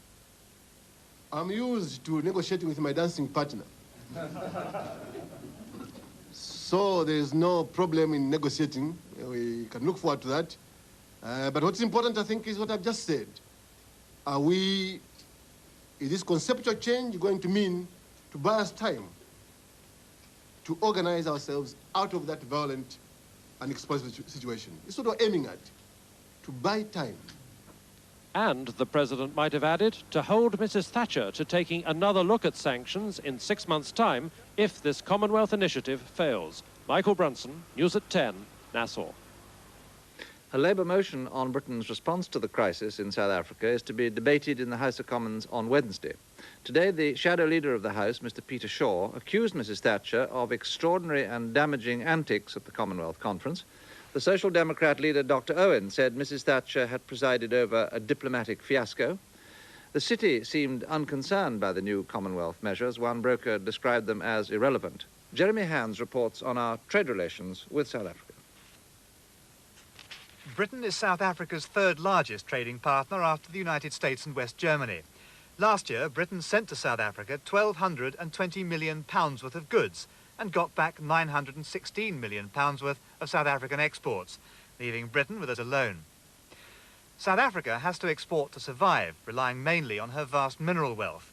Of everything that South Africa exports, Britain takes 14%, and 17% of all South Africa's imports come from the United Kingdom. 250,000 British workers are involved in keeping South Africa supplied. Without foreign investment, South Africa's economy would crumble. £12 billion worth of direct investment keeps the country's industry going, of which £5 billion worth, nearly half, comes from Britain and, of course, the City of London. And there, too, is where a large proportion of Britain's financial commitment lies. Over £1 billion worth of Britain's invisible earnings, banking, insurance and so on, come from South Africa. So, economic sanctions would hurt both Britain and South Africa. But the Commonwealth Heads of Government Conference proved inconclusive. There's no doubt that the African people today are not going to stop until they've got their freedom. Now, that shifts enormous areas of world response. And it is undoubtedly the case that the West, if it wanted to, could bring apartheid to an end tomorrow. This conference has shown that we don't really want to. If South Africa finds itself in the middle of a full-scale trade war, her immediate neighbours, the so-called front-line states, can expect to do a great deal of economic suffering before any victory is announced. 50% of their rail transport systems rely on South African rolling stock and, of course, access to the seaports. Power supplies are largely supplied by the Pretoria government to its neighbours, and vaccines and medical products are, in the main, provided by or through South Africa. Trade with the frontline states sees South Africa exporting £430 million and importing just £114 million worth each year. Bishop Huddleston and his supporters point out full-scale economic sanctions will hurt the rest of Black Africa, but would in the end see an end to white rule in South Africa. Mr. Bob Geldof, the Band-Aid leader, is back in Britain after his trip to the famine areas of Africa to see how Band-Aid's money is being spent. He says things in Ethiopia are improving. He also thinks the time has come for him to scale down what he does for famine relief. Band-Aid has now established itself and has got a credibility. I will remain chairman of the trust. I will work down the office at least 2 days a week. I suppose I will give the impetus to the whole thing still. I've been too engrossed for the past year to be able to do anything with the band or musically. And now I want to make a record. Now I want to do things like that. And it still won't affect what I'm doing with Band-Aid. Korum in the Tigray province of Ethiopia, and the camp where a year ago 100 people were dying of starvation every day. Now their plight is improved. Deaths have been brought down to 1 or 2 daily, as Western aid, which came 3 years late, finally takes effect. Bob Geldof sees his task as maintaining the momentum of Western concern. He insists that those who have supported Band-Aid have helped save these people's lives. But while starvation may have been eradicated, the causes and after effects have not. Illness and malnutrition, especially amongst babies, is the next priority. Here, children are fed up to 10 times a day. The scenic beauty and lush vegetation of much of the country shows that this year's rain has fallen. But these people who now collect grain from the food centres were too weak to plant seeds last spring, and so yet again self-sufficiency is out of their reach. Ethiopia will rely on airlifts such as those provided by the RAF here for at least another year. With a 1 million-ton shortfall on home produce, services like this have provided 30,000 tons of grain to affected areas in the last 12 months. Pressurizing the EEC and Americans to maintain that support, the Marxist government in Addis Ababa finds itself uniquely dependent on East and West. And while America gave £350 million last year for emergency aid to its charities here, the Russian presence means the White House won't help the Ethiopian government directly. It's a preposterous notion that because you are of a different political persuasion, or anybody, if you're involved in a different religious persuasion, that you don't help that person. It's a preposterous and alien notion to me. These are people, and the people who are watching this are humans, and we must have a responsibility for each other. It's as simple as that. Ethiopia produces 5 million tons of wheat a year. It needs 6 million. So we've still got to send more food. And as you can see by the condition of these unfortunate people around us, nobody should have to live like this. The Marxist government here spending perhaps 10 times as much fighting a war against separatists as it does controlling famine will always be viewed with suspicion by the West, and that's partly why these people face a future on a knife edge. Emergency aid, while it lasts, provides a temporary solution, but it's long-term agricultural development that Ethiopia needs, and that's where the politicking begins and the humanity may end. Michael Macmillan, News at 10, Coram, Ethiopia. The American Defense Department is considering a new anti-aircraft missile system, and it's thought tonight they'll go for the British-made Rapier. The Rapier was a vital weapon in the Falklands War, and an American contract could be worth £2 billion. All the signals in Washington from the Pentagon tonight are that whilst Britain may still have lost the £4 billion battlefield communications contract to the French, the British are suddenly in a better-than-evens position to win the anti-aircraft missile contract. When the Pentagon announced the abandonment of this, one of the most expensive military failures of modern times, the £2 billion DIVAD anti-aircraft system, because it simply didn't work, almost the only replacement currently in production turned out to be this British Aerospace Rapier system. Within weeks of the cancellation of DIVAD, the British have brought the Rapier and its carrier right into the inner quadrangle of the Pentagon and stood it beneath the Defense Secretary's window. Senior military people have examined it and are impressed.